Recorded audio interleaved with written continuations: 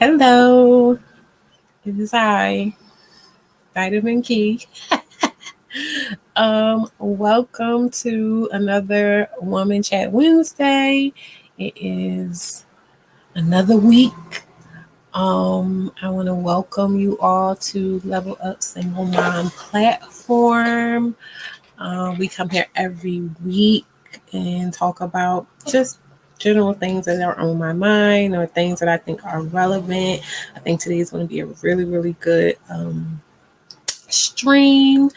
But first, I want to just kind of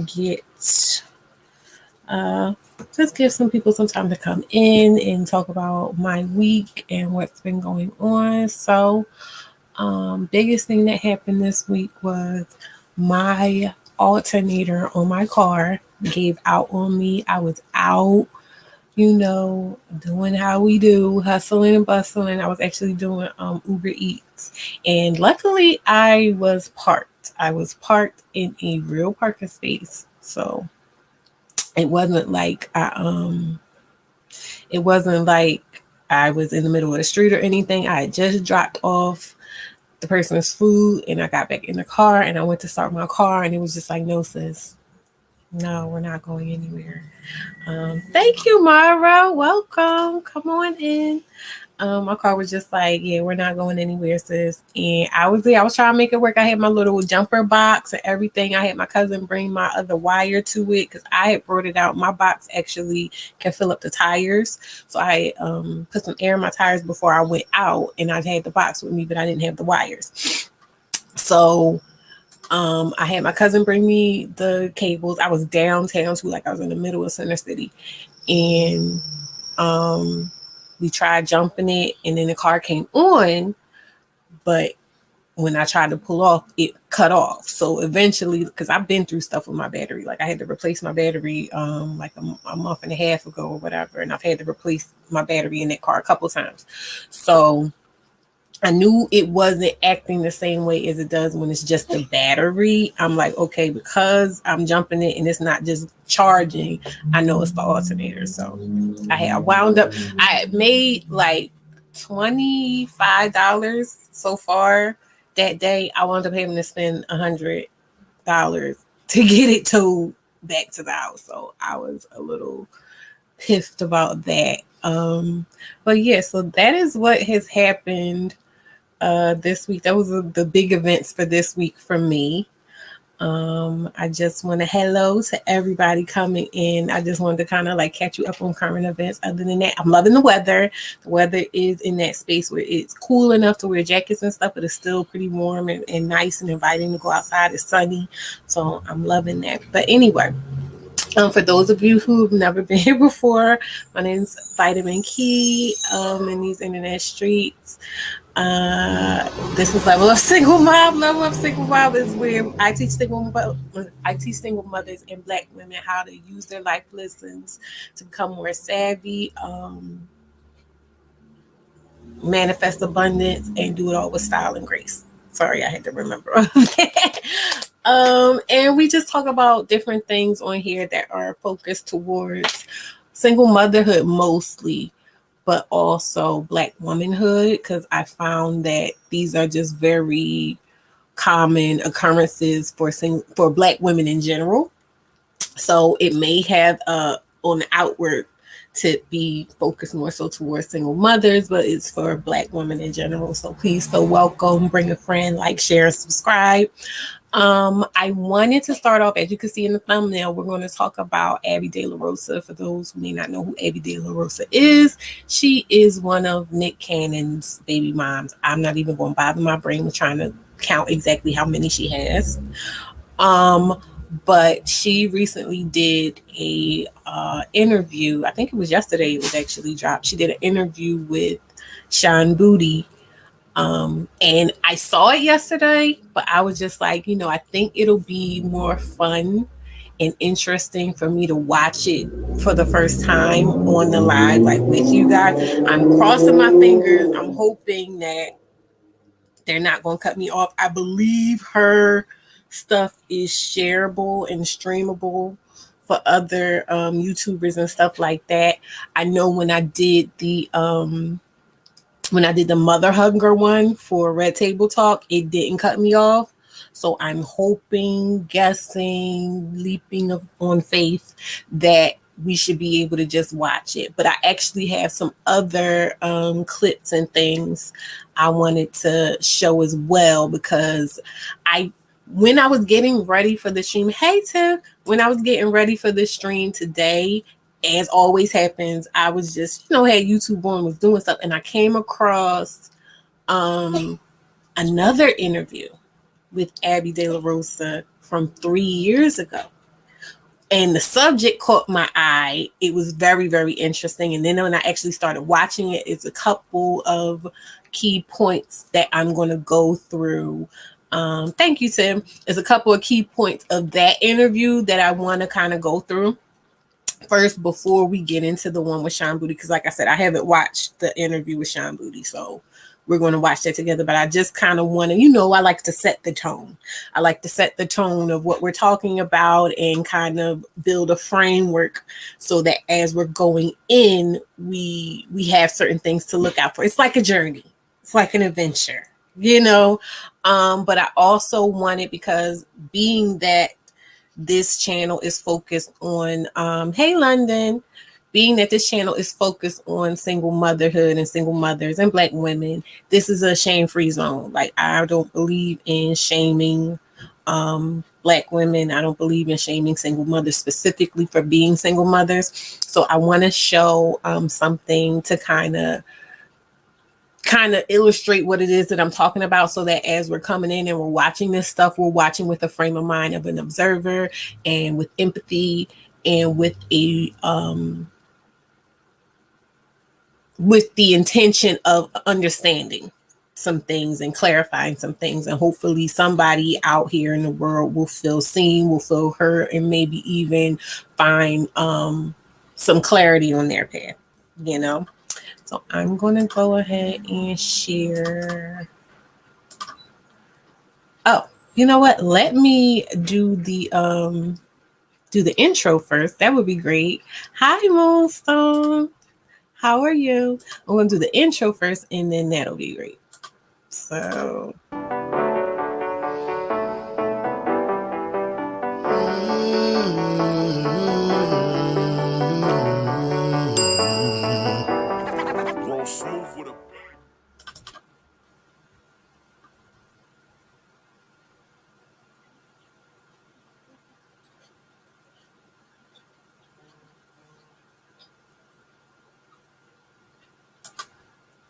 My face is beat, and I remember literally I had an interview with a reporter in the UK for Fences, and she said, I don't understand this movie. I would never have done what Rose did. With raising a child by another woman with my man in the house, I don't even understand that. I said, well, you know what? We do a lot of things in life that are messy that you probably wouldn't understand. That's human beings are, they're deep. I said, I'm sure you've made mistakes in your life. Now you pause. This could have been an easy interview. And this could have been a moment where we both could have connected. And it have to be a chore, which interviews sometimes are. But you know what she did? She abandoned me. I've never done that. I've never made a mistake. And that's what we do as Black women. Because it's our way of showing people that we can be, we can whatever, and we just want to say, listen, when you love yourself and you're comfortable with yourself, then you want to belong to yourself by saying, you know what, I heard, and that's not okay with me. And you know what, sister, okay, let's go out and get something to eat. And that's how connection happens. Because if you don't connect to yourself, you're not going to connect to anyone else. Yeah, so thank you, Moonstone. So I just wanted to kind of use that to set the tone. Hi, Lantonette, good to see you. I wanted to set the tone with that and let you know, like, we going to be talking about some things, and it's going to feel a little weird. It's going to look a little weird. It's going to sound a little weird, a lot weird, but I wanted to, I just wanted to put it out there that my intention is to find understanding. My intention is to create, as always, a space of healing, a space where we can come and kind of lay our burdens down and not feel like we have to wear that veneer of being perfect and never having made a mistake, and be able to understand that these aren't just single mothers. These aren't just concubines. These aren't just Nick Cannon's baby mothers. These are women on a journey. And that's why the title is It's the Climb. You know what I mean? Because what stood out to me in the interview we're about to watch, not the one with Shan Booty just yet, but in the interview that we are about to watch, is just really understanding that this is a young woman, because I think she's 30 now, or she's in her early 30s. If she's in her she's either 30 or she's in her early 30s. This is a young woman who is just like myself. I always say, like, the things that I've done, the circumstances of my life were from me trying to figure it out, me trying to feel my way forward, me reaching towards something that I did not have a point of reference for. You know what I mean? And a lot of times you'll see 9 times out of 10, the women that are being judged for being single mothers, for doing this, for being for the streets, this and that and the other, are just women and people reaching for things that they don't have a point of reference for, things that, don't quite fit into what they've seen, don't quite fit into what everyone's telling them they should have and want, be, do, whatever. And it gets messy because there's no right way, there's no clear path to being able to do those things. And even, some of those who are married and stuff will tell you, hey, I did all the right things. I did everything I was supposed to do, and I wound up married, and I'm still having a lot of the same issues that, the sisters without men are having, you know what I mean? Or the baby moms and the throwaway women are having. So I just kind of wanted to put that out there so that we can go in with a spirit of grace and an open-mindedness. So let's see here. Do I have this? I'm pretty sure I have this pulled up. Yes, I do. So this is Abby De La Rosa. This is a podcast. It's called Who Hurt You? It's actually about it looks like the Who Hurt You podcast is about breakups and just getting yourself back together. Very similar to my book. Oh hell yes. My book, Level Up Single, The Single Mother's Guide to Reclaiming Your Dignity. Is just about, ways that you can, and link is in the description, you can get your mind right and be able to focus on you and build a foundation of self-love. So this particular episode is with Abby, and it's called Surviving a Narcissist. So she was in a relationship. She said the relationship lasted about 4 years, and it ended. And so she's just talking about her, hey, Erica. She's just talking about her experience loving a narcissist. Okay. Let's see.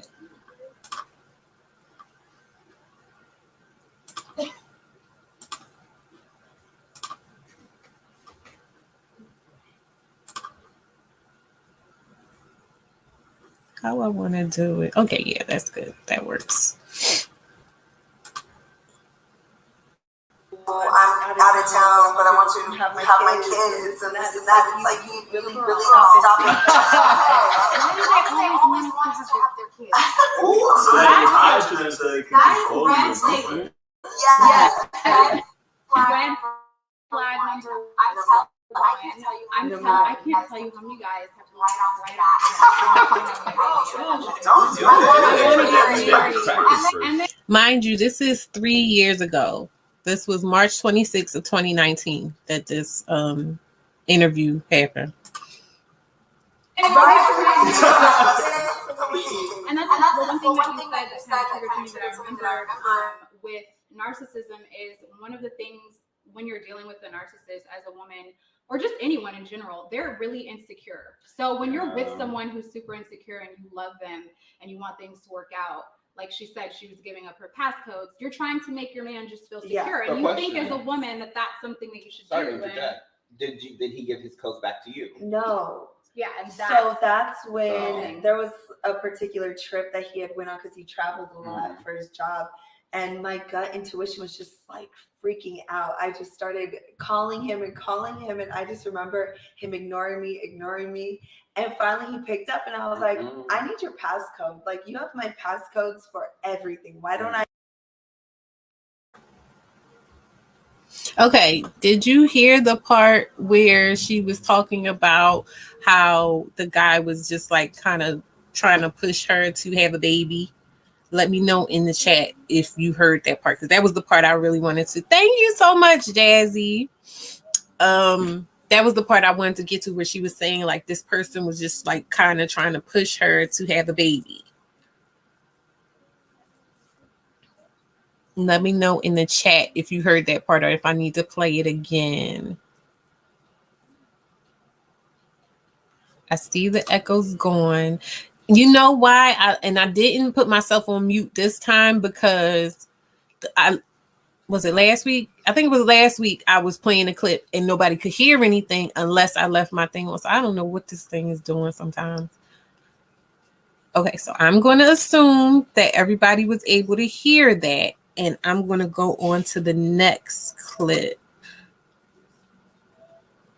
Or the next part of it. It is 13.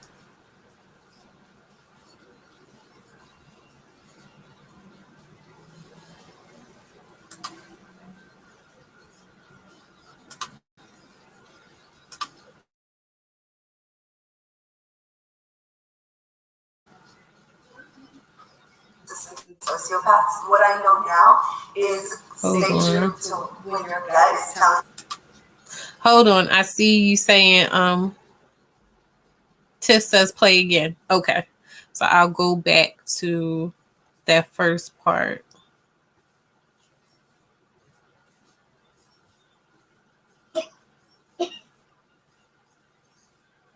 If it'll let me.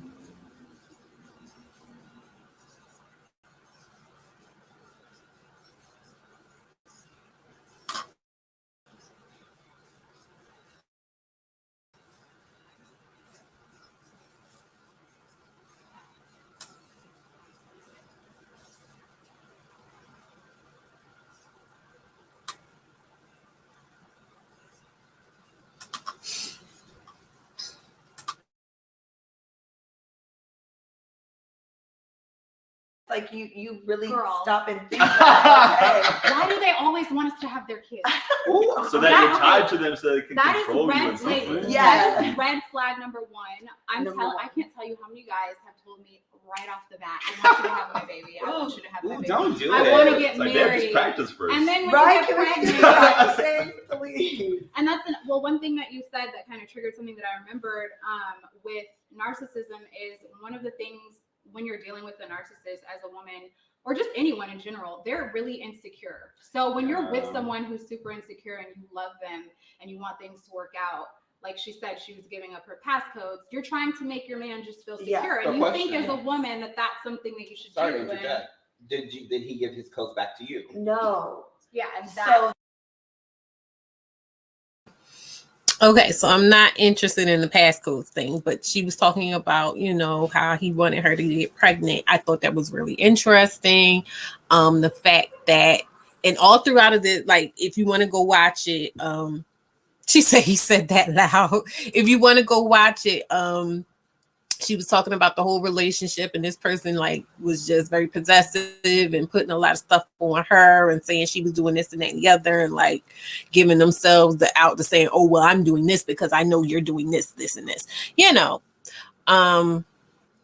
But the fact that she was just like, oh, he really wanted her to have his baby, and she was just kind of like, no, she didn't want to have the baby under those circumstances. It's just like, okay, and now here we are, you know, however many years later, and things are happening in this particular way. So it's definitely like a how did we get here type of thing.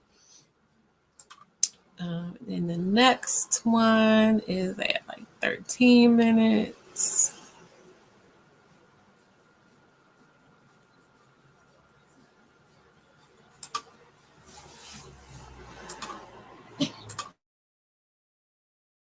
When it comes to dealing with narcissists and sociopaths, what I know now is stay true to when your gut is telling you something is wrong, and don't excuse the red flags that you're seeing, because I feel like as women, we're always going to try to excuse or try to fix, and you can't change a person, let alone a man, number one. But number two, don't approach the women that are a part of this sick triangle, because that's where I got messy with it. I just went and I wanted to talk to every female involved, which was like 15 to 25 different chicks. And I was like, did they know about you?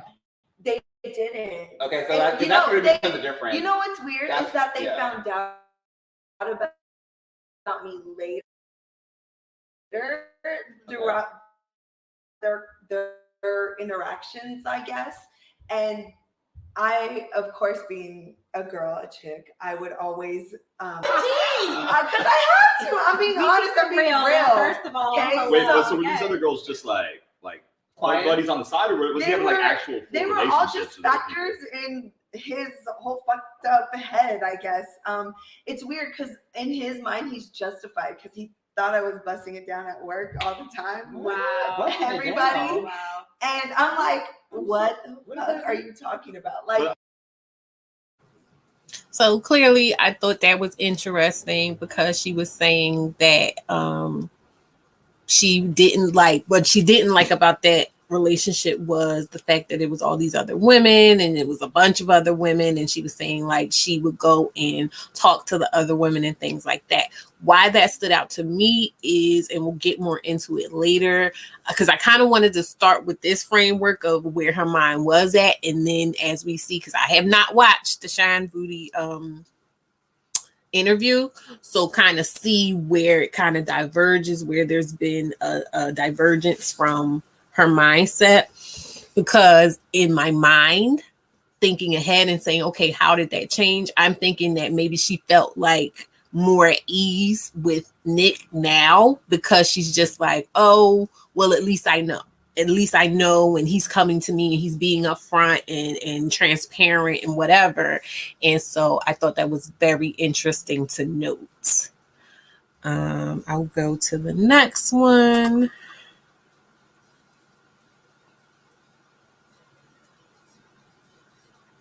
Oh, perfect. You should never feel like there's something wrong with you or you're too emotional. Very true. That is like the most intimate thing you can do. And people want to be like, oh, why are you acting like no? Yeah. But we already know he doesn't like communication. He so does, right. by default, you're like, oh, I don't want to bother you. So he's making you feel wrong for how you naturally are. Yes. As a human. Yeah. And then there was always the saying, either you forgive or you move on. Like, or you forgive and we move forward. And I'm like, can we talk about it? No, you just forgive and you move on. And I'm like, why? Which like, is another that's not, so I can't even bring it up. Like, I can't get it, I'm sorry, or like, hey, let me try to. You never apologize? No. They don't apologize because it makes them feel like, okay, I'm admitting to something, I'm exposing something wrong about me. And it's sad because I feel like going through as many women as I found in the relationship, I almost think in my mind, oh my God, I wish it would have just been one or two or even three. And for me, I'm like, the fact that I'm even excusing cheating or rationalizing a dude cheating on me, or vice versa. If it was the other shoe, the other, he would never be like, oh babe, like ever. If you guys have a breakup and a man has a baby on you, a man will stay with you. But if you guys have a breakup and you have a baby, he can't forgive it. Yeah, I feel like it's always different if the women. So that stood out for two reasons. Hey, Kenny. That stood out for two reasons for me. One was, I don't know if you caught it, but in the beginning, the lady interviewer was saying, I think I might have went past it a little bit, but I like when she was saying, like, if you are having sex with someone, there shouldn't be any question that you shouldn't be able to ask. And I always say that, like, it's very weird to me the way women and some men will basically act like, oh, you can't question me. You can't ask me certain questions. You know, either they'll be like, we're not together, or you're not my woman, or we're just kind of like, they'll try to use certain barriers to say that you're not in a position to ask certain questions or want certain information, but yet and still you guys are being intimate. And she said specifically the wording I use, she's like, he's putting a piece of his body into your body. She said he's putting his penis in your vagina. Something she said, but that's basically what I say. I say you're letting someone put one piece of their body into your body, so nothing's off limits. Like, she pretty much almost said that verbatim. So I'm all about that. Number one. Number two was when she was talking about how they don't want you, like, they'll never forgive you if you have a baby or something. You know, there are things that you're supposed to forgive in the men that the men are never going to forgive in you. And that was interesting to me because Nick Cannon has said on something before that if the women were to get another man or something like that, that basically he doesn't feel like he's financially responsible for his children anymore. So I thought that was interesting. Deanne says that's actually very revealing, being conditioned to accept marginal improvement because the ideal is not seen as the attain. Thank you so much, Deanne. That's exactly where we're going with this. That's exactly where I was going with this today. I put that video before to kind of set the tone because I wanted to demonstrate that a lot of times we will say, oh, well, I would never do that, or, oh, she's stupid. And we have so much, vitriol or whatever for them. But like I said, I think she mentioned somewhere in there that she's like 28 at the time of this. So she's in her early 30s. And if I imagine she's around a lot of men, she's a preference. She looks really nice, right? I'd imagine that she's been dealing with a lot of those types, whatever. If she's dealing with a Nick Cannon, if that's an improvement as far as she's concerned, because right here she's talking about she was dealing with a narcissist, and the things she's describing here are only slightly different than what it appears she's going through now. And only in the way in that it doesn't change the fact that it's still basically the same dynamic. It's just the fact that he's being upfront with it. And he's just like, look, this is what I'm doing. This is how it's going to be. So the only thing that has changed is that he's not being deceptive about these things. So that being said, it seems to me that she has drunk the Kool-Aid in the sense that she let the whole wall talk and you're going to die alone talk and, men will be men talk and everything kind of seep in. And she was just like, look, if I'm not going to get a man of my own, if I'm not going to be able to have that fairy tale of one man, one woman, one band, one sound, if I'm not going to be able to enjoy that, then I may as well just go ahead and get me a man of means I can have my babies with. I'm about to hit that wall, and at least he has the money to take care of us, and at least he's being upfront. So thank you so much for that, Deanne. Erica says they separated the intimacy from sex. Yeah, it's all transactional, and it's all basically, if you do this, I'll do this, and I won't do that. And, if you don't do this, and even if you do this, then I recognize that I can't do that, but I can do this. And it's just all very, mechanical and boxy. Let's see here. 25.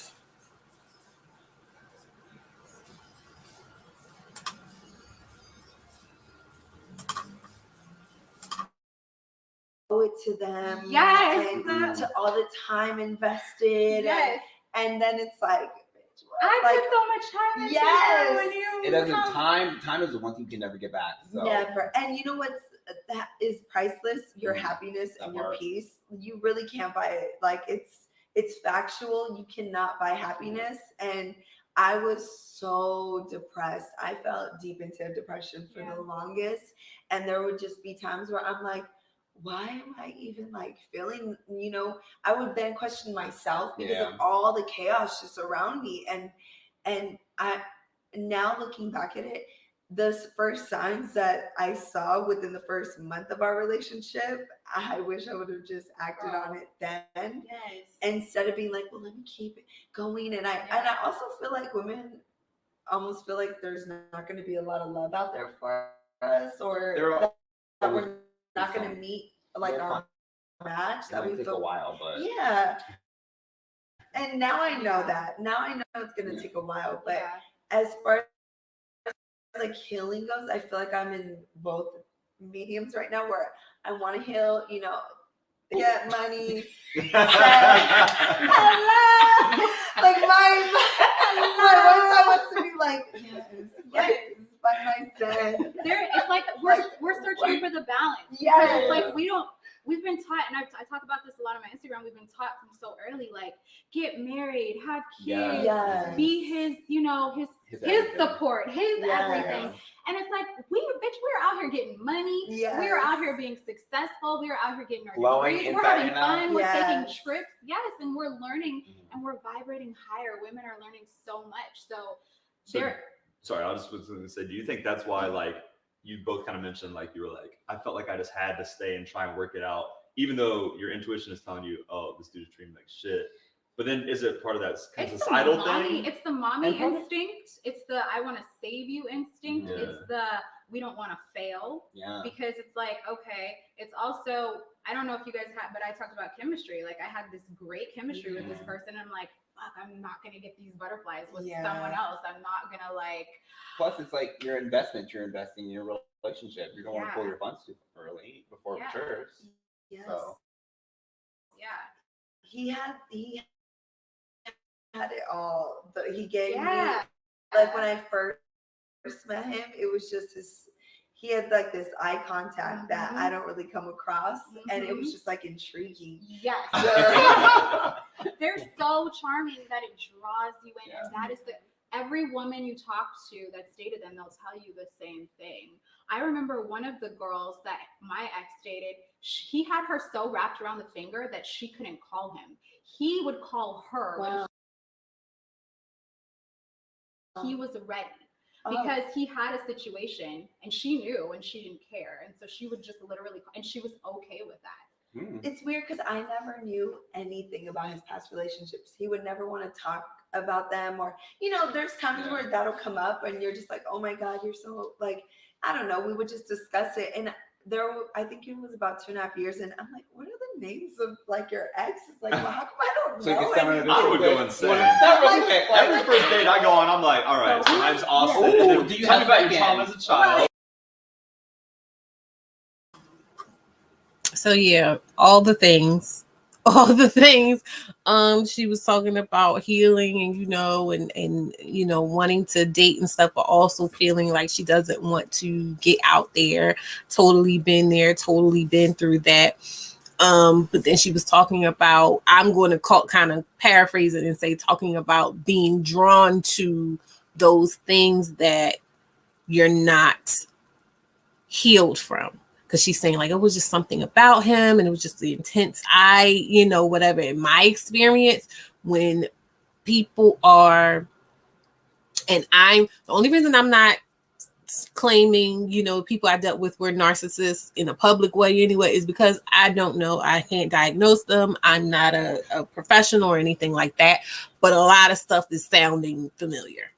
When I hear people talking about narcissism and dealing with narcissists and stuff, a lot of stuff is going ding, ding, ding, But that being said, that intense, eye contact and people watching you, and anybody who watched like Love and Hip Hop, when you saw Stevie J and he would just be like, looking people in their eye, just looking, staring you down. It's because they're watching you. They're watching your response. They're watching for your eyes to dilate with the things that they're saying. They're watching to see what titillates you, what gets you easy, what kind of gets you riled up, and all types of things, so that they know what buttons to push.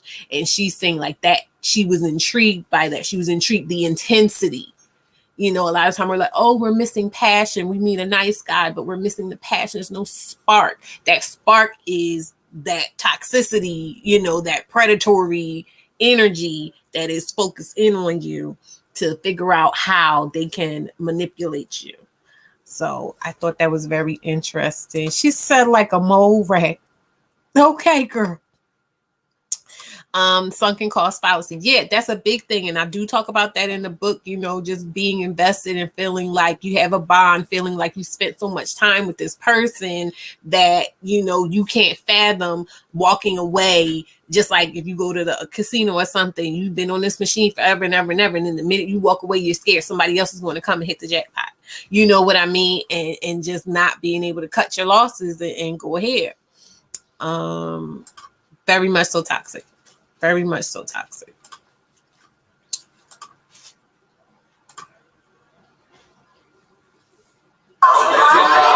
You have second dates? That all the part, time. though. Oh, wow. The Okay. trauma Because as you're a be honest child. up front.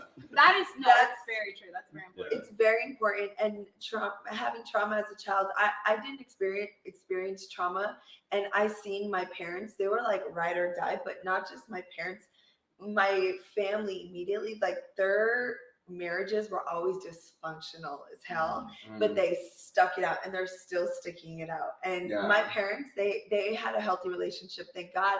But with my sister's relationship, it just, mine and my sisters, we would get into fights or arguments, and we were forced to talk immediately. So that's now how I kind of hold my friendships or my relationships. Like, okay, we just had this huge disagreement or this huge argument. 5 seconds later, why can't we just be okay? Communicate. Yeah. Why can't we that's a real talk? trait too, because we always want to communicate. Like, I'd rather address it and move on. Because like, if you don't address things, then you just literally are just making it more, stirring the pot, making it more angry, and then like you're getting more frustrated with the situation, and then but you have to be honest and ask the question. So you know what, I'm not gonna like take anything away from him too, because like clearly he was satisfying me in so many more ways than one for me to stick around for 4 years.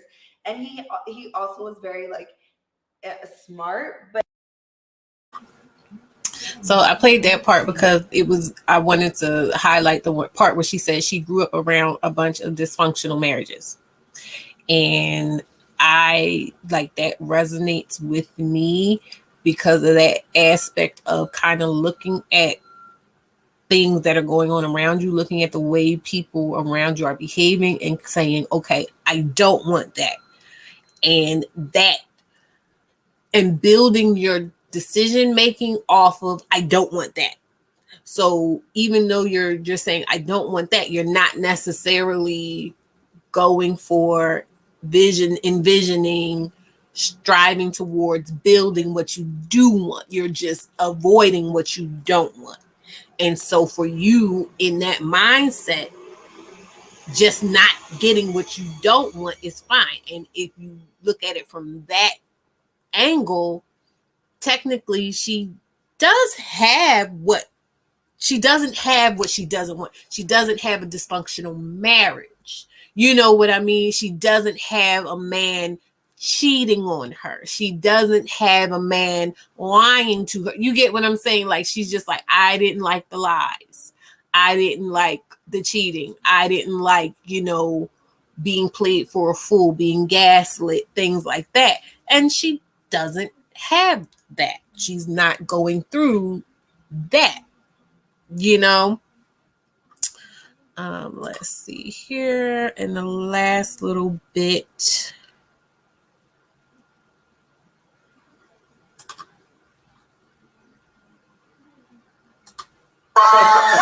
It's real though. That's a relationship. Yes. okay. Yes. Yes. That was real. Yes. I felt that pain. Oh my God. Yes. Yeah. So how do you feel now after how do you move forward? How are you healing? What are the things that finding real love within yourself? I know it is so corny as fuck, but it's so true. Oh my God. But you gotta really wake up in the morning and be about your fucking life, about your heart, and about just who you see in the mirror every single day. Because ultimately, I think I was definitely always looking for him to validate me or tell me like, oh, I looked pretty, and oh this. And I remember always asking him like, do I look pretty? Like, can you tell me? He's like, you hear it from other people. Like, you don't even hear it from me. Girl. And I'm like, but nobody else matters. Did you finish the list? Oh my God. Mine was the Virgo, so no. Oh my God. It's literally the same Yes. person. It's that whole excuse was real. And I'm like, but nobody else matters. Like, I don't That's care. what I would tell him. Like, you're the only compliment. Yeah, that I care about. Yes. Girl. Yes. And now you gotta really look in the mirror though and be like, bitch, you bad. Like, bitch, you look beautiful. Yes. Like all that cheesy stuff you see on really does work, YouTube though. or like on those, you know, TED TED Talks. TED Talks. TED Talks. Yes. TED Yes. Talks. You gotta be about that life. And those are important. I watch those too. Yes. The YouTubes, like the inspirational stuff. Motivational quotes help. Every day, it's a fight. Like she said, she was depressed. I was depressed. All right, yeah. So that is pretty much all I wanted to say with that. Again, laying the groundwork foundation to what we're going to watch together. I didn't watch it. I don't know what's going to happen. You're going to get these reactions. It is what it is.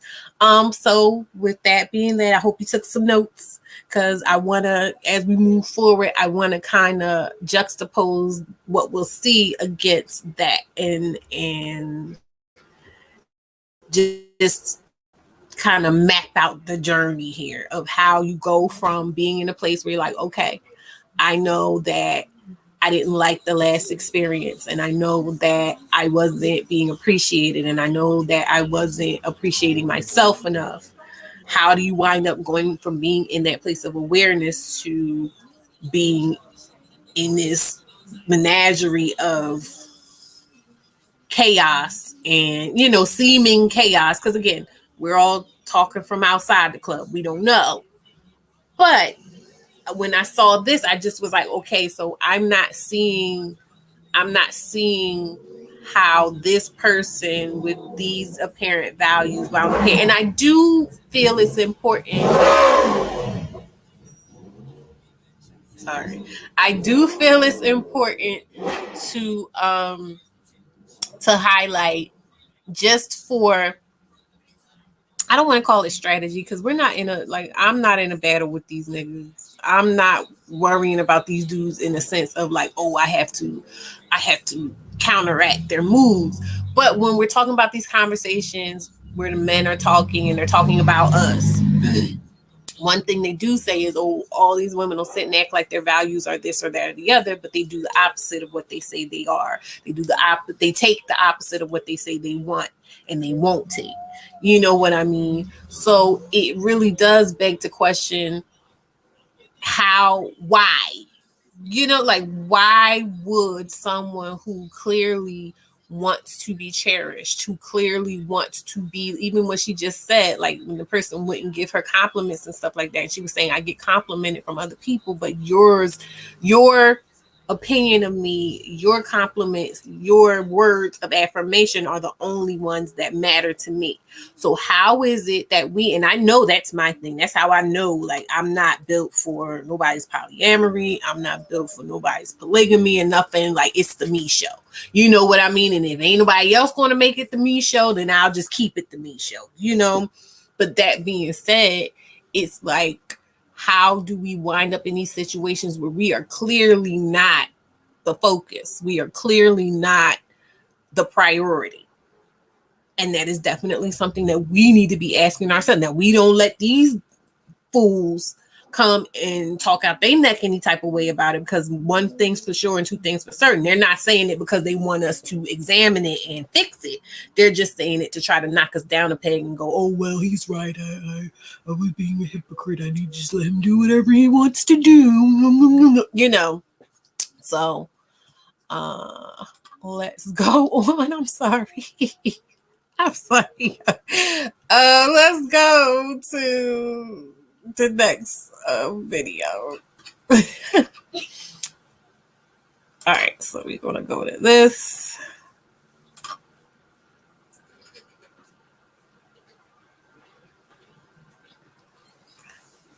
So everybody. Oh, and you know what? It'll be fun. since I'm watching this for the first time, I'm going to let people come up and watch it with me, because why not? I don't know what I'm going to say, so we can say these things together. This is Lovers and Friends, hosted by Shan Boudram. I am a sexologist with a psychology educational background as well as a journalistic educational background. And I think that's so important to note, to understand where the vantage of the captain of this ship comes from. Anyhow, that to be said, we've really been hyper-focused on my journey to becoming a mom to a second baby, my second daughter. And now I think we can get back on track. And one of the things that I wanted to do, but again, just being so sidetracked with giving birth, I really wanted to address the Jazzy episode. And for those of you who are not familiar, I can't imagine you listen to this podcast and don't know this clip, but if you don't, here it is. What does that mean? You know, like packing his bag, all the things that he wants. And like, I pretty much read his mind. Now, facing sex and relationship educator who makes content for mass consumption. Never have I ever had a piece of my work be viewed by so many people and used as a source of public commentary. I had to stop it right there, because this is, that's how alignment is aligning. Because I was going to cite, I went in about the whole Jazzy Brown situation, but the main thing I did was kind of highlight how Jazzy Brown is basically, what's that child name? Abby De La Rosa from 3 years ago. So the position that Jazzy Brown is in currently is kind of similar to the position Abby De La Rosa was talking about in the clips we were watching before, because that is really what happens. You in a situation where you are not honoring yourself, and it seems good on the outside. There are no kids yet, you know what I mean? But you may have a provider, you may have a high value man, you may have a sought after man, a good looking man, a man about town that other women want, an eligible bachelor, or even though he might be supposed to be your man, but just someone who is highly sought after in the sexual marketplace. And you're compromising yourself for the relationship, thinking that it's going to pay off, thinking that you're going to get your dividends on the back end, you're going to get married, you're going to be able to have that status of being the wife.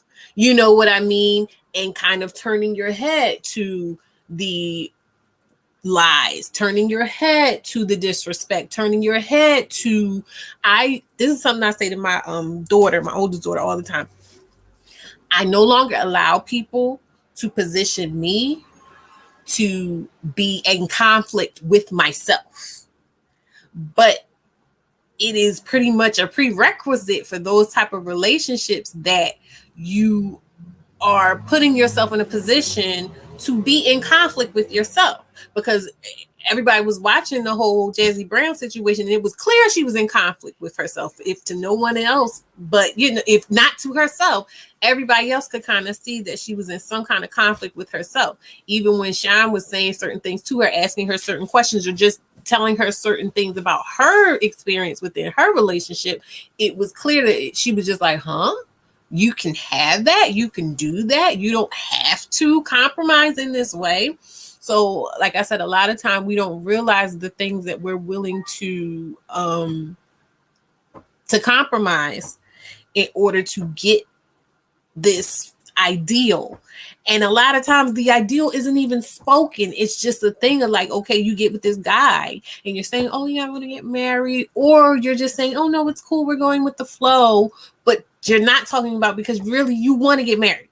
At the end of the day, the end of everything that you are doing and investing in this relationship is the expectation on your part of none other than you getting married. Now, the other person may not have the intention of getting married, but I'll bet you anything in the world that they know that is your expectation. And they play off of that. And they play off of that expectation because they go, oh, well, that's always the thing. Oh, well, you know, we're together, aren't we? You're my girl, aren't you? You know, I'll do everything but demote you. I'll do everything but leave you alone. You know what I mean?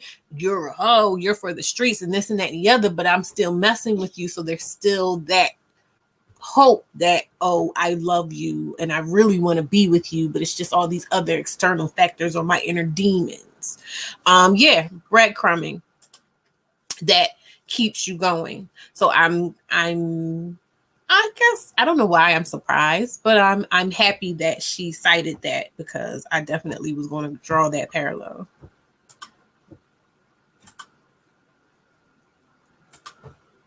In the way that 1 minute and 30-second clip was, and then furthermore, of course, the popularization of the episode overall, easily the most popular episode in Lovers and Friends, and probably will be for quite some time. And I'm proud of that in some ways, but I also felt really heavy during the time that this clip was performing, for lack of a better term, because I found a lot of the responses disheartening. And at first I found them disheartening, but later upon reflection, I wondered if there was something heartwarming about it. And that's what this episode is really all about. And let me explain what I mean by that. What I saw through the Jazzy episode were two predominant camps. There was mostly camp one that was comprised of straight men that were championing this and using Jazzy's words as a way to knock down other women who don't subscribe to her lifestyle. And then what I saw on the flip side from camp two was mostly straight women who were knocking down Jazzy's credibility in order to justify why this kind of lifestyle isn't actually palatable and isn't actually positive. I saw people unearth old clips of Jazzy or pick apart the interview and find certain parts and piece them together to try to create a case for why, even though Jazzy was saying, this is how I happily exist, this is how I love, people were like, no, you're not happy. No, this is not love. And what you're going through is something so much more dark and heinous than you are saying out loud, or maybe you're even aware of. And neither camp was one that I was interested in joining, but I was definitely interested in the perspective of, you know, camp number two, who were so quick to try to discredit and disbelieve a woman who said, this is what I choose for myself. In many cases, people who were mad at me for not digging deeper and calling her. I kind of find that statement disingenuous on Shan's part, just because in my perception, and I think I saw other people say too, for me, it felt like the way, I'm not saying I felt like the way she was questioning her was set out to make Jazzy look silly, because I don't. I believe that Shan was kind of caught off guard with some of the things Jazzy was saying. I don't know how much she knew about, you know, the girl's relationship prior to sitting down to the interview, but to me, it came off like some of the things that she was saying was catching her off guard, and she seemed like she was kind of like, are you okay, girl? You know, so the way she's kind of painting it like, oh no, I believed her and I was just taking it at face value. It didn't seem that way, but okay, you know. And again, this is not about judging Jazzy or Abby or making them look wrong or anything like that. I'm just saying, like, in terms of the way she's spinning this now is interesting to me.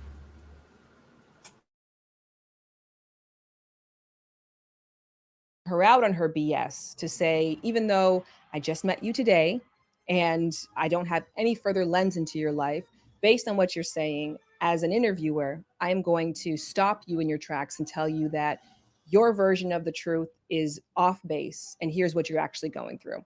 I say that tongue in cheek, but yeah, many people thought that I could have done a better job of trying to illuminate for her why what she was explaining as positive was actually quite the opposite.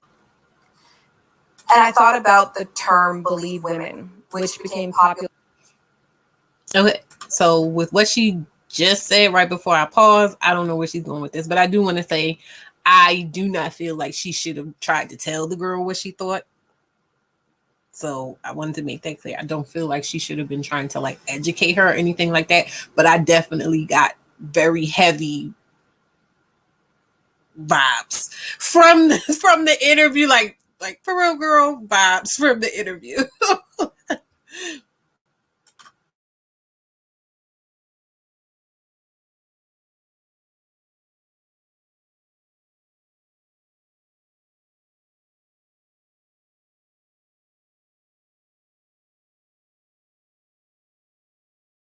Popularized a couple of years ago during the Brett Kavanaugh public job interview. I don't know what you call it in America when a Supreme Court is trying to become a Supreme Court person. They have to go through that public job interview. Um, and believe women was a phrase that was utilized to defend women who are accusing oftentimes men of heinous and aggressive acts, often sexual acts, that we should believe them first and foremost, rather than looking for holes in their story or looking for motivations to why they would make it up. We just get on board and we believe them because we trust women and we love women. I thought to myself, does that not exist in the reverse? If a woman is advocating for a lifestyle that is non-traditional, or she is sharing a truth that is not in line with a truth that would be palatable to us, why do we not believe them? So I thought about it a little bit more. And then Abby De La Rosa, who was the guest on this episode, reached out to me. And Abby De La Rosa is many things, but most famously, in the public eye, one of Nick Cannon's baby mamas. And Abby said, I want to tell my story on your podcast. And that was a real cause for pause moment for me. Having just come out of that Jazzy situation, I thought to myself, do I want to create a space or a podcast where I invite people with divisive lifestyle? And do I want to create a space where I'm only highlighting really unbelievable stories? And I don't say unbelievable in a negative way. You can have a piece of salmon that is unbelievable because you just have never had a flavor like that. And similarly, when somebody has a lifestyle choice that you just don't have a frame of reference for, there's something unbelievable about that. There's something fantastic about that. And I don't think there's another way to describe what's happening over in Nick Cannon's world. 31-year-old Abby De La Rosa is also rumored to be expecting Nick's child. Oh yeah, it's a lot to unpack. So here's a closer look at Nick's complicated family tree. The 41-year-old has fathered 8 children with 5 different women. There are 2 more that we know of on the way. So I booked a call with Abby. My producer booked a call with Abby. And we decided to go have the interview because Abby was grounded and level-headed and honest. And I thought it was a good exercise for us to lean in to ask ourselves, is this believable? Can we get on board with believing this? And if we can't, why? And if we can, why? And these aren't just questions to reflect on in regards to this particular podcast episode. They're questions to reflect on in regards to our relationships with, frankly, women overall. And I say women because this is traditionally a group of people who we look at as being protective of their romantic relationships. Sometimes and furthermore, we look at women as people. Okay, I stopped it because I think I like where she's going with this. And I wasn't watching it to dislike it or anything like that, but seeing of her just saying like, let's just question ourselves. You know what I mean? Like, we watch these things and it's less about who we're watching and more so about like, how do we actually feel and why?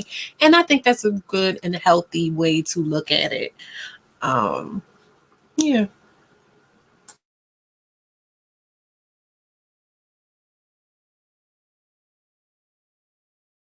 People who need protecting, even if they're telling you, I'm completely fine. So I wanted us to chew on this together. What does it mean to believe women? And are there limitations to that phrase that we think we have a responsibility to override? So to kick this conversation off, I asked all of you, when your friends tell you that they are happy in a romantic relationship, do you really believe them? No, I do believe them. I'll believe you if I could see you thriving as a person, because a happy relationship to me means that you're a happy person. I don't believe them. I believe that people are pretty secretive about their relationship. If they have a history of being in what I consider to be toxic relationships, then I have a harder time believing that they're actually in a happy relationship. I think people tend to look at their partner like,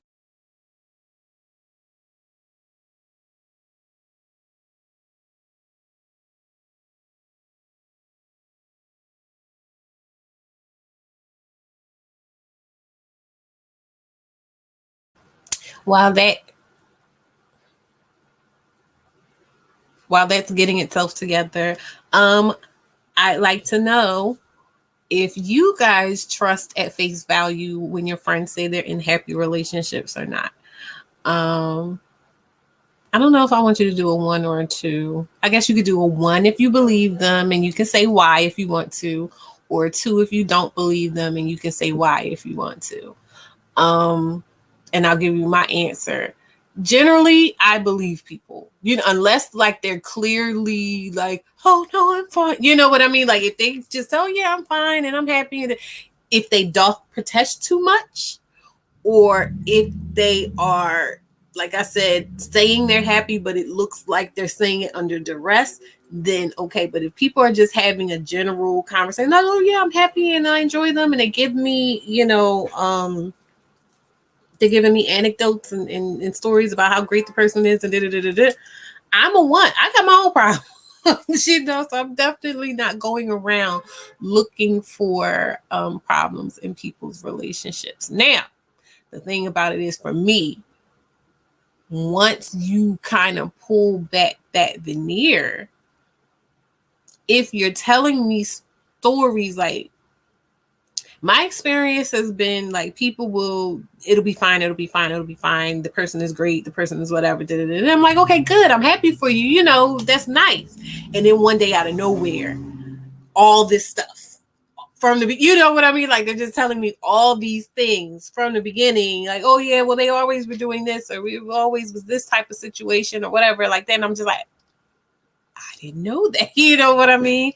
So from then on out, I will be kind of questioning, like, okay, well, if this is going on and you have this type of dynamic and you don't like it, or it's not healthy or whatever, why are you continuing? Like that's always, and I am that person that's just like, if you're going to choose to continue, you may need to start looking more at, acclimating yourself to what you're choosing to continue to participate in.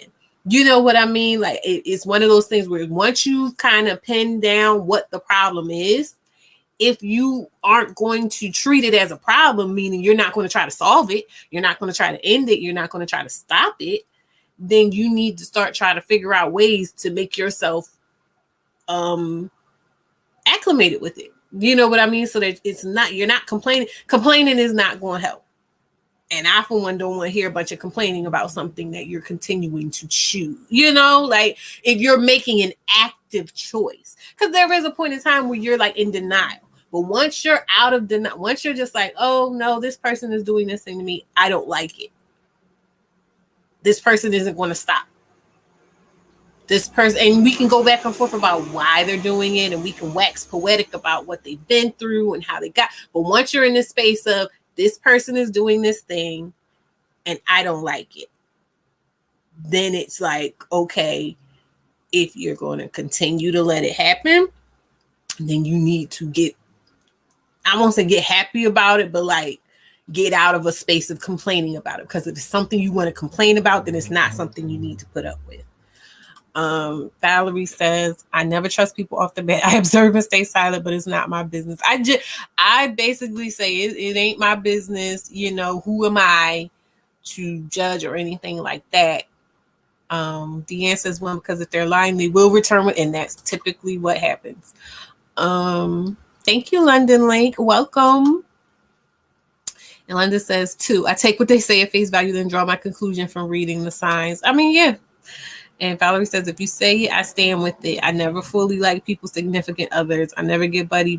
People triangularize, and I want no part of it. That is so true. My main thing is when it comes to like my girlfriends and their dudes, I'm not like unless he's been around for years and years and years, I don't even really know what they look like. I don't look them in the face. I don't be busting it up. And the main reason, I am a child of the Maury Povich generation. And whenever they were sitting talking, well, how did this happen and how did that happen? Oh, we were just hanging out and, so-and-so wasn't there yet. And we were just busting it. You know what I mean? So I've always been of the, like, it won't start nothing, won't be nothing. You know what I mean? So I've never been in the habit of, oh, we can just kick it as friends. And not because I'm like that type of person, and not even because I want they boyfriends, but it's just something to me about that familiarity and that story. It's always that story of, oh, we were just hanging out. It was innocent. There was no attraction. And then somehow, some way we wound up having an affair. So if that's how it works, then I'm going to just have no parts of that. And I don't know that man. If you're not there, he's not, I'm not there either,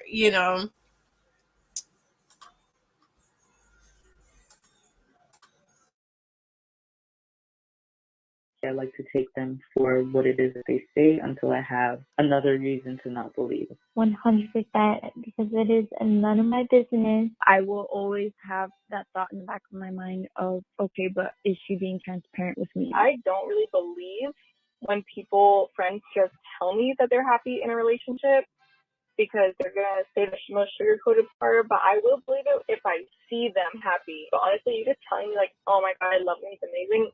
The fuck does that mean? Like, I'm not really gonna believe that. And the apprehension to believe our friends blindly makes sense when we consider the fact that a lot of us don't tell our friends the truth. And to confirm that, I asked all of you, how honest are you about your romantic relationships with your friends?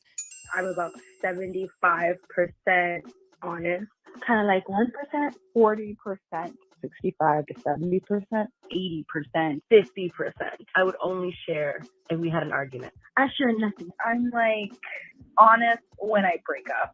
All right, let's bring this exercise full circle. Now, I want you to imagine that you have a friend, a bubbly, passionate, cool, outgoing friend whom is also a mother of twins, whom is now currently pregnant. And the father of her children, all three of her children, is a public figure whom has 7 other kids with 4 other women. And they're all very public relationships. And your friend tells you that even though from the outside looking in, it seems like a circus, for them, this feels like home. This feels like love. Do you believe her? And before you answer that question, I feel like we all owe it to ourselves to hear more of the story from the actual individual. You know what I think is actually pretty good, Abby? I don't know this story very well. Okay. So even when you reached out to come on the podcast, I was like, I'm fascinated because I don't know the story. I know the headlines. Yeah. So then I was like, I could either research and then come in here and ask you all the pointed questions. Yes. Or I could just be like, what's going on over there? Yes. So, what's going on over there? Either way, it's going to all sound a little out of this world, but nonetheless, it's your world. It's my world. So it's baby. in the world. It's in the world. It's my world. You think you know, but you have no idea. This is the diary of Abby De La Rosa. This is it. This is it.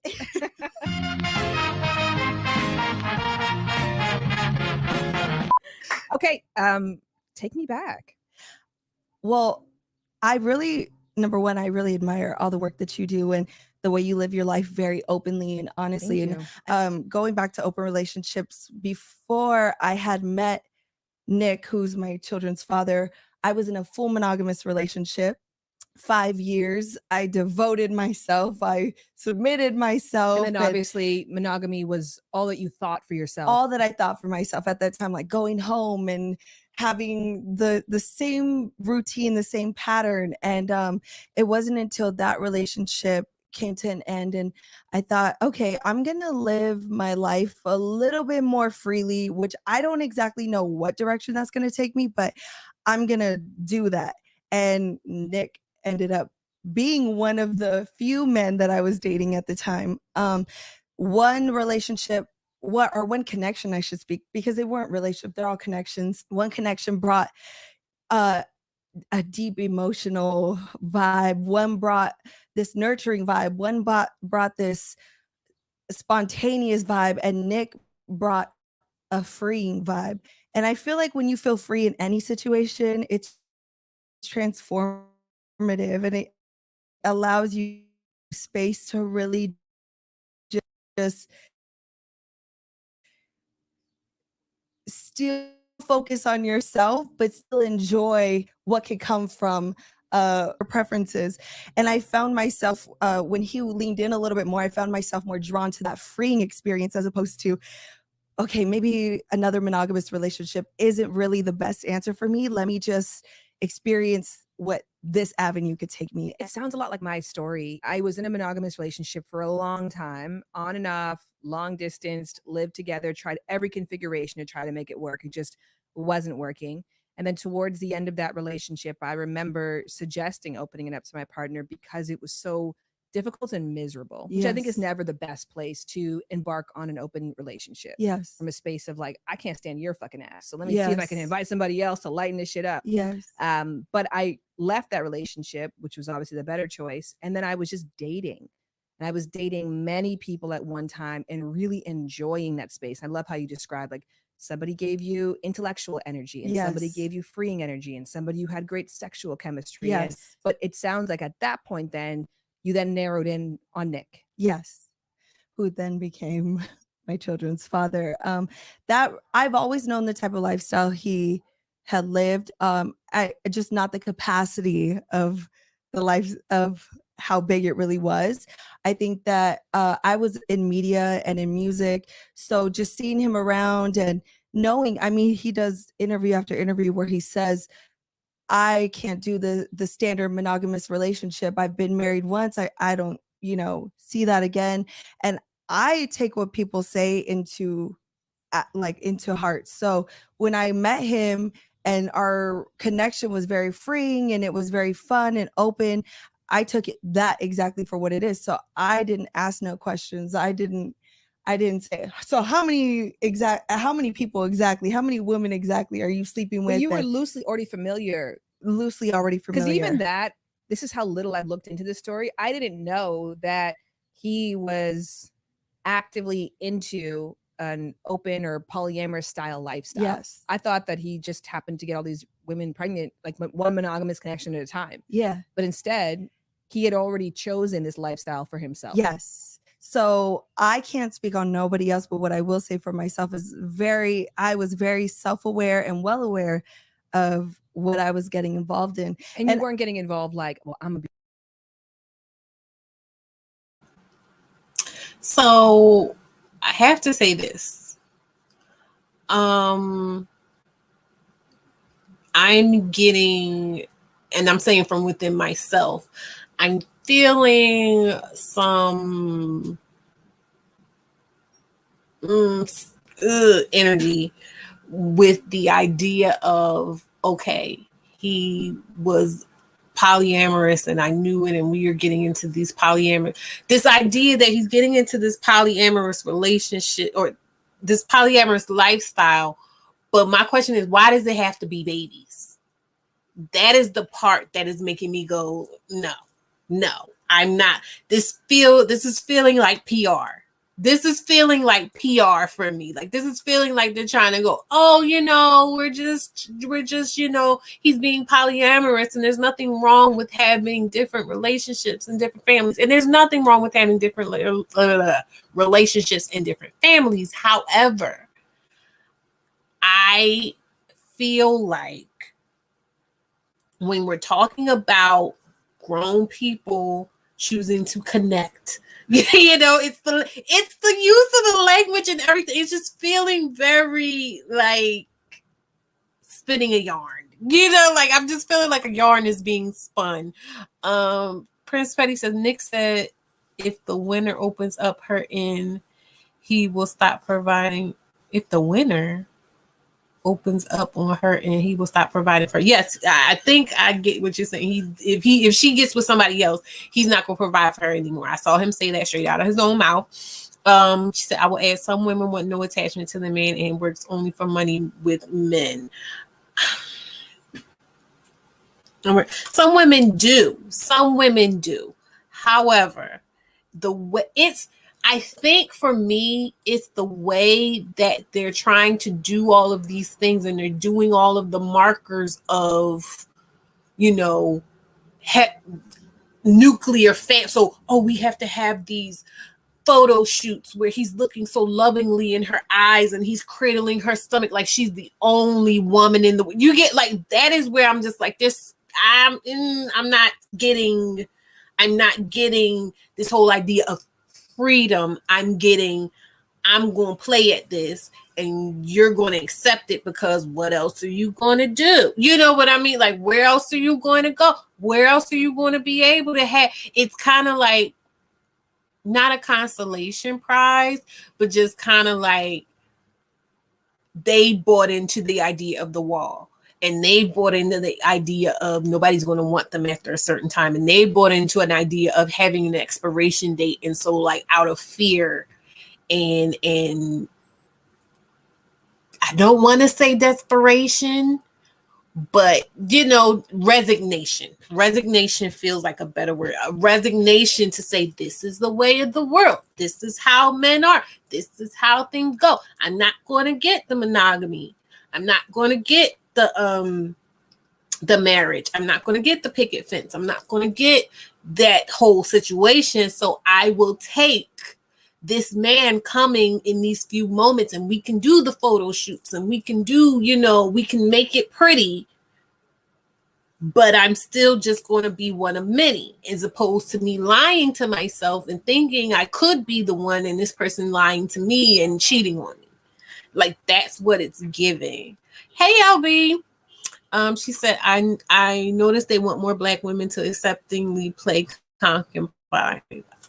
Listen, I mean, well, to be honest, only until recent, the most recent one is the only one that's like full on black woman. So that picture of the mom who lost the baby, Nick looks like he's putting on an X. She looks like the one that's been through. Yeah, he looks detached. He looks sad, but he looks just kind of like, oh yeah, you know, it's sad. You know, when you know how when somebody you know lost somebody and you go in and comfort them, but you don't really have a connection with the person that they lost, and you're just kind of like, oh yeah, it's sad. It's a sad time. And she's just like, she looks devastated. Absolutely.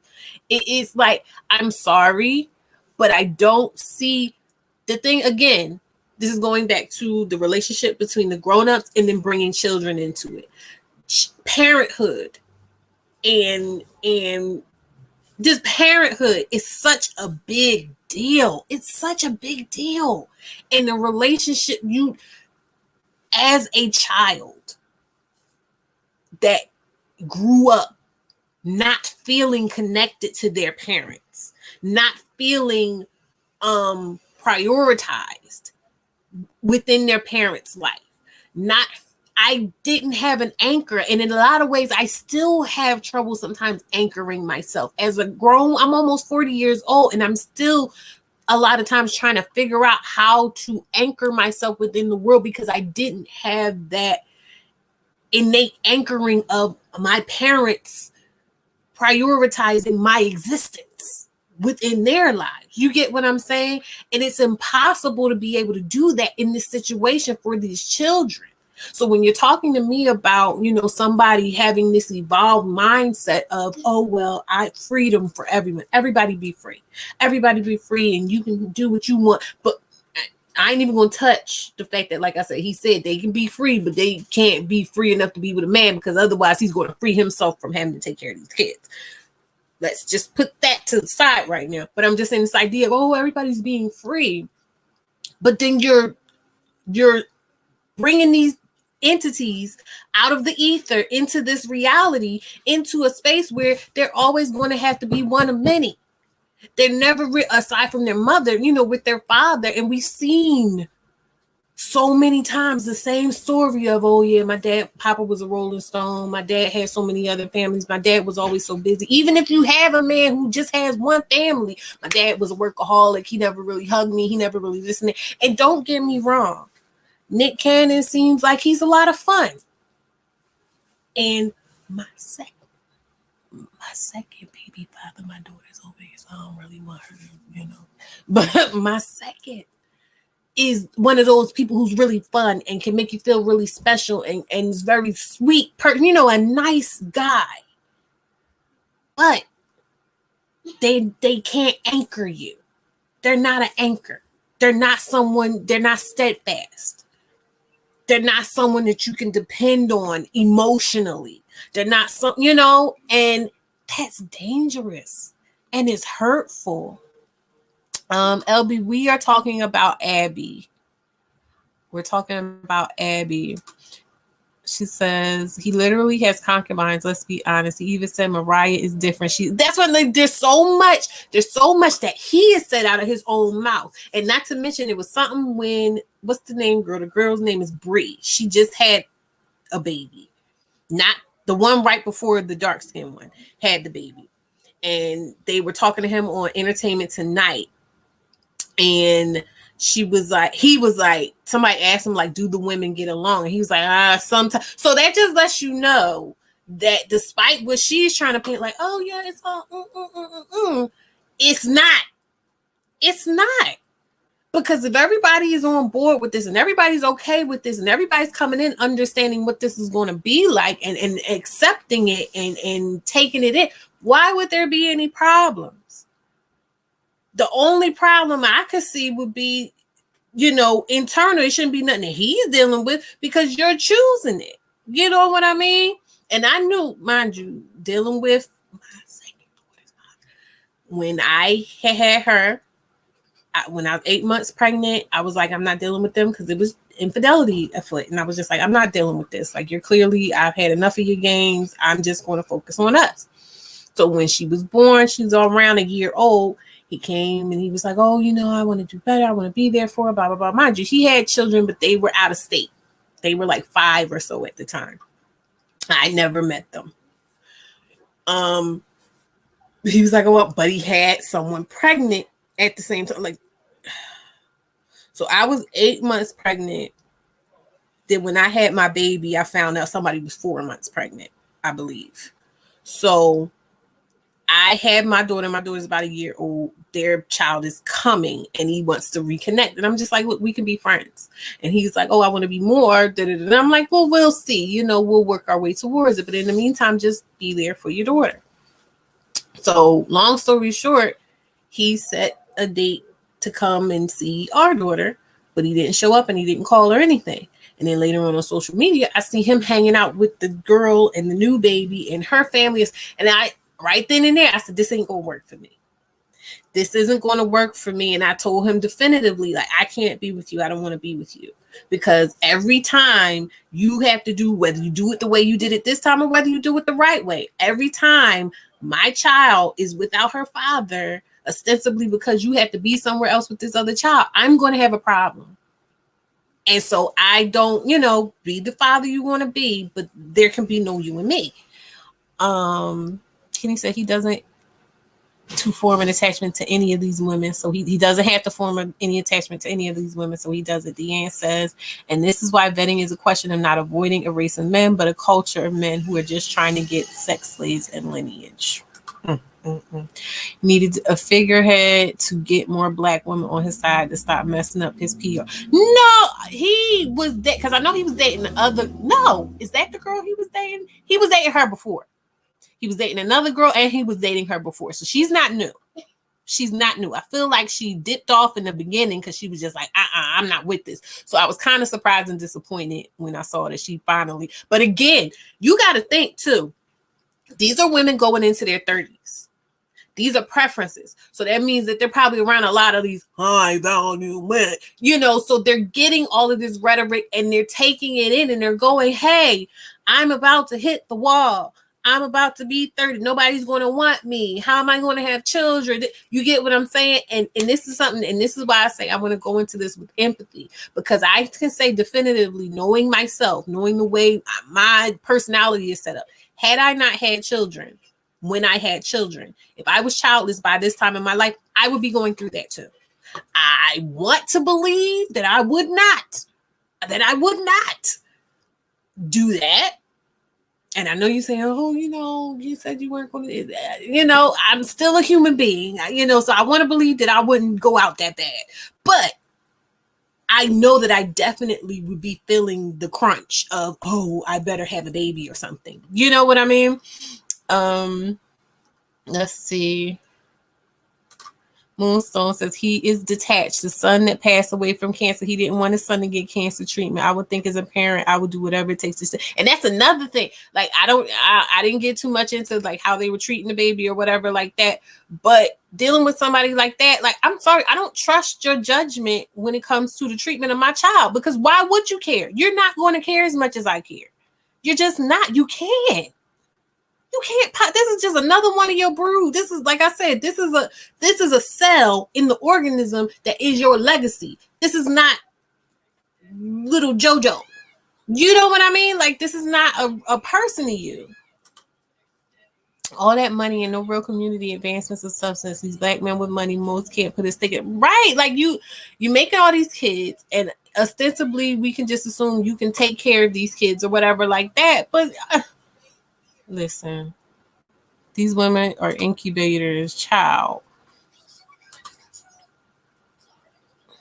Jazz, unfortunately, I think you're right. She should just be done with him. I've seen what it looks like firsthand when parents lose a child, and it's not something you ever forget. He was I would be, the thing is, I can't say which one I would be surprised with. It's like, I wouldn't be surprised if she left him alone, but I also wouldn't be surprised if she popped up pregnant again, because I don't hope anything in this situation because it's horrible, but I would want for her to at least got out of this, like, you know, I would want to be able to really have somebody that could be there for me, that could really, truly, he just can't, you know, take all idea about, you know, whether or not he's a good guy or a righteous guy or a nice guy or whatever like that. He physically, mentally, emotionally cannot encompass being there fully for any of these people, the women or the children. You just can't do it. It's so much being in a really, like she said something earlier. She was like, oh, these relationships, and then she corrected herself. She said connections. So that is a detachment, because a relationship is work. A relationship is having to be there and kind of see what's going on, and being, when something is going on with the other person, something's going on with you, because it messes up the flow of the frequency and the energy within the relationship to become one in a relationship. And this is a friendship, this is a parent-child relationship, whatever. When you're really attuned and present in a relationship, it is going to affect you in a way that you know he ain't affected, because he can't sit still enough to sink into the vibe of anybody. You get what I'm saying? And it's all under the guise of freedom. But mind you, like he said, basically, if they get a little too free and they get with somebody and they can find that singular, and I'm not saying that like he should carry the woman and the child and the husband, but the way it came off was just basically like, I don't want to be bothered with none of y'all. If you get what I'm saying? And it could just be our interpretation of it, but it really just came off like, I ain't got nothing to do with none of you financially. If you get with a man, that he got y'all. You know what I mean? Could be wrong, but that's the way it came on.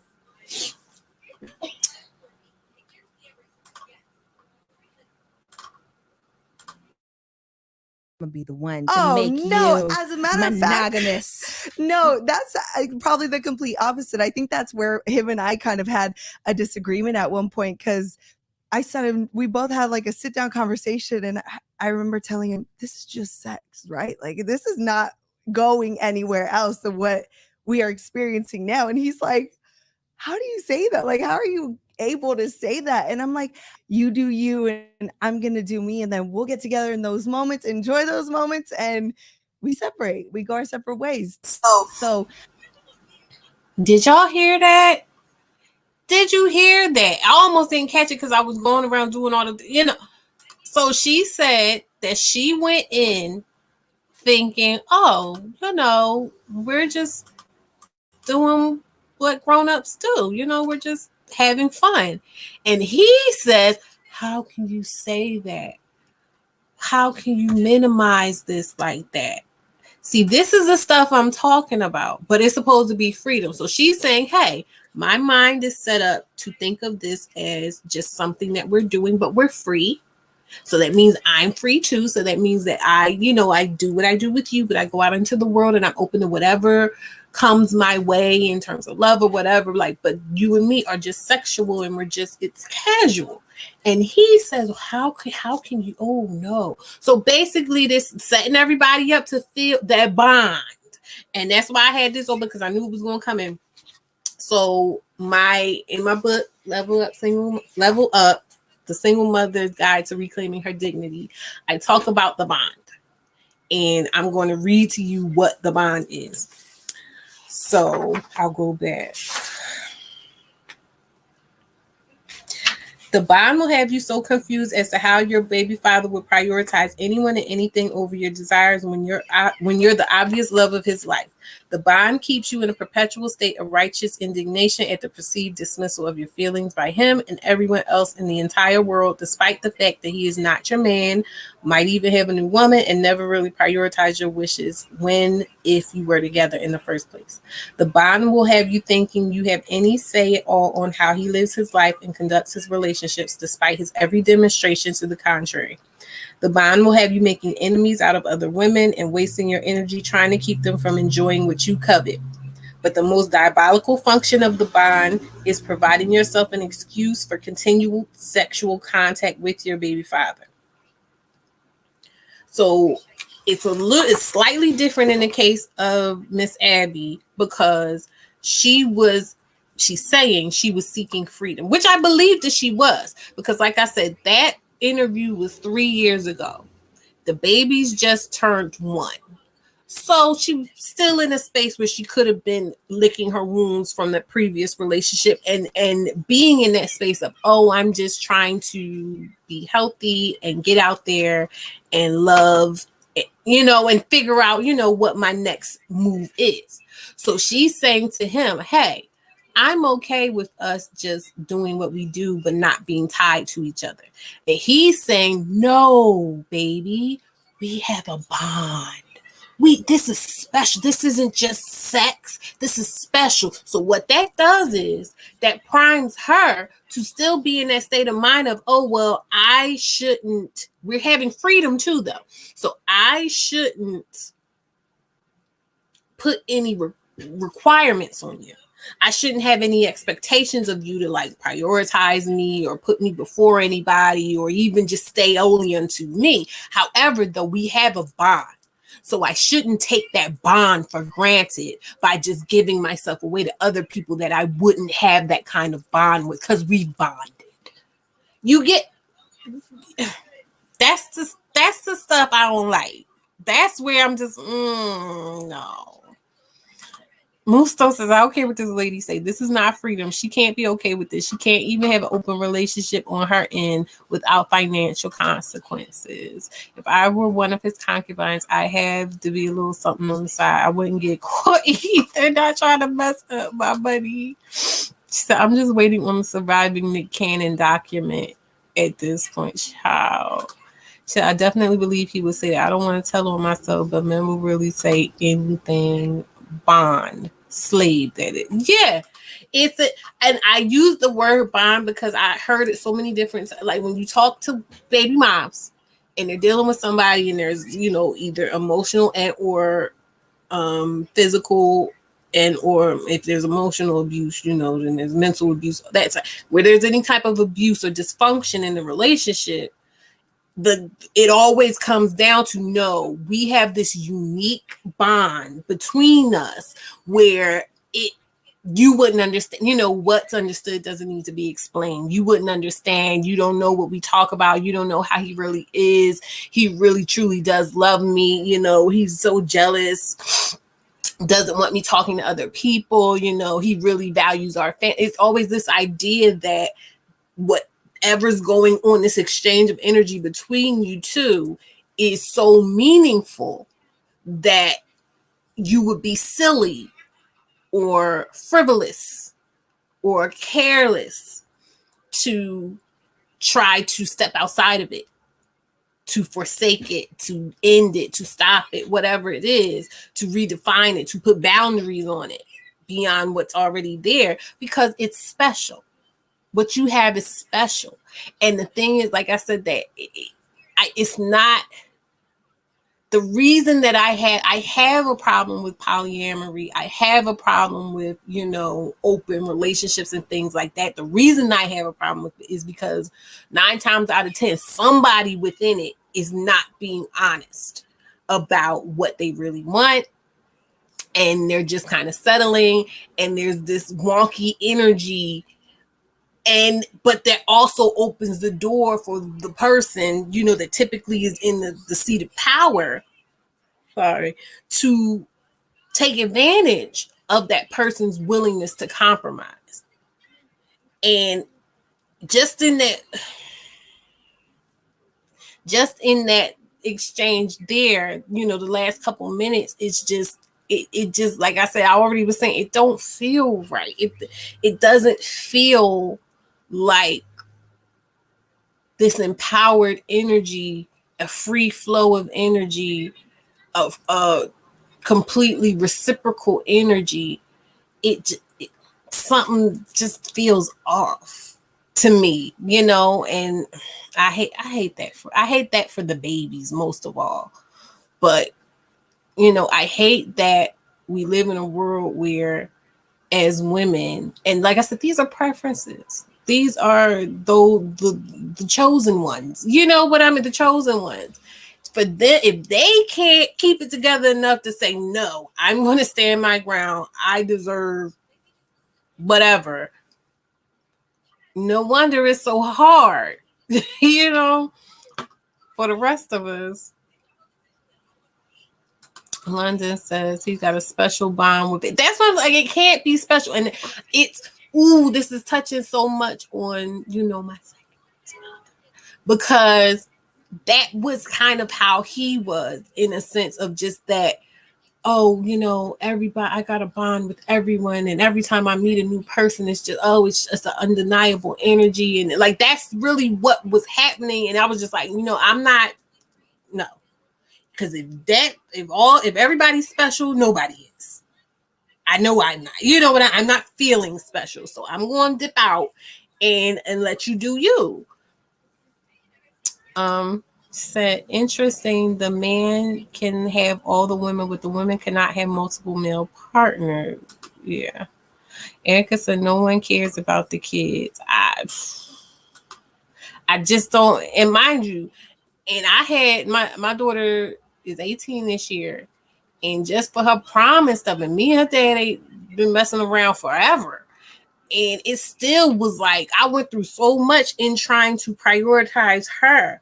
You know, even in the midst of her prom, there was still this idea that it needed to be split. It needed to be something for the children. It needed, you know, there always needs to be a sacrifice made by everybody but the guy. Everybody's got to sacrifice for this lifestyle. Everybody's got to sacrifice for this reality, but the guy. That's crazy. He says those things to create the bond is love bombing. Is coming from a place of manipulation and insecurity. Yeah, I got to hit because I was listening and I just happened to catch it, but I'm going to play.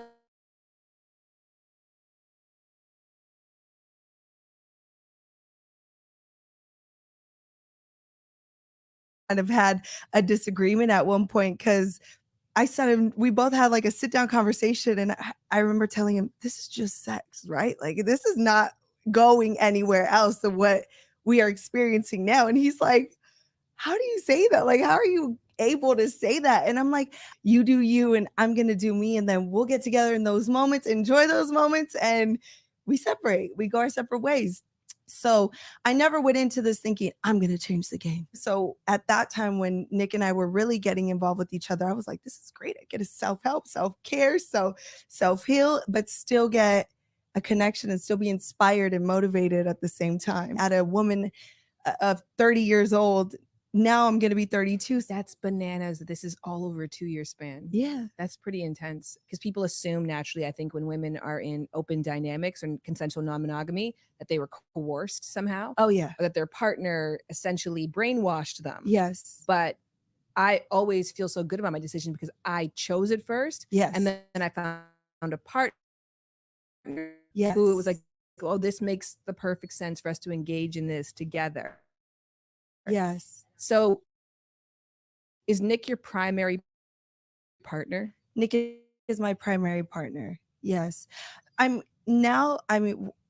During this pregnancy, I'm monogamous by choice.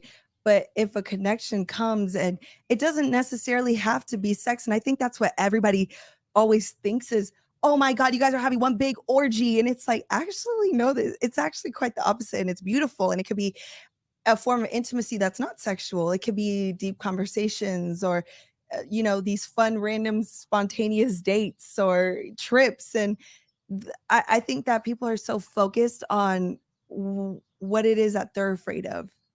And that's... Well, in truth, they're afraid of what's happening to Nick. They're afraid of it turning into multiple children. It's so true. And I don't blame anybody, though, because it looks out of this world. It looks out of the norm.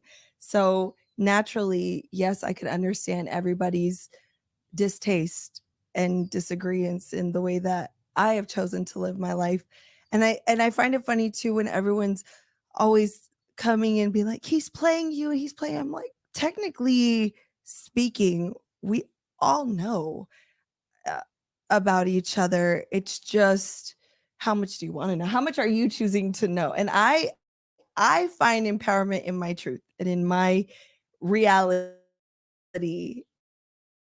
and in the way I have formulated my life to be. So whenever I get those comments like, he's playing you, I'm like you said, is he though?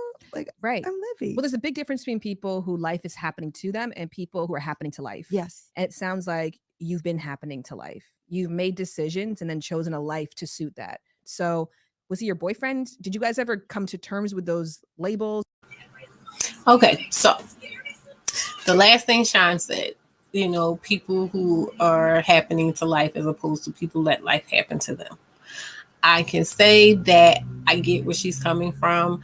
I can also say that I am someone who has been letting life happen to them to a certain degree. Definitely been withholding from doing a lot of things for various reasons, feeling like I can't because I'm a mother, because it's not responsible, because different things. So in that sense, it is a good thing to just kind of like be willing to live life and make mistakes and do, just make sure that you can say that you actually lived. I'm sorry, my face is itchy. That you actually lived your life as opposed to just kind of existing. I'm with that. But again, why purposefully? Because there's a difference for me. There's a difference between, you're dealing with someone and you're just not thinking. Right? Like you're not thinking and but when you're dealing with someone who is purposefully impregnating people, I wonder if she's going to talk about this, because my question is, did she know before she got pregnant? She said, oh, we're just casual. No, I'm trying to make it make sense in my head, but it's not making sense. Somebody please come talk to me because it's not making sense. Because what I was trying to say was I could see if like she's like, okay, we're dealing with each other. And like I said, it just kind of happened, whatever. Mind you, he had the baby with the lady Brittany Bell already. He already had at least one child with Brittany Bell by the time he got with her. By the time she came out as being pregnant. I don't know when they were dating, right? But he already had at least one child with Brittany Bell. So my question is, if she's saying that, oh, you know, we were just kind of hanging out. She's like, oh, you know, this is just sex. And in her mind, she's like, this is just sex. He's like, no, it's a connection. Did she know that he had intention to impregnate all these women? Did she know that? That's my, I wonder if she's going to mention that because it's so, there's just so much here. It's just so much here. It's just, oh, I don't know. I want to be on her side. Not on her side, like, yeah, I support this, but just like, I want to not say she's full of shit. I want to just be like, I can see it, but something ain't right. It's just not, it's not, the math ain't mathing. Kenny said, to be for real, she doesn't want to fumble the bag. I mean, yeah, but this is the thing. You don't want to fumble the bag. Sit quietly and don't fumble the bag. Shan says she asked for this. Like, so this is giving, I need people to believe this. I'm trying to believe this vibes. You know what I mean? And anybody who hasn't is just coming in, go back to the beginning and see. My intention is to just empathize with this person. You know, but like my intention is not to try to drag her. My intention is not to try to make her out to be crazy or dumb or anything like that. But it's not looking good. It's just not looking good.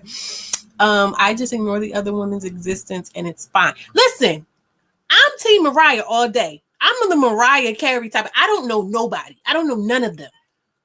And I'm so serious about that. Like, I'm all for the Mariah way. I don't know nobody. She's not doing a Mariah. Because Mariah ain't talking about nothing. When people ask about, she don't know nothing.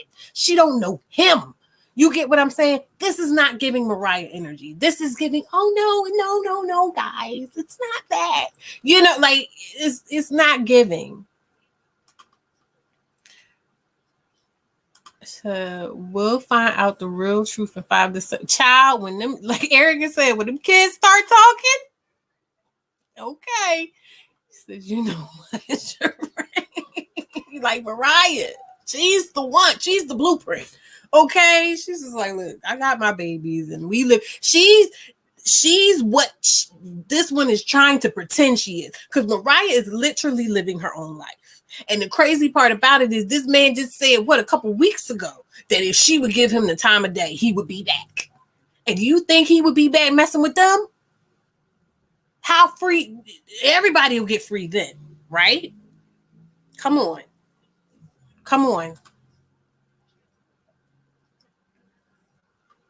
I'm sorry. I want to, I want to be nice and I want the spirit of sisterhood, but don't play in my face. I don't like that.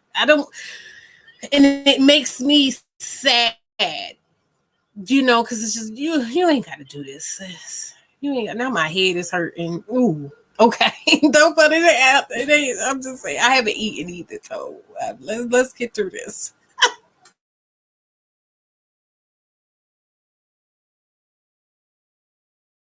Or no labels are ever set. I mean, even now, no labels are ever set. I think it's safe to say we can, I like to say we're family, but I want to say it wasn't until after my sons were born that he became my primary partner. But life partner, I feel like, God, that scares me a little bit. Like the forever part of it scares me a little bit.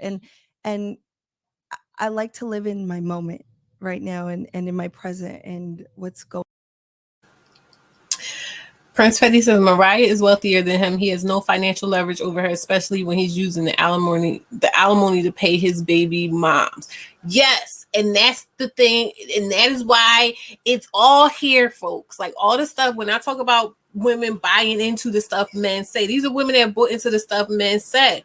And that's why they always say they don't want women who have accomplished things, and it's not desirable. It's not desirable because you can't control that woman with the things that men are used to controlling women with.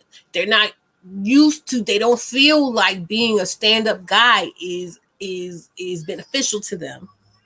They don't feel like being a stand-up guy is going to give them as much control as they want. So where did it? I physically can intimidate her. Oh, you know, if they're not the type of guy that can stomach being seen as a brute and an abuser and treated as such, then they'll, oh, well, I'm just going to do it in covert ways. I'm going to financially abuse you. I'm going to hold, you can't survive without me. You can't, you know what I mean? I'm going to dampen your chances of being picked because, oh, you have my kid. So now you're going to be seen as a liability because children are liabilities. Nobody wants to use goods. Nobody wants to raise another man's kid. You know what? Like all of these things. And it just makes me sad that she like kind of walked into, and now mind you, with her, she's beautiful, she's a preference, she's in the industry, you know, so I believe she could find a man to just be her man. She could. But if she don't believe that she can, then what is there to? And it's really giving resignation. It's really just like, oh, you know, this is what it is. Men are going to do this anyway. Why don't I just go ahead? I want to be free. And that's when they talk about the myth of, what's it called? The sexual revolution or feminism or something like that, with women being, you know, sexually free or whatever like that. That she, and even, and I know it because I recognize it when we were watching the thing from 3 years ago. She was saying, I'm in my F dudes phase. And then she's saying now, Nick came about in that phase of, oh, you know, I just want to be free. I don't really think I want to be tied down. She didn't sound like somebody that didn't want to be tied down. She sounded like somebody that wanted to be tied down and that was tied down, but he wasn't. And so then you go into this overcorrecting of just, oh, well, you either going to be in a space where you're like, don't touch me. Or you're going to be in a space where you're like, I'm free. I can do, you know, love them and leave them. You know, it is what it is. And then you have this person coming in and it feels like commitment and it feels like safety and it feels like, you know, it's on the up and up because, oh, I didn't really want commitment. You know, it wasn't me. It was him. Again, we were engaged. You know how we got engaged? Because I was pregnant. And I'm like, oh, I'm pregnant. He's like, we're going to get married. I'm like, oh, okay. But I'm still kind of side-eyeing him. And then he went and blasted it on Facebook. And, you know, I got people calling me, congratulating me. I'm like, what are you talking about? And there, he put it on Facebook. But guess what else he was putting on Facebook? Every time he met a new woman and they connected, he's shouting them out. And, oh, yes, this is a beautiful spirit person that I love. You get what I'm like? I can't get jiggy with that shit. I can't get jiggy. You may say, oh, you might be tricked. I might be. But it was like, it was some BS. And again, it was only, has it been 2 weeks? That man was on television and said if Mariah would take him back, he would go back. What are we talking about? What are we talking about? Like, what?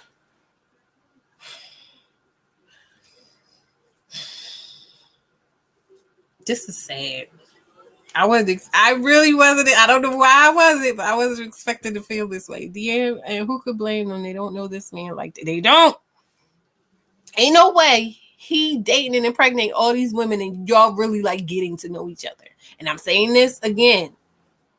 I had 2 children by 2 men. One I thought I should have known because I knew, but I really, when I sit and I look, I really didn't. We didn't have that. We didn't put in the time. And the other one, I did not know him like that. You know what I mean? Like I did not. And again, doesn't mean that people, you can know someone for years, you can be married for years, people all the time have whole other families, be whole serial killers or whatever. It's not about the person, you know, being duped. It's about how far another person is willing to go to dupe you. My friend says she's an alien superstar. She is one of one. She's the only one, period. And that is the energy though. Like that is really the energy. How would, if you don't believe that about yourself, ain't nobody else gonna, like, I'm sorry, television, movies and stuff lied to us. If you feel like you're plain Jane, that's what you're gonna be. She said, hush, you're not scared, you're hot. What? What are you talking about?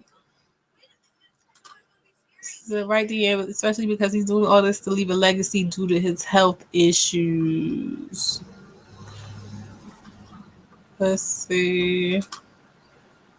What that man needs an organ. And all his kids are like, oh, wait till that man needs an organ. Child.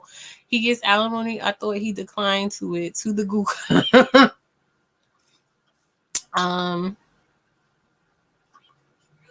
Where else? So of course they have been selective breeding. He would pick her again, child. I saw his interview and thought of the black women middle schools they used to teach who wanted to have a baby so someone would love them. Imagine dying young, knowing your kids hate you, child. Should I say that? I'm tired of the health issues excuse. Listen,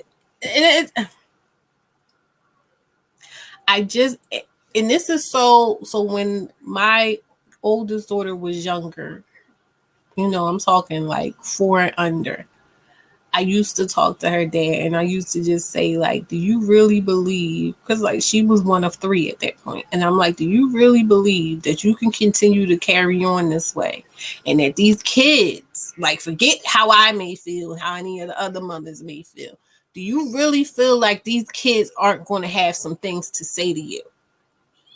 You know what I mean? Like, and both of them, I had issues with my parents. They had issues with their parents or what. You know, if you still at this big age can remember certain things and are just like, yeah, I take issue with that. You don't think that these kids are going to feel it tight? And it was always just, you know, basically like, you don't know what you're talking about, or my kids, or I'm a good dad. But it was just always a dismissal. It was never the reality of like, I have to put in the work today. I have to put in the work today. Because, and for me, my mindset about parenting was always like, look, my child may say whatever she's going to say, but whatever she's going to say, I can sit here and map her out the thought process of everything I'm doing. So even if on the surface it didn't appear like it was about her, I can explain to her how it was about her. You know what I mean? And that had to be good enough for me. But if you move into another state and you ain't set up a house where they got a room, but you get what I'm saying? Like, your whole lifestyle is based around you and whoever new you want to bring in wherever you are, as opposed to, you know, okay, this is my core, my kids, me, and then we add on from there. And then it, like, this is a mess. This is a mess. This is damn nasty. Reproductive terrorism needs to be a thing, needs to be made an example of. Him and that man with 33 kids. I can't relate. I want my children clinging in my casket as I'm Lord. Child, look.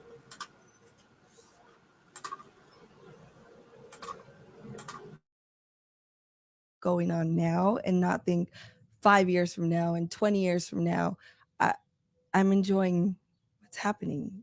Well, in truth and fairness, you only met this person 2 years ago. We were always crossing paths for years, but the last 2 years has where it's really been put into this family box and, oh shit, we're really doing this and this is real life and this is really happening for us. So then leading up to that then, so at the time, he's just another person you're dating. Mm-hmm. You get pregnant, oops, you get pregnant planned, you get pregnant what? So I actually, the way that whole situation happened was nothing but the man above, my higher power, because I had sepsis for 5 days. I was in the intensive care unit, had these tests taken, and me and Nick were still like back and forth, but he had started to lean in a lot heavier at that time. I had all these tests done and the doctor was like, okay, you know, you're not able to have kids. You have like, right? I can't tell you how many fucking stories, right, where people who got an army of babies they popped out are like, well, I was told I couldn't have kids. That's where I feel like that's where it all happened for me. Like, is where when we reunited and reconnected after my whole hospital stay. So we have a woman who has gotten out of a bad relationship. Ooh, everything is itching me. This is why I don't like wearing makeup much anymore. Got out of a bad relationship. looking for freedom, looking to just, you know, date with no expectations, just be free and see how everything works out. Gets with this guy. He's like, oh, you know, no, we have a bond. She gets sick. And then he's leaning in. And then she's told, I told you it was a scarcity mindset. I told you it was a scarcity mindset. I told you it was about, I thought it was about the wall, but it is about, oh, you know, you can't have any kids.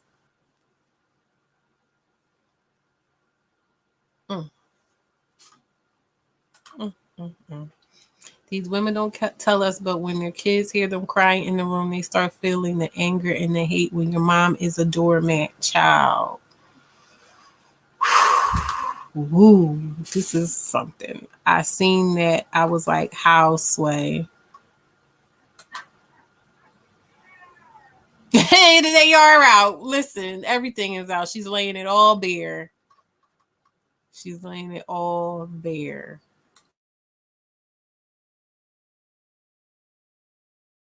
And when I got better after we linked up, and I remember us having a conversation, and I was like, listen, we're good on whatever it is that we're doing. There's nothing more to this than just sex. And then we had our first pregnancy. Now that's where I had a miscarriage.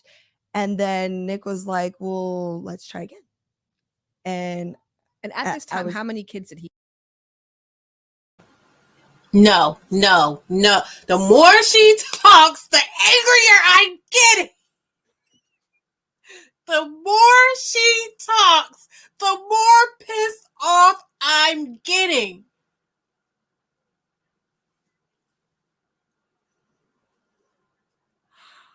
I am flabbergasted. This is not giving what she thought it was going to give. This is not giving what she thought it was going to give. Oh my God. What I take from this is keeping the Black girls who look to me in hope that what God has for them is possible. The despair and desperation of this situation is hard. This is what I be talking about. In the future, the entire earth will be descendants of Nick Cannon, Young Boy.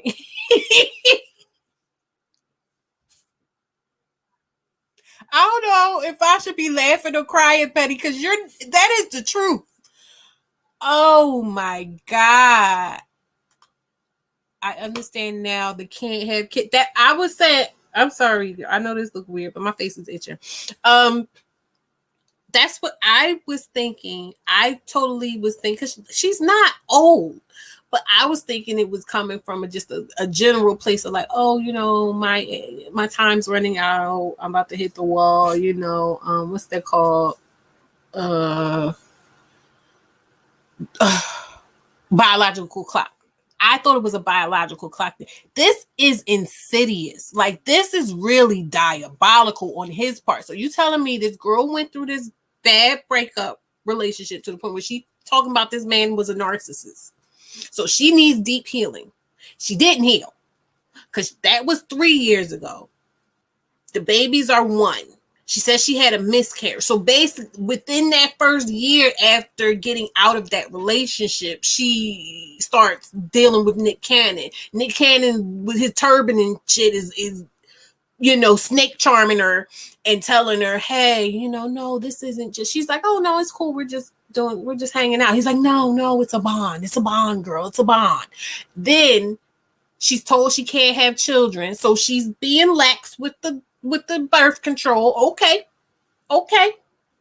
I'll give her that. She's being lax with the birth control because she's being told she can't have children. She gets pregnant. She loses the baby. Here come this.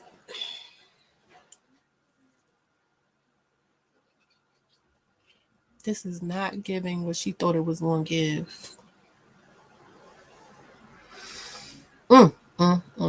So then he comes to her and says, oh, well, let's try on purpose now. Let's start. So now we've set the precedent of we're just having kids. We're having kids because we have a bond.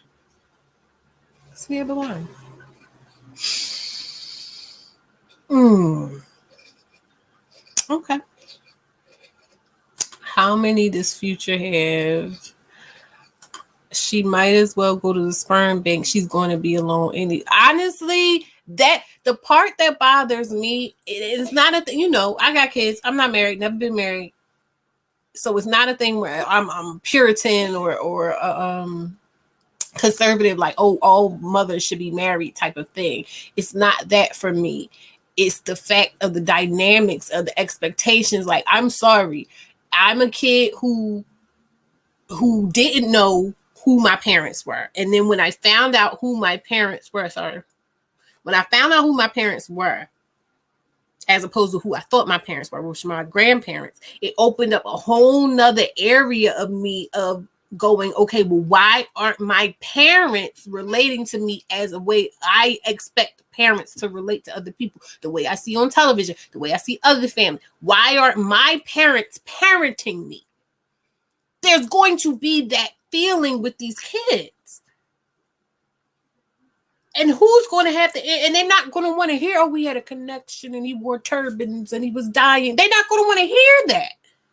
Because they're going to say, you knowingly and willfully brought me into a situation where I was not going to be able to be met with what I deserve. And you might say, oh, well, you're a single mother and you brought kids in a situation where that's fine and that's good. True. But I also didn't set them up to think that, oh, you have it. No, your dad's in your life. I don't have the pictures. And I'm not saying, like, it's not a thing where I'm down talking the things. It's this idea, like, I feel I'm being gaslit and I'm not one of the kids. I'm not a part of this at all. But you're basically selling this story of, oh, yeah, you know, it's all love and this and that and the other. But when you don't, when you're not feeling the love, when you're feeling the absence, when you're feeling the rejection, when you're feeling the displacement, when they start having different tournaments and now he can't be in my tournament because he's at this tournament, or he can't be here because he's there, or he can't, you know, he wasn't even at these babies' first birthday party. Her twins, he wasn't at their first birthday party. He wasn't at the first birthday party. They said Nick Cannon showed up to the first date with prenatal. Oh my God. Prince Betty, at least 7 and counting. He's still dating. Listen. She said, if I wanted to be a single parent by choice, I can't see it. Hold on. If I wanted to be a single parent by choice, I would either adopt or get a sperm donor. Sheeness is a pretty woman, though. Do you mean Shan? Thank you, Mocha Mommy. Hi. Welcome. Why are these pretty ambiguous women so discarded and treated like prostitutes and something to acquire? Black love is disgusting. Half the kids got lupus. Who got lupus? Not Nick Cannon's kids. He should go to jail for that. Nick Cannon is sick and breeding spare body parts for when his inevitably fit. I wish he would. They said they called it social infertility. Oh, the YouTube talks about that with many women, but as usual, they don't care about the kids. The kids grow up, they'll have to pick up the pieces to fix their lives based on decisions they did not create. Kids sense this stuff. Absolutely. Yes. Welcome, mommy. Most educated women are making good money, but it's because they're looking for healthy relationships and can recognize it, so they wait for a good mate. Child. Yeah, kids on different sides of they all over. Like, there's no way that he can be there in the way that kids need people there, in the way she needs him there. Like, I just don't like the way you're trying to sell. Like, if you want to do it, but don't try to sell it like it's a good. It's not. It's just not.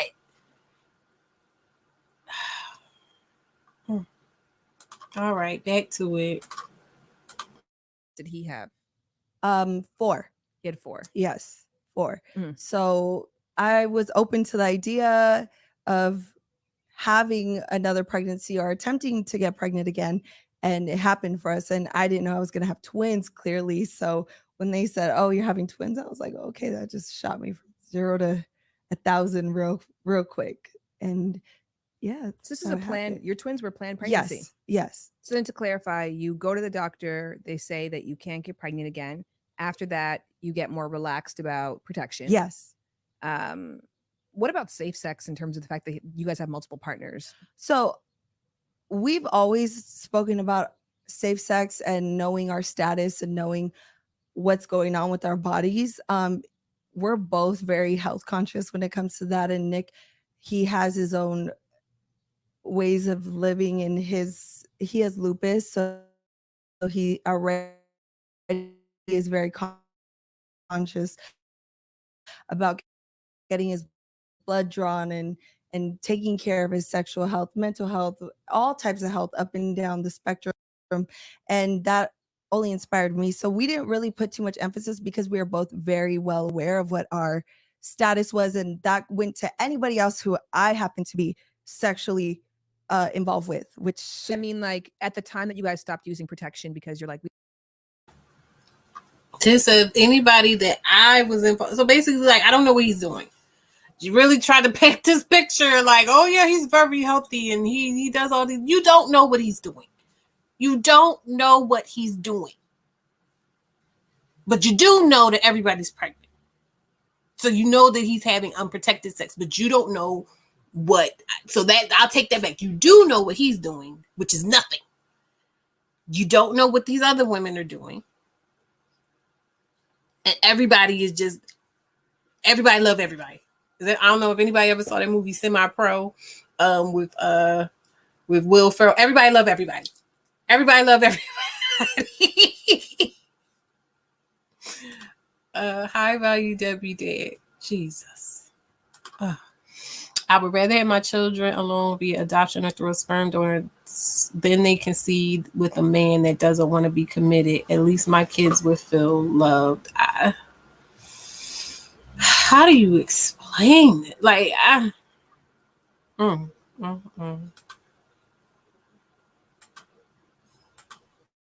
we don't need it for birth control. Were you guys also sexually monogamous? I could say I was.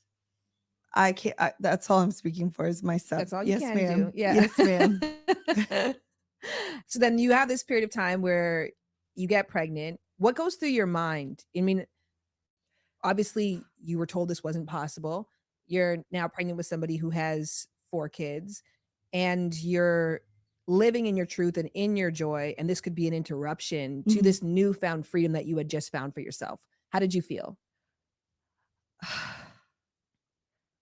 I think I didn't feel what I probably should have felt because I didn't understand the capacity of what I was really about to embark on.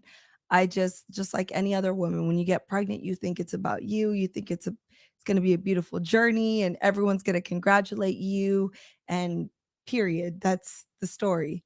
But I didn't really understand the capacity of it. And then it wasn't until probably about like 3 months after I really understood the full spectrum of what I was getting involved in. How did you feel about Nick being the father of your kid?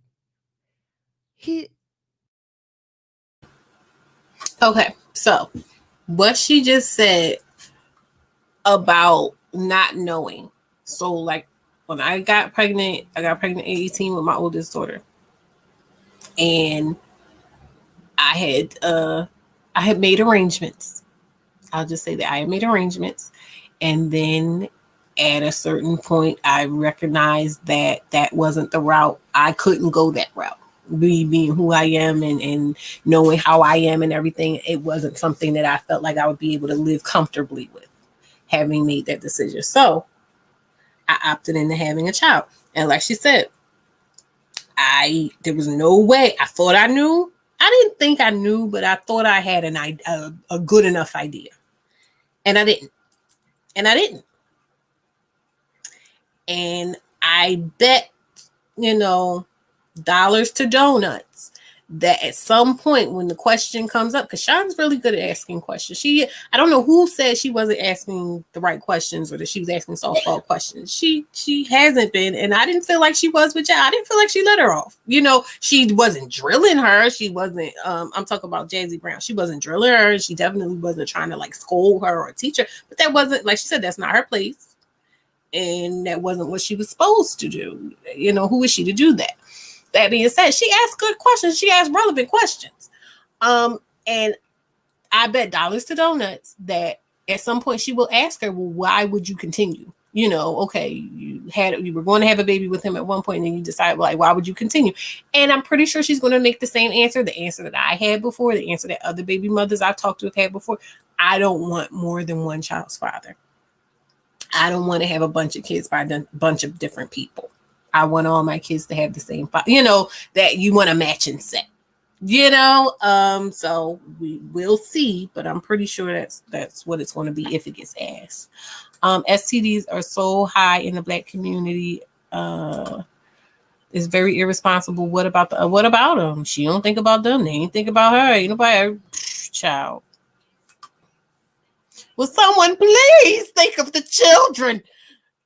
This is why I don't like this promotion, fringe behavior. I don't judge polyamory, but the reason I do have a problem with polyamory generally is because whenever someone's talking about it, is this type of bullshit. Like it's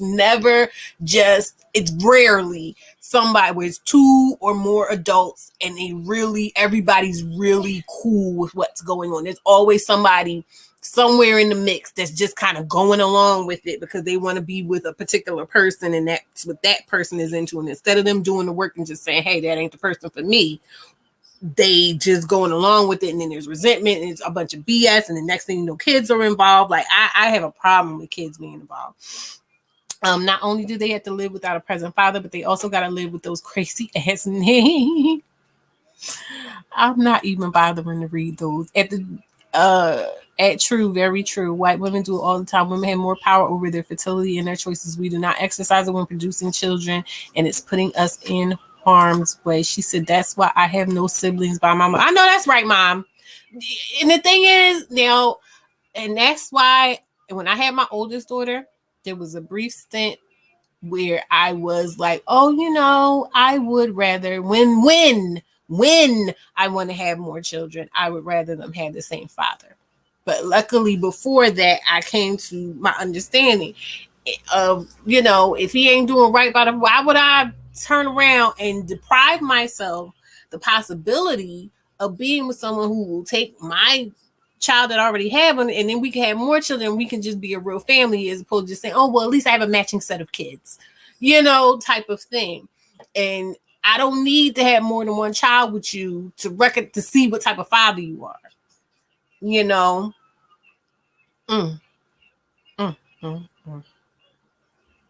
But I can't, I still got 2 kids and no man and whatever like that. So I can't come from a place of like, I'm better. I'm just saying like, why?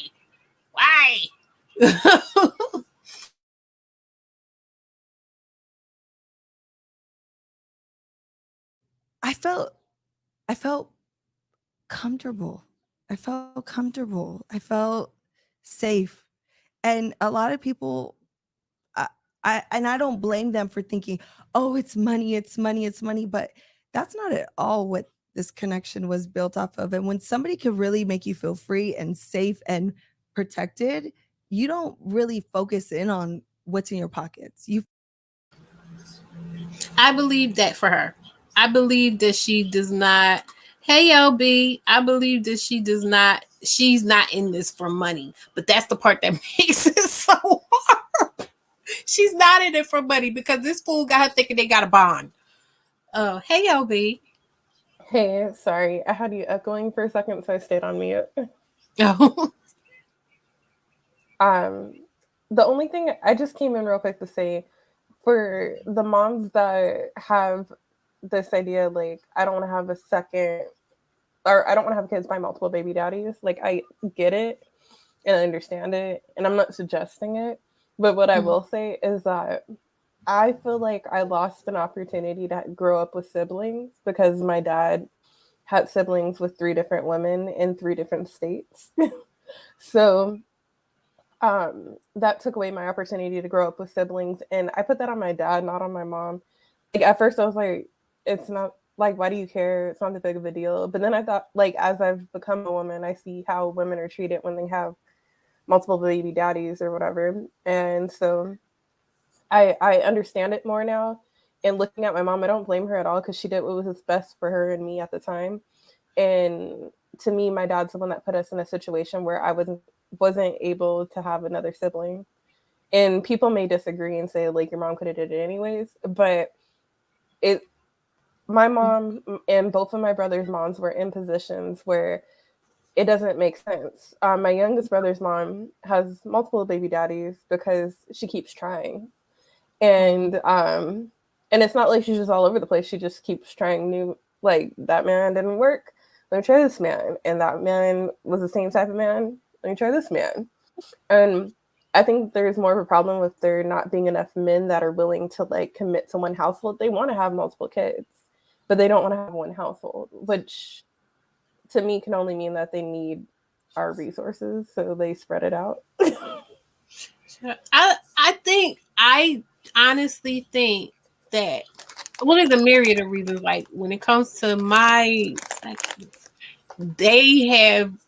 they're dealing with identity issues, and that's all I'm gonna say as far as that. But so they're trying to prove something. I feel like the other one just wasn't. Just bad examples. You know what I mean? Bad example. None of us, like I say all the time, a lot of us are trying to do things that we weren't taught how to do. And unfortunately, when you get childhood wounds and ego and unanswered prayers, undealt with issues and stuff like that in a mix up, you just have a bunch of wounded children making more wounded children and moving forward without taking the time to kind of turn around and raise that inner child, I agree with that. And so I thank you so much too for saying about the one of your siblings' mothers who keeps trying, because that's the thing that always bothered me about when they talk about women who have multiple kids. Like, it's like you either give up, like I feel like she's giving up. You know what I mean? You either give up or you take that risk, which you have to do to try to find love. You have to put yourself out there. You have to be vulnerable, and you may make some more mistakes. You know what I mean? But I think it's horrible that, like, there is such a stigma on trying to move forward and making mistakes. I agree, because I look at my older brother's mother too.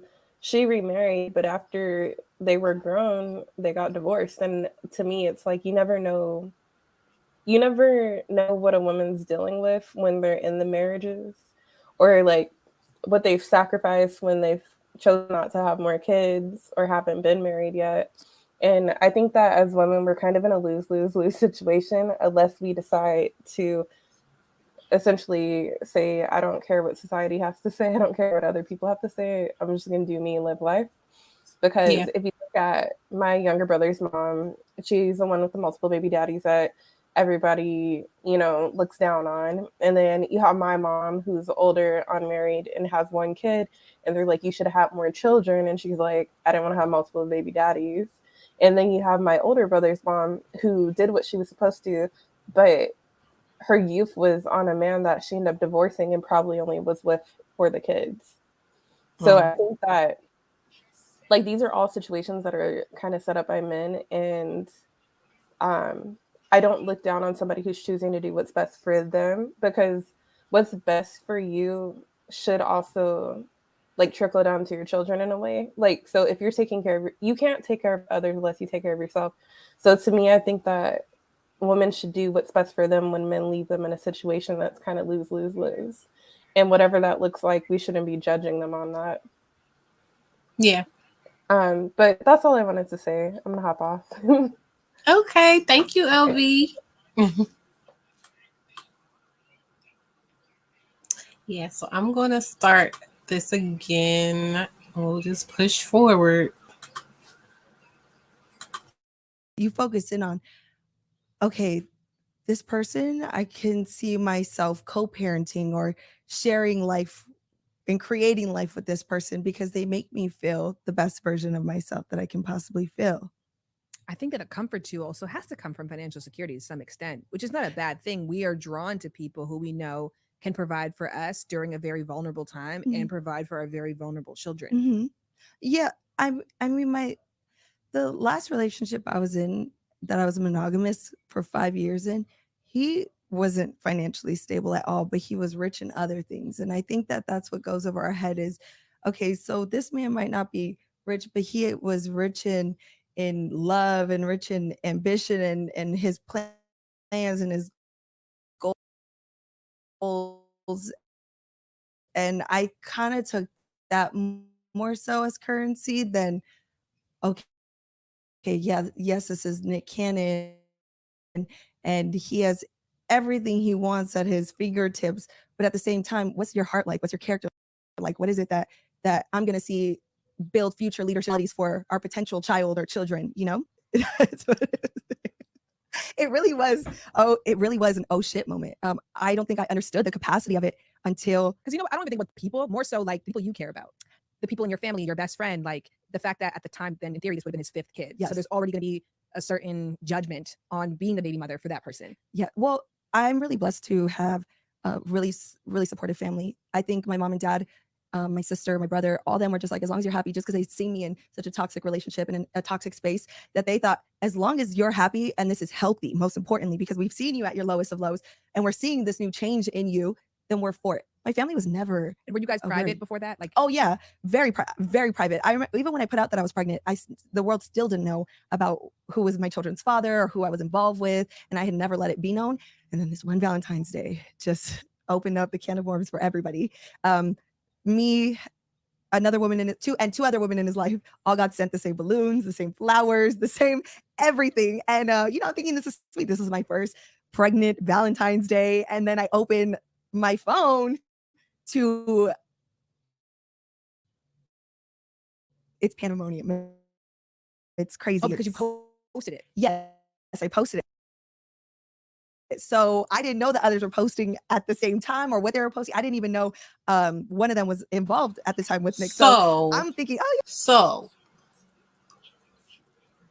was I the only one that caught that? Like, she's saying that she got this stuff and she's thinking that this denotes their bond. And then she finds out that everybody got the same token of their bond.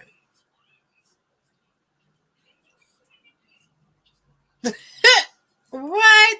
Hi, Valerie. Hey, I don't think he has a bond with anyone. I just I think there's like a medical syndrome for that. Like men who want to like keep on like procreating, like just spreading their semen, like they feel like they're blessing everybody with their semen to just like have kids. They don't even really want to have a connection with it. I think some men want to have kids just to know that that's mine. It's like it's almost like a conquering type thing. And I think actually a lot of Black men do that. I feel like a lot of Black men do this makes me feel powerful, so I'm going to inseminate many people. What I would say is like I was watching a video on like white women, a lot of people who do like sperm donors, I guess, and then I was looking at their kids, and their kids they don't look like they're crazy. And I don't know if that's because the kids knew like I wanted this kid and I didn't have a mate, but I wanted it. And there was a complete sense of love surrounding the kid. Because I think when you have a kid and you have a father or even a mother, and then the person is coming back and forth, it makes you feel more unloved. You know what I'm saying? If that makes sense. I don't think the question of not knowing your paternity isn't something that you always question. But I think a feeling of someone in and out, like for me personally, I would personally prefer to be with someone that just ended up like, I mean, not to sound bad, like, but let's say if I was married, whatever, I would prefer that you passed away and then I could have a good memory of you than you be like the horrible father or you be the horrible mother that's causing trauma. Does that make sense? Yeah. There's something there's because it's almost like when you see kids who are like crack babies, right? Regardless, they're gonna love their crack mom. And then that causes a whole bunch of other issues.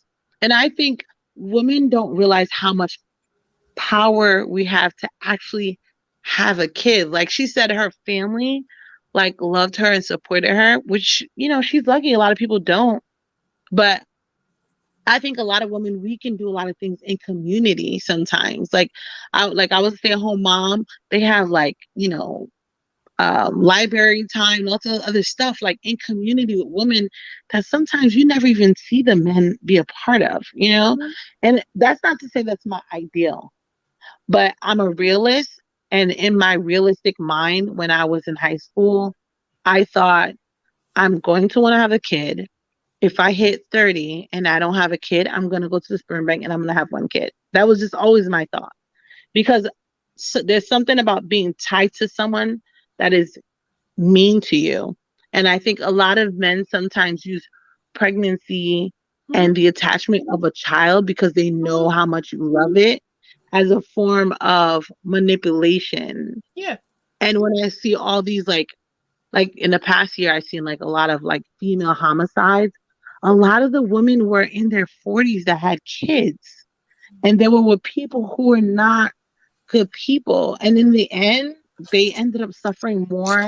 Maybe the person took their life, the kid's life, the family life. And it was like, you should just went to sperm bank. It would have been unattached. You get a new job. If it's in China, you go with your kid. You don't have to sign for a passport. And there's power in that. But I don't think men want us to know the power in that. Because a man could do it, right? A man could leave you, go and have another baby, start over, and just do a whole new thing. So yeah.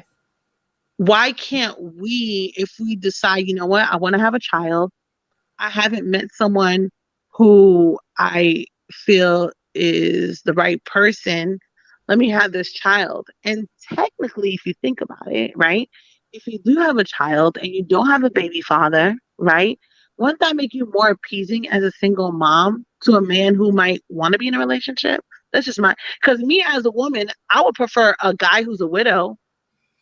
Yeah. Right? Less drama. Right? If you think about it, like less drama. If you have one kid, it's something that you could provide for yourself. Right? If you have father figures and stuff like that around you, like I have my dad, I have my brothers, I have my cousins, because I see white women do this stuff all the time. Their brothers are helping them and my family. And I don't know why it's more of a stigma for us if we haven't found the right person. Because if we're honest, right, our time to have children is only within a certain time frame. If you have control over that, then that's the one thing men cannot control over you. That's why I say, like, when I first started this live, I was like, I want to make it clear that if I didn't have kids at this part of my life, I probably would be susceptible to this type of bullshit. Not in the same ways. Like I said, I can't in any universe think of myself as being like, oh yeah, I'm down with this type of situation. But that idea of being compromising on other things that I'm not going to compromise on now because of that idea of, oh, well, I won't have a baby. I won't be able to have a baby if I don't do it like this, or I won't be able to have a family or whatever if I don't do it like this because I don't have it. But because I have children now, it's kind of like, well, I already know what it's like to be a mother, and I already know what it's like to be pregnant. And while I may not know what it's like to experience, having the guy doting on you and this and that and the other, I mean, these women have the appearance of it. They have the photo shoots, they have the keepsakes and all of that, but they really don't have that either. You know what I mean? So it's like at this juncture in my life where I'm getting closer and closer to being able to get that freedom back of just being a person as opposed to being a mother, I can't see myself being willing to take that risk, chasing that brass ring, chasing that carrot, and having those guys dangling all the speech. When we watch Themis's channel and we watch the different things and we go on our little field trips and stuff, we see that is what they use. Those are the carrots that they're dangling in front of women to keep them in line, to keep them available, to keep them open, to keep them hoping. you know, that they can get these things through the men. And it's like, no, you don't really need them to do. Now, it's okay to want a man. It's okay to want to do these things with a man. There's nothing wrong. You know, I'm not that person that's just like, forget all men and you know, and just keep them in a drawer until you're ready to make babies or anything like that. But at the same time, like, it's not worth going through all these mental gymnastics. I wish that what she is saying, what she said was different than what she's been saying. I wanted to be on her side. I wanted to say, oh, well, maybe she is just happy. But this don't sound, it sounds like the same old bullshit. It just sounds like the same old bullshit. It sounds like he took advantage of her, of a scarcity mindset.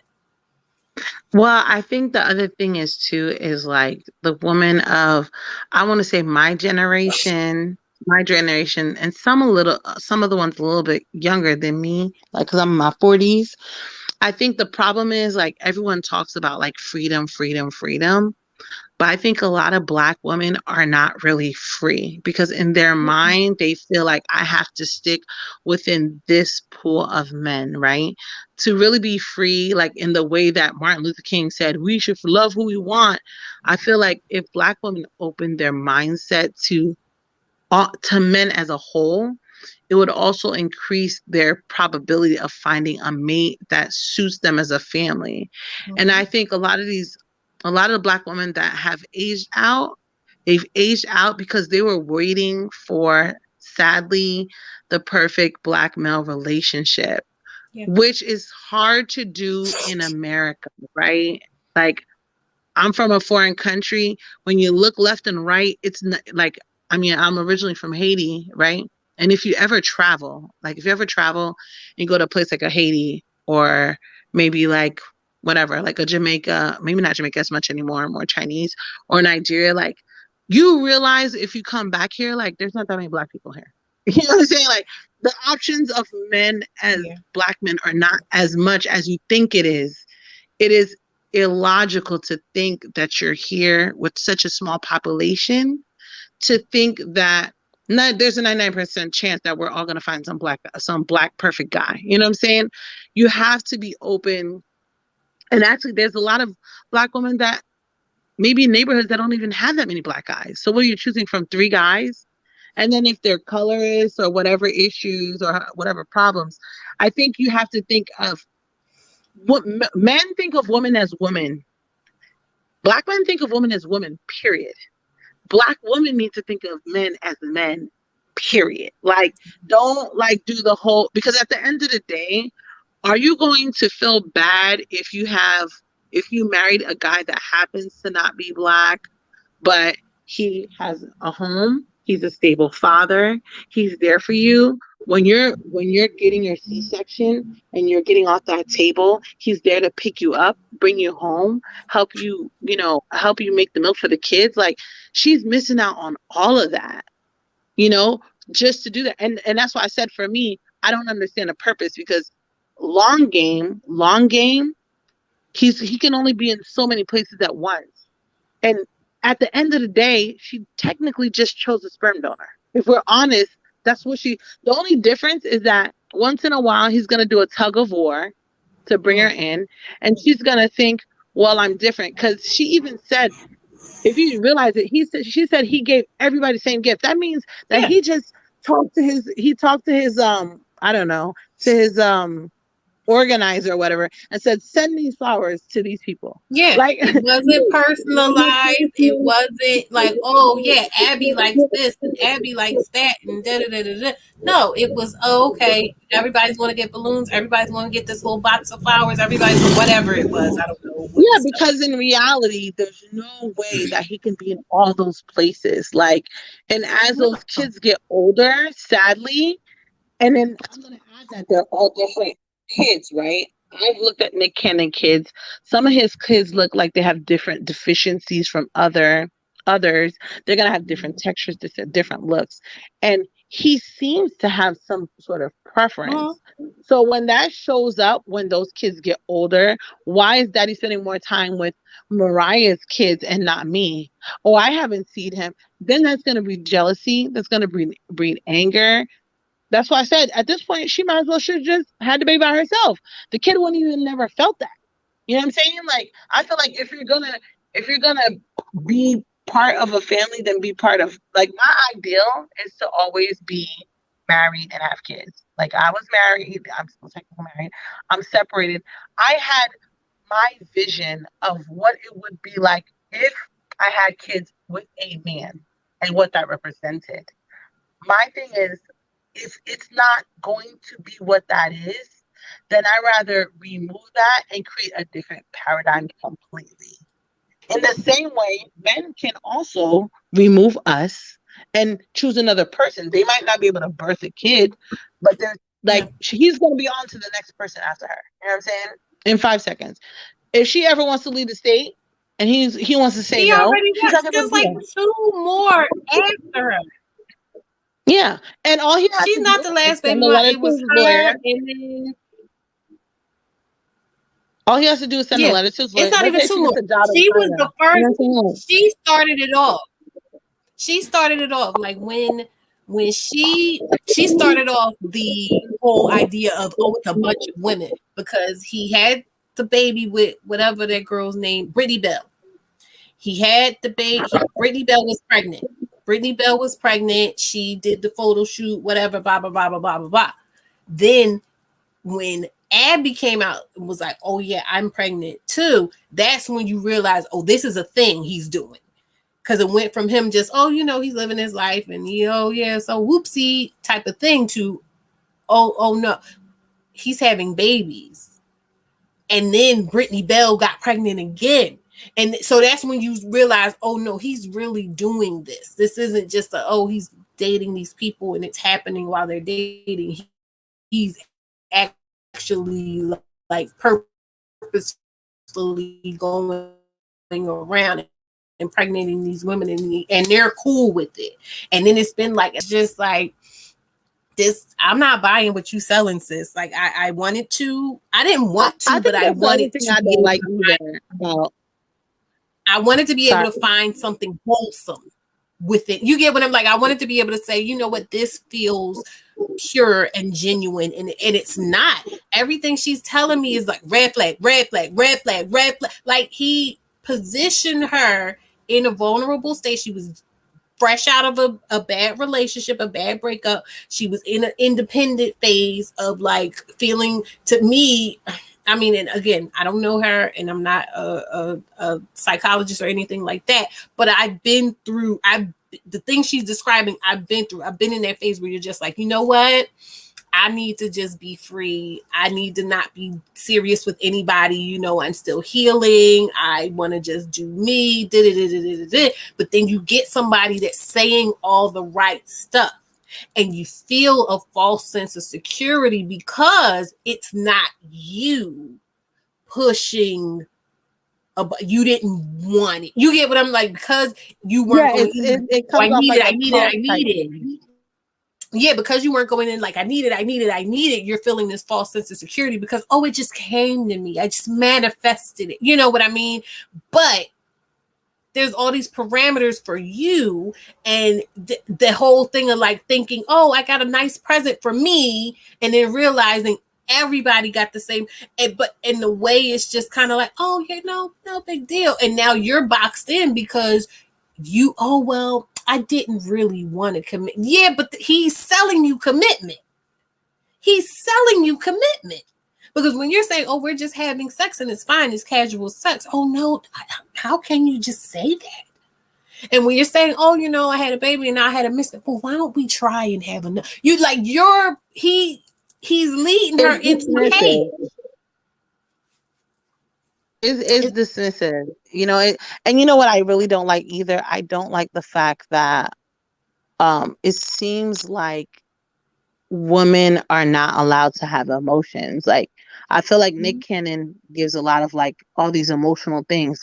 I felt like this when I lost my kid. I felt like that, and I felt like this, and this is how I was feeling. But the woman, it seems like they are putting their feelings dormant just so they can come off like a perfect, a Pleasantville type life. Like, and I think that's why another reason why I don't like polyamorous relationships is because they promote falseness. Like in marriage, people will tell you, or any other relationships, not just marriage, it's hard. You have to do some work, and these things happen. And their false idealization of this perfect utopia, because it's like, well, he's polyamory, and he's sleeping with one person. Next thing you know, it's 2, 3, 4, 5, 6, 7, 8, 9, 10, because it's a form of gluttony, right? It's almost like you're looking to consume flesh continually. It's and within that gluttony, how could you have a family? Like, you have kids, I have kids. How much time does it really take for you to get through your day, get the kids up, ready, school, homework, and any activity? I don't know about other kids, but all the kids I'm pushing out, they all being great. I'm not pushing bench warmers. Nick Cannon, he got spares. He like, I got a bench warmer, like, I could throw you away, like, oh, I got extras like that. Like, that's not me, you know what I'm saying? And I would never want to be with someone who fathers my kids and thinks that my kids are a spare. Yeah, I cannot see. And like I said, in this case of this woman when that's being interviewed, he was not at their first birthday party. He ain't gonna be there, girl. He got was no not time. at the And first he's a man of birthday money. party. I'm gonna also add that he's a man of money. Okay, I'm married to, well, the guy I'm still technically married to.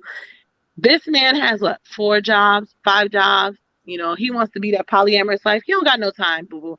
He had no time. I was like, you want to be polyamory? I was like, you could be polygon by yourself. I was like, that's called single. I'm not with you anymore.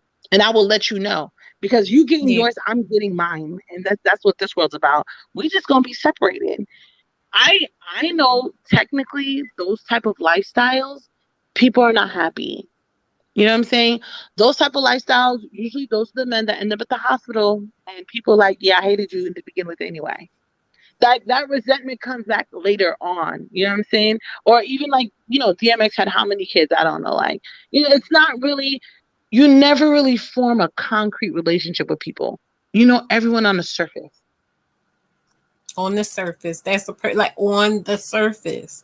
On the surface. And then you'll find like some of those, they have such stringent standards themselves. It's like if you come around and you're saying, hey, yeah, can we talk? I have some issues. They don't want to hear you. They don't want to hear what you have to say. They don't want to hear your experience. But it's like, you created this. You created this. Hey, Mango Woman. Hey guys, how are you guys? Good night. I'm well. I'm well, and you? How you been? Where you been at? I haven't seen you in the Discord or anything. I've been busy trying to organize. Back to school has been like the kids traveling a little bit further now, so it's been getting people to bed early and getting things done. So I understand. Yeah, that's where I've been. So this topic honestly got me thinking about so many layers.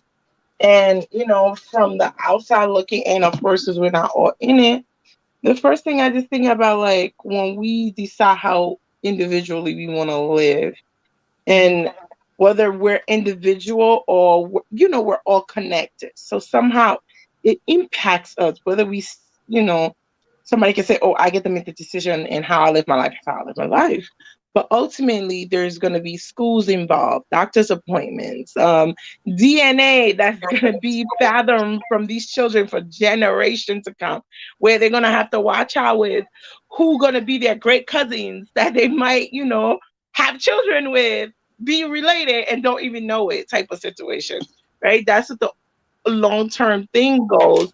And then, like, I say, even to myself, like, yes, you do get to choose your lifestyle and how you live it, and we all get to determine what that means, but we're not free of consequences, right?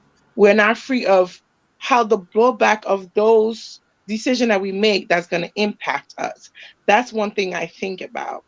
And as a lot of people's been saying, if you want to be in this type of relationship, that's fine and well, but keep in mind the effect on your children and how that does impact the dynamic a lot more. You know, I know somebody who was in a relationship and their partner just made the decision to be in an open, matter of fact, just brought home another chick and was like, yeah, I like her too. I don't want to cheat. So this is my decision. And I kept saying, you're brave.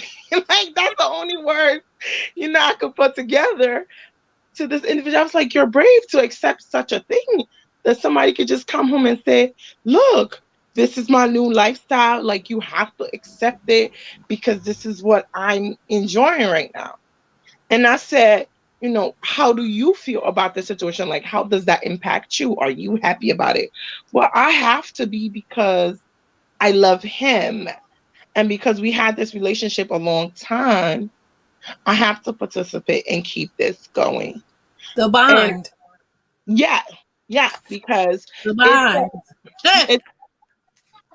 It's more like bondage. Yeah, bondage. It was, to her, it was harder leaving. It was harder leaving than it was staying, because that individual represents everything that kept her mentally well, kept things going.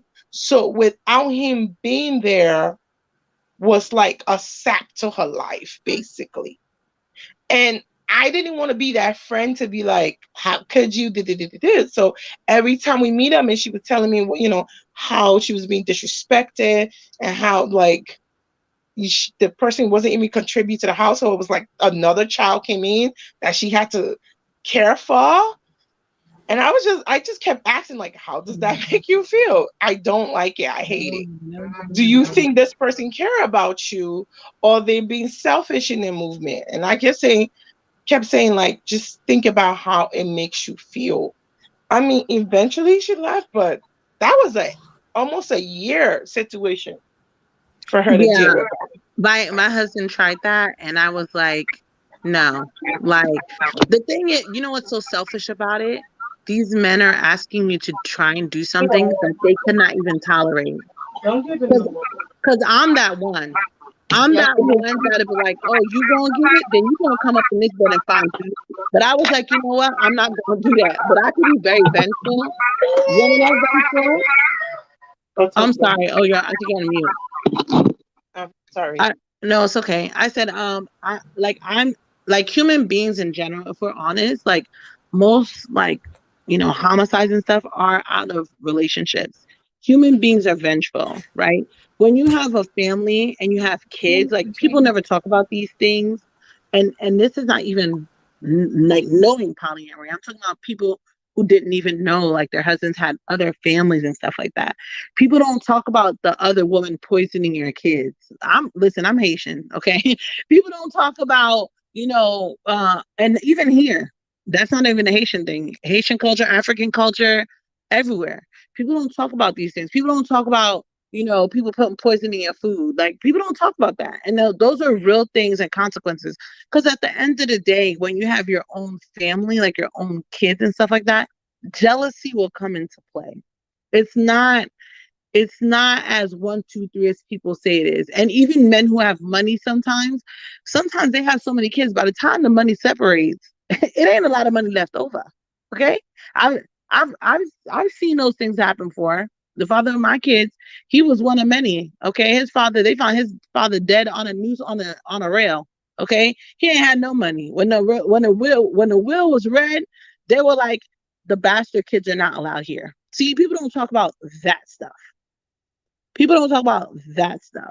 So, well, I'm sorry to cut you off, but that reminded me just to connect with the back in the day story of all the extra kids and the side kids and all of that, right? I feel like this situation with Nick is important for the collective dialogue of all the times our fathers and grandfathers were out there making these extra children. and us just like growing up and finding out about them later on. So I feel like this conversation, it either make these men be honest about their intention, or it makes women become aware and be like, okay, this is what I want to be in, or this is what I don't want to be in, versus somebody sneaking behind your back and hiding and doing all of those things. I grew up in West Africa with a great father, horrible husband, horrible partner, great father. And when my mother came to this country, all his children, he brought them literally and said, now it's time for me to introduce all my children to you guys. Just like that. We were like, what? What do you mean? All your children. I met a brother that's a year younger than my brother, a child that's in between my sister. My parents have 5 together. And another one that's in between my sister and me. And like one before, like a year before my oldest brother. So that situation was like really weird, because apparently he was visiting and caring for these children without my mother knowing. And then when we came to the state, I'm like, oh yeah, mom, I have this. She was like, what? When? How this happen? And she was so shocked.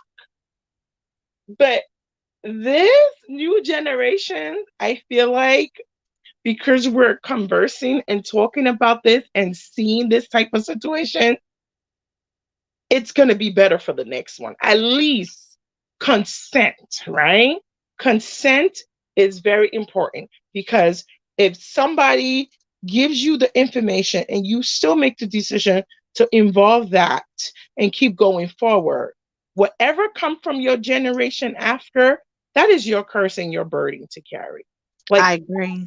Yeah, we have to own it. So if these women are making the decision to go off and do this for the sake of money, and there's not enough money, guys. Like, I read an article, $4,000 a month for people who are stars, who have to be like at these elegant events and have these expensive houses.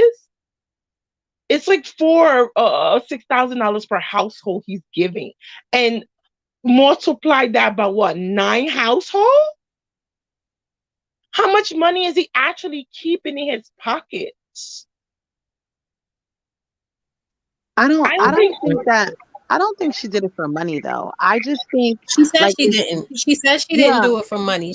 She straight up said, it's not, it's the bond. If you look, and I don't know, I think we came in Mango Woman. She said she was in, we watched a thing from 3 years ago. She had got out of a bad relationship and she was being single, and she said she was going to chill for a while. Oh, Mango, and then around the time, no, I watched I watched it on Shan channel. I definitely caught the No, I'm talking about, it was another interview. She started having babies with Nick, and she said she was in a relationship with a narcissist. These are her words. Mm-hmm. And she was explaining what that was like. She was saying, she wanted to be by herself, and she said even the narcissist had asked her about having a baby with him, and all this other stuff. And so she was in a place where she was like, she was hurting. She knew she needed to be by herself for a while. She kind of didn't want to deal with men, but she also kind of wanted to deal with men, but she was going to take things slowly. So then when it comes to this man, he's coming in at a time where she's still in a space, and she's just like, oh, it's casual, it's fine. And he's like, no, this is love. Why would you say that? Why would you say it's just sex? Da-da-da-da-da. So now he's denoting this idea of a bond between them that's not just sexual, that's not just casual. And then she said she was sick, and they told her she couldn't have children. So I could see her not being, being kind of lax about the birth control when it comes to that. If you think you're not going to have kids, okay, cool. She gets pregnant. She has a miscarriage. He says, oh, well, why don't we try again? just happening. This man is like leading her into this situation. I mean, and she is consenting to it, but this, it's not sounding like something that she did. It's sounding like something that she's just kind of being led into. And I'm not trying to make her a victim. What I am trying to say is I don't feel like it's as, empowered of a decision as she's trying to make it out to be, because it don't sound like that. It just sounds like someone who's in a vulnerable position wanting to be loved. And he's saying, oh yeah, I love you. Yeah, we're in love. This is love. Yeah. I can see that. Definitely. I can see that. I was going to say, I think too, I think before we get to a certain age, I think it's really important to write down who we imagine ourselves to be. Because what I feel like in this generation, especially with like so much media and outside influence, I think sometimes we forget who we originally wanted to be. Like I feel like there's a level of like core self and true self, or I don't want to say innocence, but something that was before you were tainted. You know what I'm saying? And I think what's going on is like a lot of women, like with a lot of women sometimes is we can get so hurt that at times, what does Cynthia say? Standards, boundaries, and expectations. It's almost like some women, they give up on those standards and those boundaries. Like, well, this is what makes me happy, but that's why I say it's kind of like a cultish mentality. Like, let me see how far down I can break you, and then once you're broken, you'll take what you thought you never would. So I think that's like a really important thing, because I find like a lot of women nowadays, they're talking about all these polyamory and all this other stuff.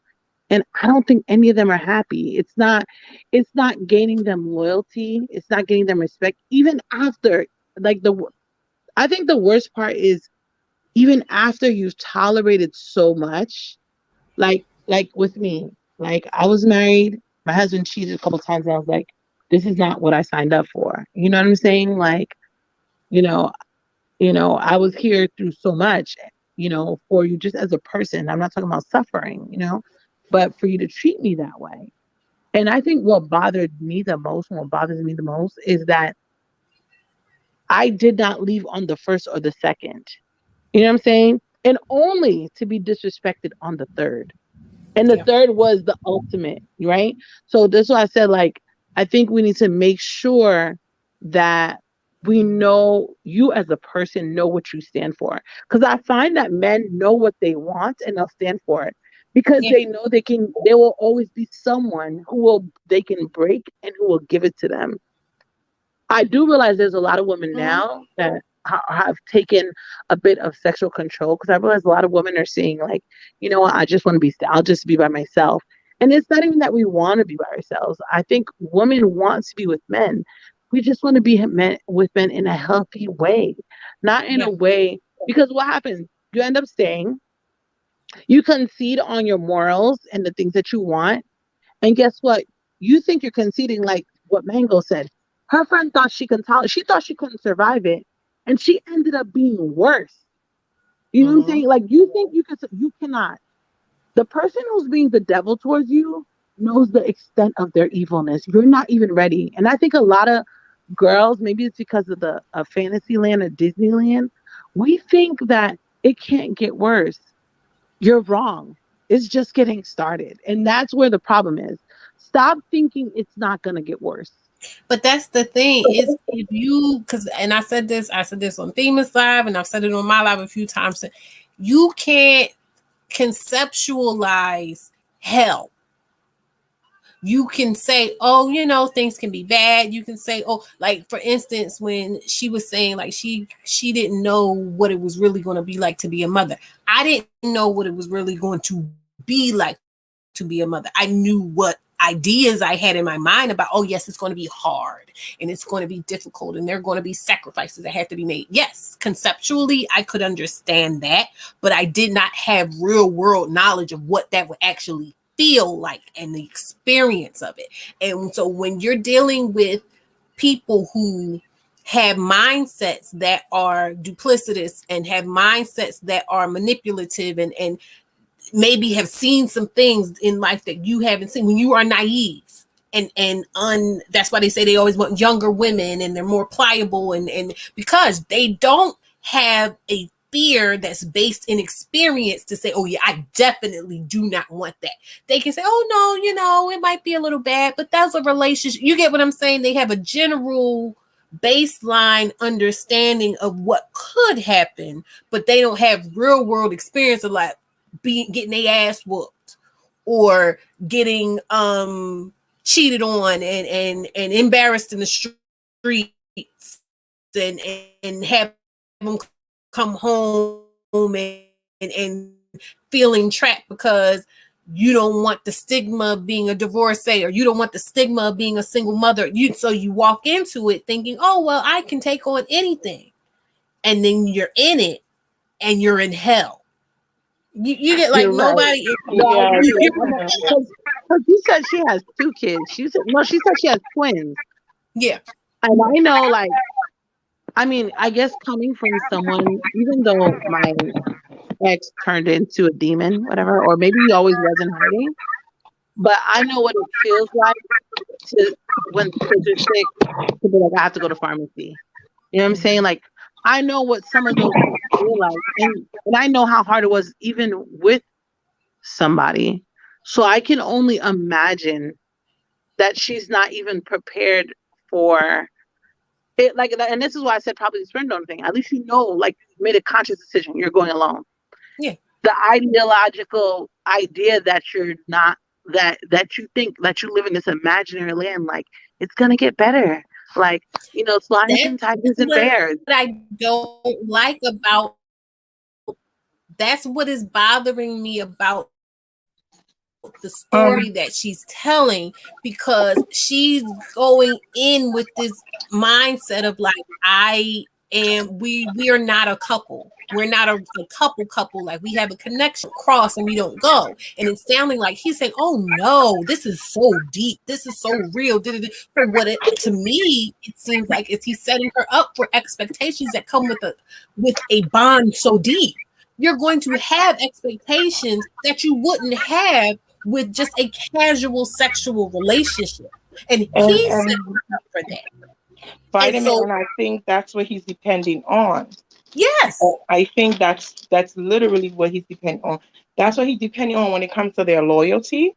As in, they're not in the media talking about him, about the stuff he does, but he quick to talk about somebody PH, even though he's the one who's running around sleeping with everybody. Because who you talking about? If I was one of them, I would have to go, who you talking about?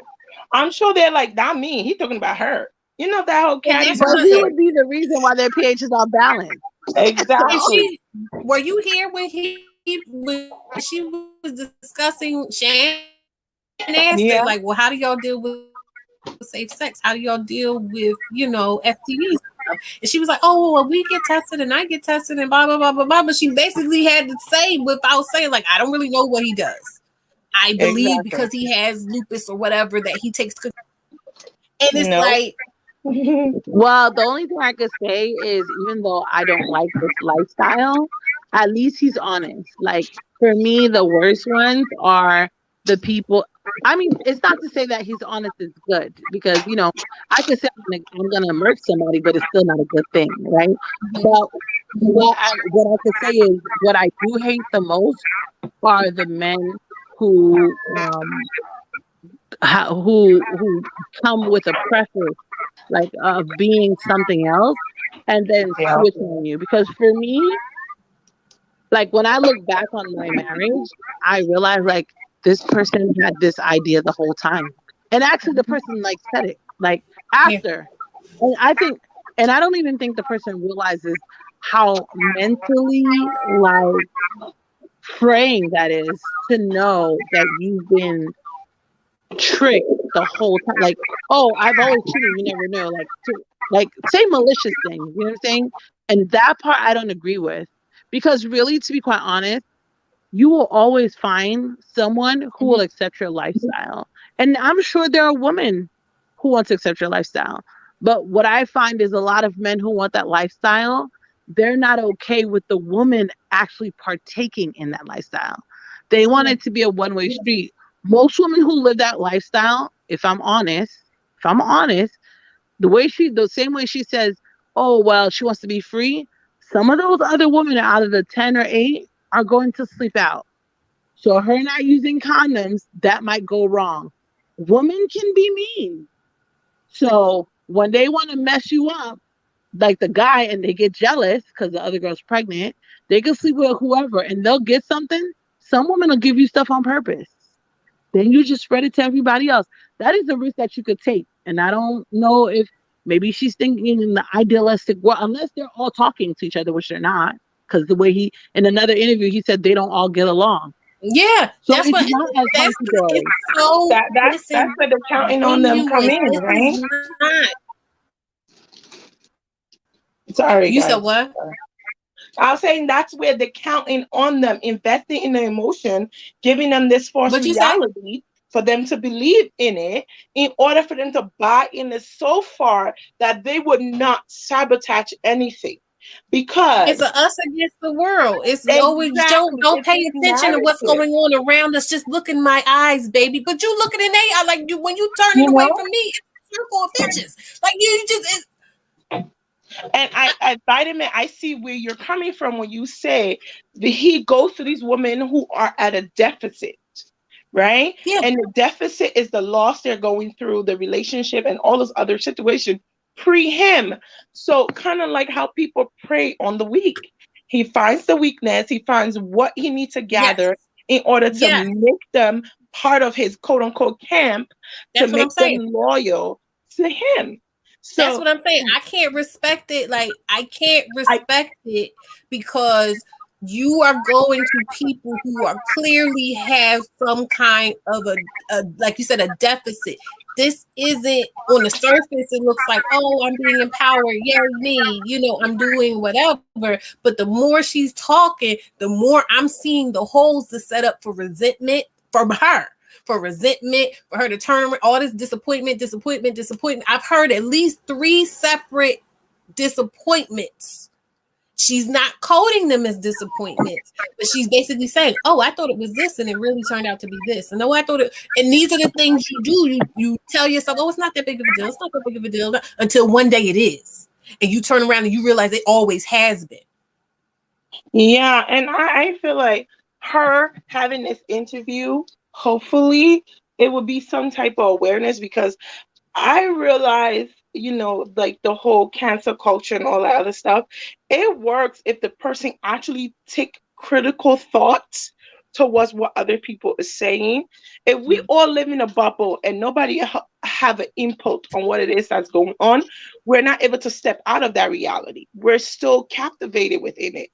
But being able to say, hey, friend, this is what I'm going through. This is what I'm happening. My friend can then say, ooh, I think you should, you know, and hopefully with this dialogue, we can get her somehow there, or maybe not her, but another young lady, another young woman that's thinking about this aspect, this lifestyle, and bringing children into it and all those other things.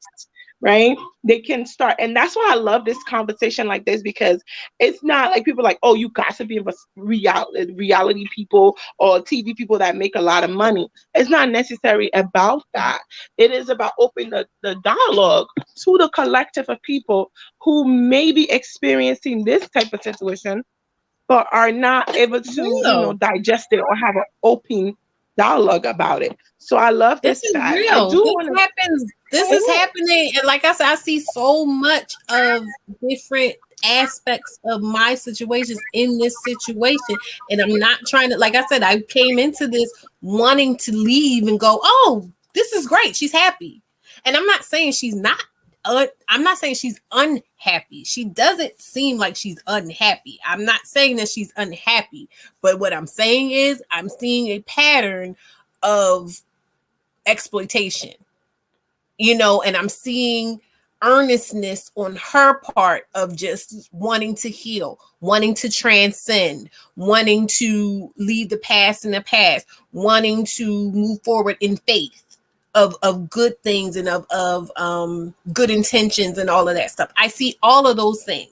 And those are all things that I had too. But when you have someone that's coming in with their own agenda and sees that as an opportunity to go, oh, well, you know, basically what they say, if you don't stand for something, you'll fall for anything. She was in a transition period. She was in a period where she was transitioning from being partnered with that other person that took so much from her to making her own rules. And when she wound up in a whole nother paradigm by this other person who everything is set up to center him. And now I was gonna say, it's so funny when I separate. Well, I've been separated for 3 years from my husband. And before I separated, I was like, I'm never gonna have another kid by this nigga again. That's what I had, like, literally. So I literally I tied my twos. I wanted one more kid. And I was like, I will not leave any chance of to ever getting pregnant by anyone, or because even though I love my children, I see pregnancy as a form of entrapment sometimes too. So I was like, I'm never gonna let myself be in that position again. Like, so I tied my twos. It definitely is. And after I tied my twos, there was this one guy I spoke to, and he had 7 kids, and I was like, how do you have 7 kids? He was like, oh, well, when I was stressing, I was like, yeah, but why would you do that? He was like, that was a long time ago. I changed my way of thinking. I don't do that. Da, da, da. Okay, so we're together. And then I was like, okay, you have to use protection one time. And he was like, oh, well, that's okay. Da, da, da. I was like, no, even though I didn't do my test, I put like I had put something in that you can't take it out anymore. It's actually on recall. And then he was like, oh, that's okay. I was like, are you crazy? Why would that be okay? You already have. Okay. Yeah, you are. I think he had 5 kids. I was like, you already have 5 kids. Why would you do that? Like, it didn't make any sense to me. And after that particular situation, whatever, I stopped that. Oh, I came to find out that he said he was single. Came to find out he was with someone else and got someone else pregnant. Thank goodness I don't believe men. Okay, so whatever. Left that situation. And I was like, you know what? I'm separated. And I think it's best that I just stop dealing with men. Not because I hate men, but because after being in the other relationship that I was in, like she was in a traumatic situation, like if you're looking to feel loved, you know what I'm saying? And that's probably what happened. And in her looking to feel loved, she attached to somebody. And the most vulnerable time for you as a woman is to leave a relationship, because there are men out there, and this is something I've seen, there are men that can smell your loneliness. They're very good at it. Like, they can recognize your weakness and your loneliness, and they will sniff you out like a dog sniffs out kibbles and bits. So really, looking back, the best thing to do is really to just be single. So now, like, I'm single, and I'm like, I'm just going to be by myself, because I'm really not in the mental space to be in any relationship. And I don't think it'll be healthy for me. Plus, I have 2 kids, and I don't have the time or the energy to give to somebody else either. There is that. So I need to refill my own cup, my kids' cup, and it's a lot. And I think now that she has the 2 kids, I mean, too bad it had to be that in that particular order. But she's going to get to a place where she's not going to have time for Nick Cannon. Like, some of these men, they want kids, but they don't want kids. They want kids, but they don't want to have a relationship with the person they have kids with, because you become boring. You become actual responsibility. Yeah. You can't be there at their beck and call every time. Don't be about your children. Don't be wanting to talk to them about, the ins and outs of actually taking care of the children, because yes, you become a part of the problem. You become a part of the stuff they're trying to escape. And it was something you said It says, as single mothers, we're constantly bracing ourselves against the harshness of disappointment and the judgments of others. You'll need to make conscious decision to make the time to do this emotional work and take proper precautions. You will be vulnerable during this time. This is a time where you'll be identifying your needs, clarifying your desires, and establishing the boundaries needed to meet and acquire them. It's a time of getting to know yourself all over again. It's a time of nurturing yourself, of falling in love with yourself. You're building structure where there was none and must be careful not to let yourself be influenced by anyone who benefits more from you staying the same. And the part there, the key word there in this situation is structure. Because what I heard her saying was, oh, I wanted freedom, I wanted freedom, I wanted freedom. And it really kind of makes me wonder if she really wanted freedom or if that was an idea he implanted in her mind. Because if you think about the way she's talking about the structure of this relationship, it's centered around this idea of freedom, even though we know based off of stuff he said before that there really isn't a level of freedom for the women. There's an expectation and an understanding that in order to keep being provided for, in order to keep, receiving whatever they are getting from him at this time, that they have to stay unpartnered with another man. So that doesn't sound free to me. That's number one. My husband literally told me, my ex literally told me, he's like, I thought I could brainwash you. So I don't think they think like that. It's not a freedom thing. But she keeps saying, oh, I wanted to be free. I want free. And it's this idea that I'm the one that wants freedom and he's trying to give me, he's bringing, structure and this idea of a deeper connection. It was his idea. It was him. Because otherwise, if she frames it like, oh, I really would like to be a family. I really would have wanted a nuclear family and this and that and the other. Then it would have to be the reality of, but he's not going to give it to me. I won't get that from him.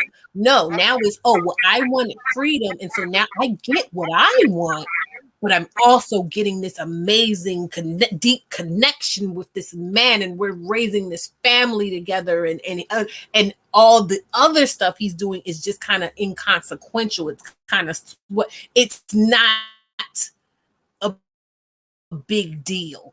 The way she said it is like it's not a big deal. It doesn't really matter. But he missed the first birthday of your children together.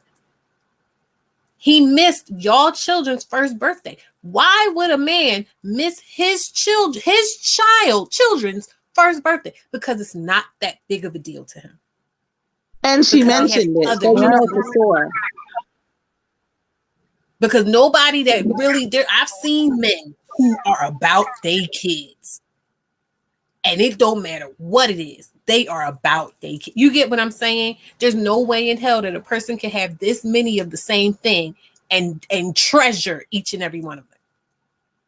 There's no way.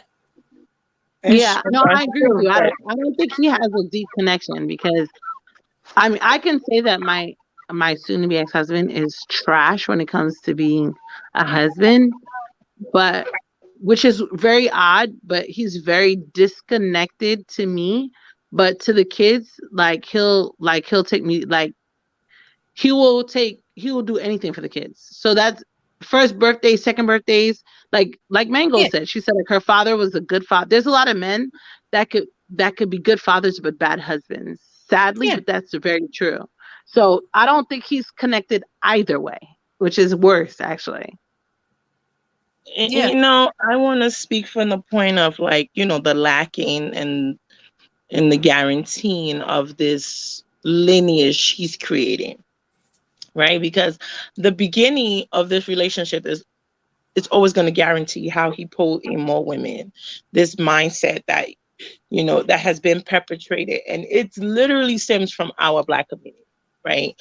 It's almost like we're all striving to enter money, right? So you get money and somehow it gives you this unlimited option to do whatever you want with our guidance, with our morals, while understanding how you are affecting your community, how your behavior is being displayed to the collective.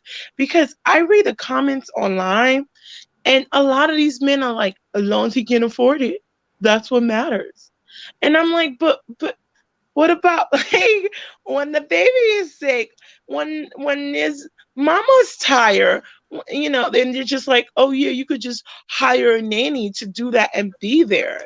And I'm like, do you know how difficult it is when you just have a child to have strangers coming into your home versus the partner that you had this child with to be able to support you through it? You want your partner there. You're not looking to hire somebody alone unless you have to do that. But why should somebody want to have a family and want to do all of that stuff? So it's like this whole idea of like money somehow trumps behavior, Trump mindset, generational, everything that goes along with it. And then from the women's standpoint, because we think that there's a high variety of having a man and having money that comes along with it, somehow is going to solve our problem, because that's what we were taught, don't date broke man no good. But we didn't get all the other ingredients that makes a quality man, not just the money, but the way he treats you, the way he value you, your children, all those other aspects.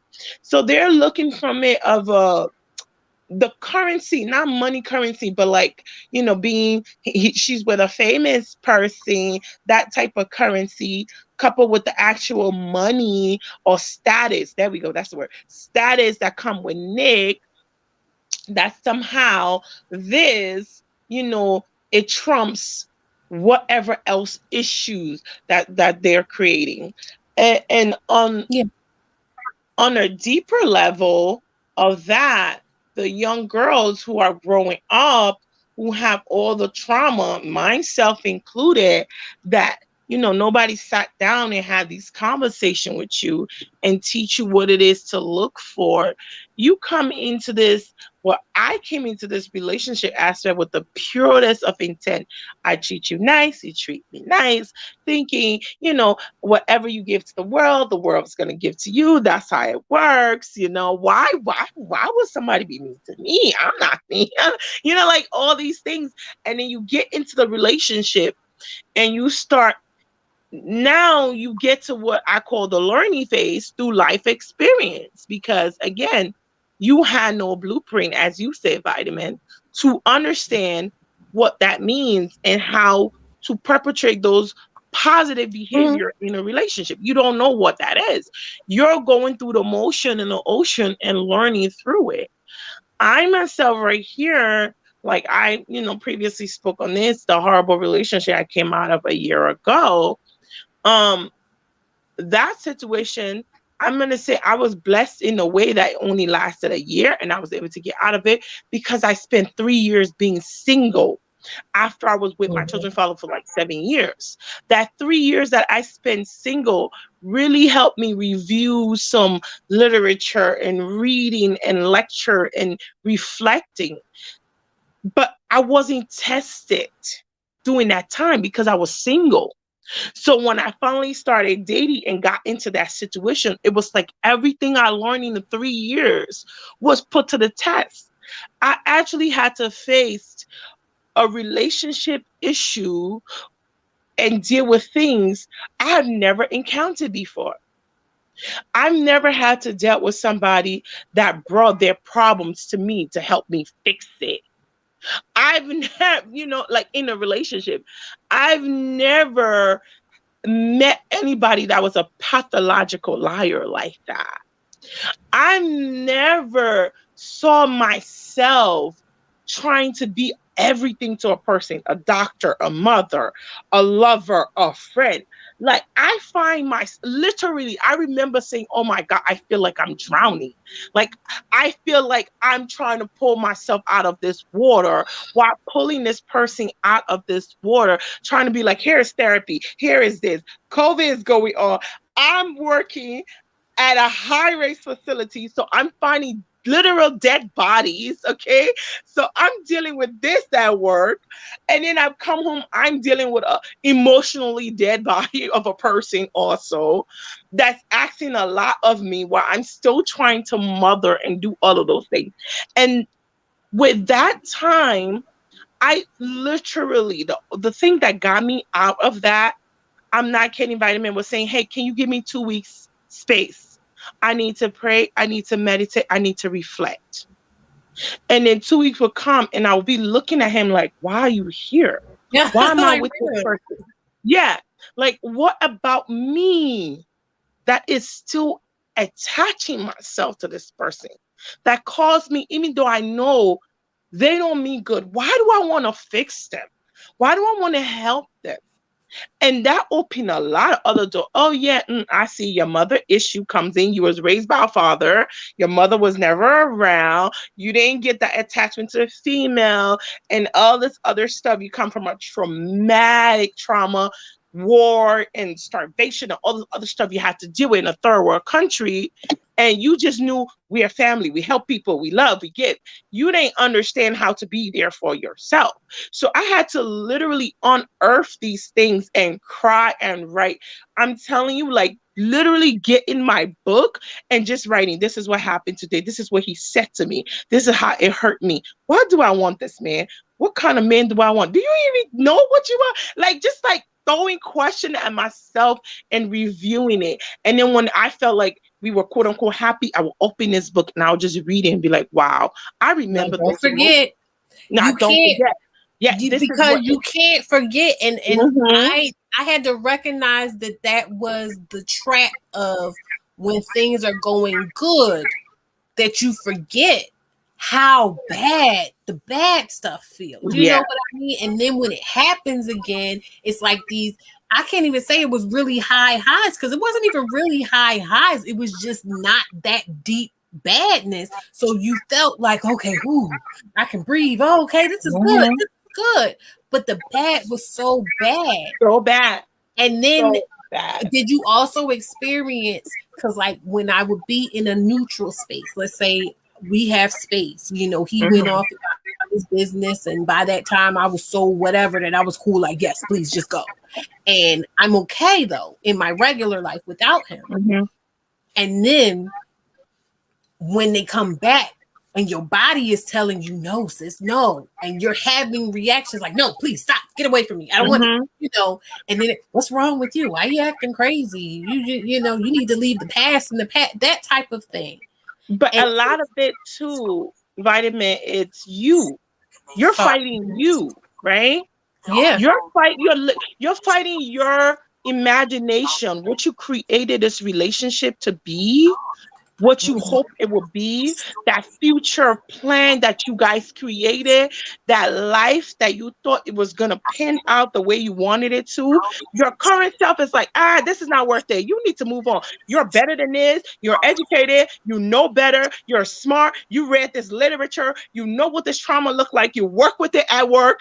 And here you are doing it in your real life with somebody else. How can you be this, you know, like really cruel to yourself? Like, how can you be this dumb and then your other self is like, oh no, this person is sweet. This person is nice. If only they could fix this, then it will all work out. And you know, and sometimes I'm like, all right, you know, I've listened. You know, that life says sometimes if things is going to work out, it's going to keep going on the straight path. If it's not going to work out, things are going to keep pulling you away. So I made a contract with myself. If things start happening that makes me pull away, keep pulling away. Like, follow that path line. And that's where the writing and the reading came in. And this is why when somebody finds themselves in this type of relationship situation, this horrible situation, it takes the deep reflection. It takes taking a break. You know, it takes dealing with your delusional self, because your delusional self, that this war that you create to create this happiness aspect, it's going to keep showing up unless you deal with that part of you. I had to step in there and say, this ain't it. I broke up so many times with him, took him back. And as I stepped from that relationship, the last time, I was like, I'm booking a hotel. I'm getting a weekend for myself. And I'm going to just write in my diary. And I'm going to just reflect. and I'm gonna come home. Actually, I think I had a conversation with the kids a month before I broke up with him, because I was like, this does not feel right. I just kept repeating, this don't feel right. It don't feel right. It don't feel good. My soul is not happy. My gut is disturbed. Like, I don't feel good about it. This is me pregnant already and dealing with this. And I had to fight myself. Like, I know you don't want to be another single mother again. I know this wasn't your plan. This man said he was going to marry you. You guys agreed to get married. And even I had to pull away from the marriage. I was like, I'm not interested in it. Yeah. Once I picked out the dress, I can't even not vitamin. This was me. I had a panic attack. Your body was telling you no. Like, it really was. I was scared. I called my friend, like, why am I scared? My friend is like, because you didn't know him long enough. I'm like, I know him. I know his trauma. He told me everything about his life. I see it playing out. He's like, yes, you know of it, but you haven't lived through the headache, the pain, the happiness. Like, you haven't had life experience. That's what knowing a person means. But and even if you know of it, and even if, you know, that's not for you to experience. It's true. That's not for you to experience. It's true. That's not for you to shoulder. It's true. And literally, once I said, you know, I can't do this marriage right now. Can we put it on hold? My whole gut got quiet. It felt great. I was happy. I was like, whoa, this is something, because for me to feel relieved at the fact that I'm not getting married means there's something big. At the time, I didn't even know it. I just knew there's something big that's happening that I'm not happy with, and I have to figure it out. It literally took breaking up with him every 2 weeks and just staying by myself, reflecting, writing. Every 2 weeks. Every 2 weeks for 4 months. Every 2 weeks for 4 months straight. And the last one, I think, was like Valentine's Day. I broke up with him in public because I didn't want to get the whole how can you leave me, and because that was the last time he tricked me into taking him back. It was, you know, I'm dealing with a lot and I've been through a lot, don't leave me. And then I was like, oh, fine, right? Then the other time I was like, let me do it in public. We'll go to a Target and I can say it. It won't be dramatic. Took him to the Target, said it. This man started saying, how you gonna break up with me before Valentine's Day? You know, that's always the most loneliest time of the year. How, you know, you're making me feel hurt inside. And I'm like, oh my God, I'm really doing this to him. I was like, fine, I take you back. Just like that. Like, I couldn't believe it. I saw myself agree to this, but I'm like, oh my God, you're so silly. Like, how could, I was like, fine, took him back. But didn't really take him back. Just took him back for the holiday, right? Literally bought candies, hanged out with my kids, got myself gifts. He came walking in with some $2 candy. I bought myself a whole massage. I was like, I'm gonna get some stress out of me. He saw my massage chair, got excited, thought it was for him. I was like, no, no, this gift is for me. And then like told him to stay away from me for like 3 weeks right after Valentine's Day. And that's when I did the whole hotel and did the writing. And I came home. My mom was here, and I told her, I said, Mom, I know I'm pregnant. I know I said I was getting married. I know we made this plan, but it's not gonna happen. Like, I don't feel good about this person. And this is my decision. And my mom was just like, what do you mean? You say you was getting married? Like, she was so focused on the fact that I said I was getting married, even though he was sitting right there in her face. And I said, I'm unhappy. She never once asked, why are you making my daughter unhappy? Like, like the little girl in me wanted to be like, yeah, get him, Mom. You know? I didn't get that. No. You know why? Because I think, too, they worry about you. Because, like, when I said my youngest father had put on Facebook that we were getting married, and everybody was just like, okay, yay, great. Like, it's kind of a thing where they're just like, look, we just want it to happen for you. You know what I mean? And Now, I will say though, like my friends and people who I actually talk to on a regular basis, when I was dealing with him, they were just kind of like, "It's something about him. I don't know." And I was just like, I'm taking that under advisement. Trust me, I'm watching too. But that's why I say I can see it in Abby. I was in that space where I was like, I can see certain things and I know exactly what you guys are talking about. And it makes sense to me that you are reading it that way, but I'm in a hopeful space and I want to believe that I can give him the benefit of the doubt. But I still had that foot out the door. Like, look, I have a limit. And if he crosses that limit, I'm not going to hesitate to move. Like, it wasn't a thing where I was like, oh, I don't want to. It wasn't a reluctance to leave because I was just like, I didn't want to be outside of the relationship. It was a reluctance to be too hasty in leaving. I didn't want to be moving out of damage. I wanted to do my due diligence. I wanted to leave room for hopefulness within myself. Once I got to that clarity of, okay, no, this is him being whatever he's being. It's time to go. I went. Yep. That was the hotel moment. That was the reflection. That was the writing. And oh, go ahead. No, I was gonna say, I feel like, I don't know if it's because I was in my marriage for like so long, because I'm like 17 years. And I dated before that, like in college and stuff like that. And even when I was in high school, because I went to all girls school. So when I was in high school, like my work was my work, like meaning my schoolwork. And then I come out, and I think my senior year I had one boyfriend. I was like, I will see you on a Wednesday because that's the time I got. So, and then when I got to college, it was about college. I did date, and I feel like for me, I don't know if it's because like in Haitian culture, like they kind of beat into you, like, don't let people disrespect you. Where's your pride? Where's your dignity? Don't you have any shame?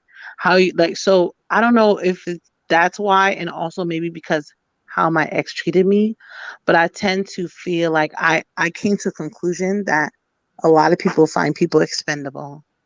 So I guess in my mind, and I don't know if that's a mechanism for me, I'm in a place where if I don't feel that you're in a space that's healthy for me, I personally prayed to God to learn how to cut people off very fast.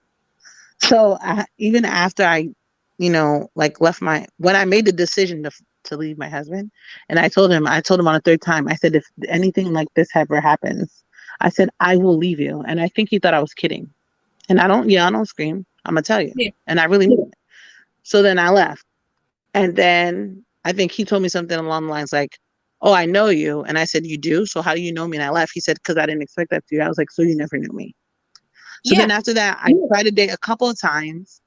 And I literally remember speaking to some people and saying, we're not going to fit. I don't think this is going to work. Like, that's just literally what I say, and that's it.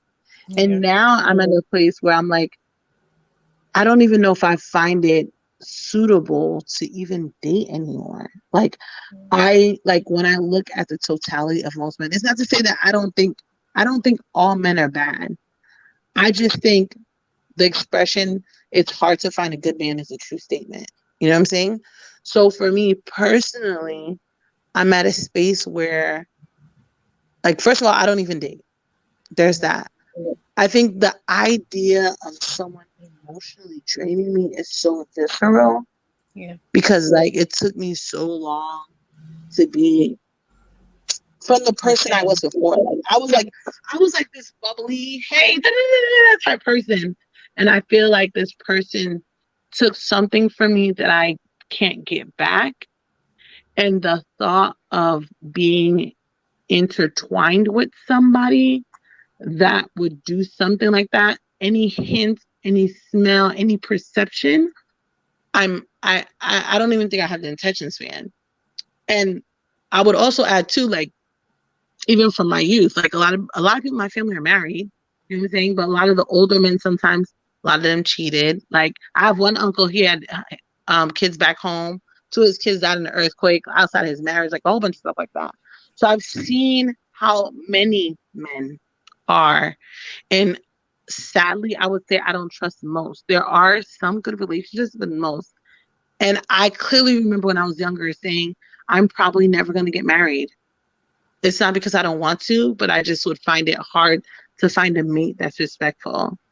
And now I look at my kids, and this is in reference to the whole like, well, Nick Cannon pays for his kids thing. Like I have 2 girls, and my daughter at 3 was like, I'm never going to get married. I'm never going to have kids.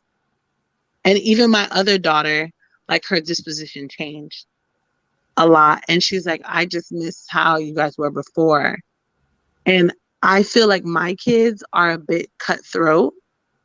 Mm-hmm. And that might come from me and him in observance, right? Like, yeah.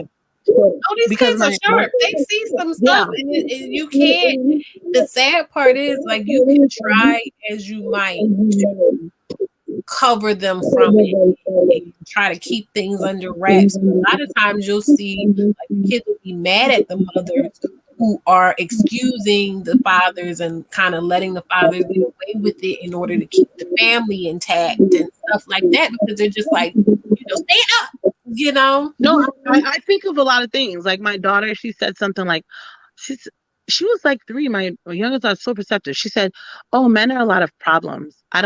She said, I don't never want to have a boyfriend. And in my head, I'm thinking, is this how people like, because I think some people are innately like, lesbian and not lesbian. And I'm thinking, is this why probably like some women become lesbian? Like, is this something like out of trauma sometimes, when they grow into this of non-trust? I don't know if men realize that they're creating a generation of women who have more power, so they don't have to engage in a relationship. It's not that they don't want to. They don't realize it. I won't say they don't realize it. They realize it, but they categorize it as other things, because the other guy was, remember the guy that was like, oh, women are tired of work. And the guy was like, what are you talking about? That guy. He was on TikTok. He came up on, as I was on the live, and his live was basically talking about how it's single mothers' fault that there is a rise in lesbianism due to women not being able to keep it. I don't think it is. I think most women, if you would ask them, the only real affection they ever get is from women. And I'm not a lesbian. I'm like, okay, I like the DD, but I guess because I'm very heterosexual associated, it's like I'm one of those people like, I want to buy that couch. I'm gonna save my money to get that couch. I won't get any other couch until I get that couch. That's how I am.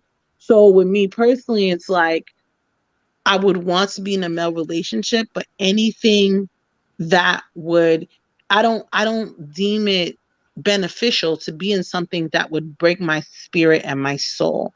Like the idea of being like me being in a marriage for that long and clearly expressing my disdain and my loneliness, and realizing that someone could be evil enough to watch you in misery and just step over you. Like, I have an aversion to that to its deepest core. And I feel like by myself, like, I have a pretty good family base, you know what I'm saying? By myself, I go to on vacation to Puerto Rico with my cousins. I go to St. John. Like, I have a good family. Maybe it's harder when you don't have a good family. My family is really good. Like, I was literally in Florida for 2 months at my parents' house.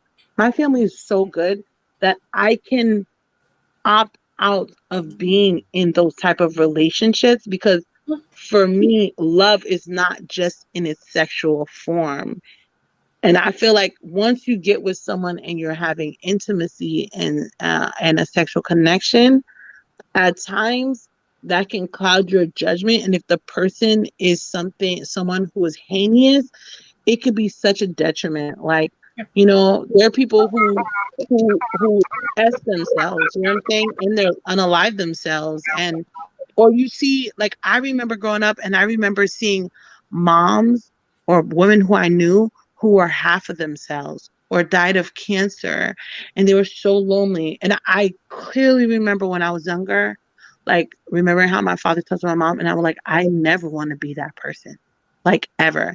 And my daughter saying to me, like, Mom, I wish, like, my daughter said stuff like, I know you and Daddy are not together, but I wish you were together.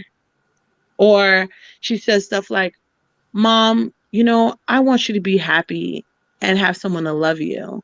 You know what I'm saying? And I'm like, I'm happy with you guys. You know what I'm saying? Like, and it's true, I am happy with them. I'm not unhappy with them. Like, for me, that is not my optimal. My optimal is to be in a relationship and someone companionship. But the second best thing is to be happy alone than completely unhappy with somebody. Because that part, like, once you break your insides, you can't fix it. If you go back in history and you look at all the mental asylums that women used to be in, that's real talk that a lot of people don't talk about. People who went through depression. I had one cousin that had an emotional breakdown. Like, I can't do that. Like, that is never and will never, ever be something that is appeasing to me. And that's probably why, for me personally, I've come to the conclusion, like, who says that we're all guaranteed to find the person that fits us? Whoever invented that? There's millions of people on this planet. We're not going to come across all of them, right? Of course, if I'm an individual person and a unique person DNA, it's going to take time, maybe not this lifetime, to find someone who fits my soul and my spirit. And I'm okay with that. And I'm okay with that, not necessarily, I'm okay in me having many purposes in life. And that might not be one of the things that I achieve, but damn it, I will achieve a lot of other things. I will be an amazing mom. I will be an amazing daughter. I will be an amazing sister. I will be an amazing friend that will encourage and be someone's hype man. Like, my cousin, she lived with me. She's a nurse now. I had another cousin who, like, I have many purposes, and my purpose is not here to be someone who suffers underneath you. That is not what God put me here for. I'm not going to do that for any goddamn body. I'm sorry. Yeah, that's for sure. For me though, dating, yikes. Again, not doing it for a while, and it's not because I don't want to be in a relationship, just because I feel like there's a lot of lesson I learned in my last one, just wholeness, just me redefining what relationship means, what love means, what self-awareness means, not self-esteem, self-worth. And that thing that says, I am a product of God in this universe. Whether I produce whatever it is that people think I'm supposed to produce versus what is innately, naturally within me, that's love. And that's good enough. And I'm worthy of love and I'm worthy of life. And I have no reason to prove anything to anybody on this earth, but through God and my existence is what is guaranteed of love. Like, that definition is what has made me thrive in life. And one thing I used to say, I love the person that I was, the person that I am. And I will not allow other humans to dictate and destroy my true essence. Because I came into this world love. And my mom would tell me story. My dad would tell me story. Like, when you was a kid and you would wake up, I found Christianity on my own. My father wasn't religious, but I heard a choir singing and I was just like, oh my God, like this is gospel. This is what it feels like. I want to go to church every day. And I will have kids who don't have family and I will bathe them in the morning and be like, let's go to church, and give them my clothes. And if they didn't have food, I'll be like, come over, stay with me. If they were homeless, like, my heart as a 10-year-old, like, this is literally a letter my father wrote to me before I was coming to this country. And he was saying, do not lose that essence that made you this kid that wanted to take care of homeless children and give them your clothes and share your bed and your food. Do not lose that part of you, no matter what happens to you in life. So even with all the nasty and the relationship and the friend loss, I've always looked back and said, wow, you are a loving, kind cursing. Do not let another human being in their fault, in their loss, make you lose who you are. Go back, tweak it, fix it, create boundaries. Stand and give yourself that same love that you give other people. Yeah. But do not carry that hate. Do not carry that malintent. Do not. And one thing I've learned is intention matter.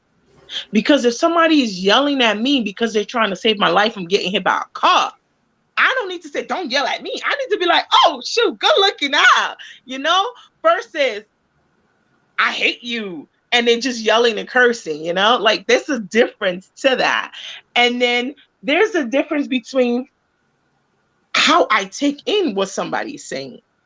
Mm-hmm. Are you coming from a place of love? Do I know you? Because if I know you and I know your intention, what you're saying matter to me. If you're a stranger and you're cursing me down the street, I'm like, oh, word? Okay, cool. Keep it pushing. That stuff does not get absorbed into who I am. Right. It's not a definition of me. But if my sister, my children, my brother was saying something like that to me, I'll be like, wait a minute. That hurts. Because you know me. You know who I am. You're a person that's close to me. So it does matter on how you treat me and how that makes me feel. And if you can't change that behavior, I have to block you. And I had to block a couple of family members and a couple of friends. I had to do that. And I had to create my own identity of what it means to be peace and be peaceful. Mm-hmm. So dating again, not right now because I have a young kid. I want my baby to be at least 5 or older before I even try dating again. And I also want to make sure I've accomplished my last goal of getting my doctorate before I even introduce another partner into my dynamic.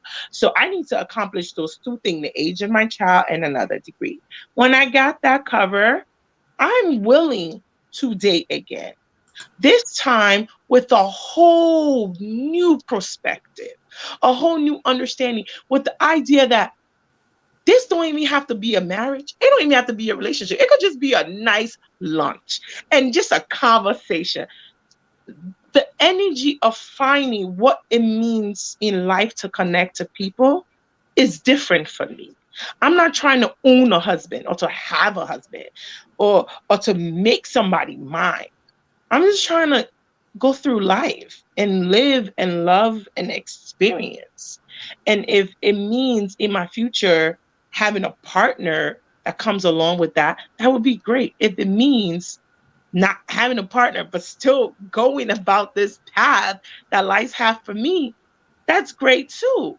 So for me, my key has always been just dropping the bag, just leaving that garbage where it is with that unwell person, whatever they were going through.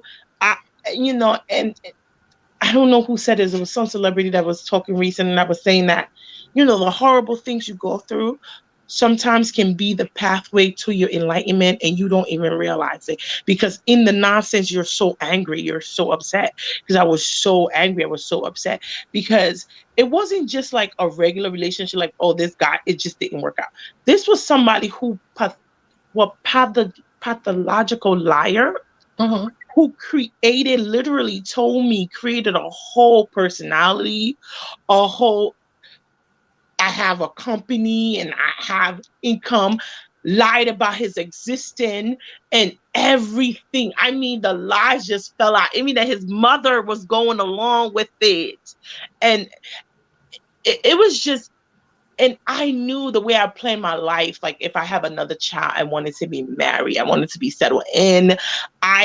I had my life planned to a T. And to know that this person knew those information and manipulated and created this idea of what I wanted, mm-hmm. I felt like a setup, right?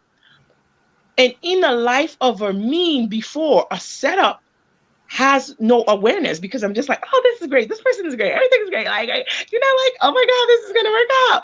Having no idea what a boundary is, how to double fact check listening to my gut feeling and I'm being dismissive. Not having all of those things is what set women up to people like Nick Cannon. it's like literally you're served on the silver platter. Like here's another, happy-go-lucky, life is gonna be great, and whatever you say, they're just gonna absorb it and become you. And I'm grateful for those 3 years of singleness and be like, whoa, this don't feel right. Let me think about this. And yeah, I feel like those women that are dealing with him, they're gonna have to get here. All the young girls who are gonna run into somebody like that are gonna have to hear us in the way we're speaking and saying, hold up, I may not know it, but I remember hearing this story before. Let me not, get myself into it. Oh, she said, well, listen, I'm going to oblige you, Valerie. Hold on. Let me see. Give me 1 second. But I do want you guys, Valerie and Mango Woman, I want to thank you guys for coming up. And Mango Woman, you actually said something really important not too long ago. Well, it was a little bit ago, but you were talking about the character of the person as opposed to like the money. And I'm so glad you spoke on that. And I'm actually going to bring up Valerie's her statement about it.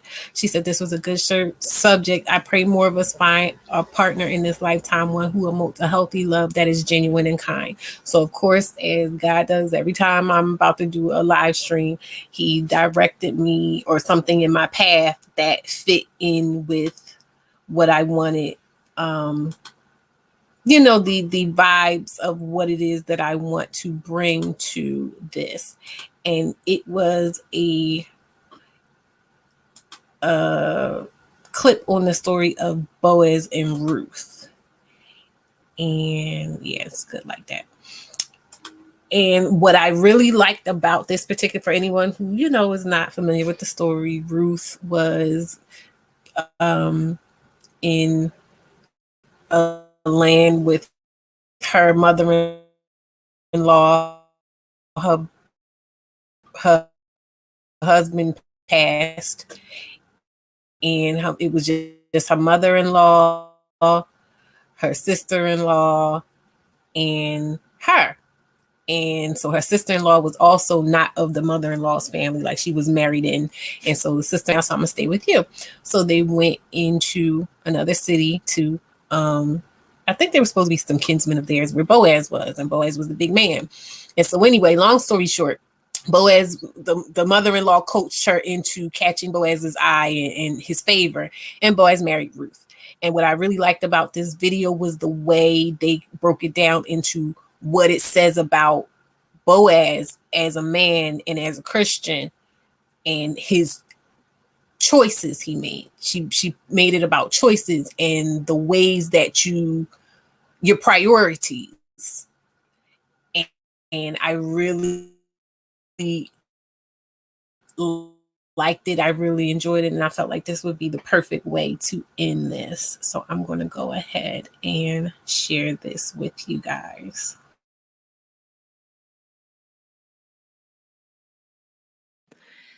The story of Ruth and Boaz is arguably about two normal, everyday, ordinary people, but two people who made some unusual and extraordinary choices.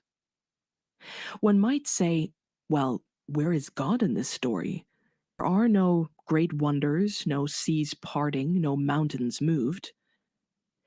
God is revealed in this story through the everyday decisions of people as they make a living, in how they treat strangers and foreigners, in their relationships, their conversations, in drinking and eating, walking and moving, in how they act even when no one's watching. Everyday choices speaking volumes.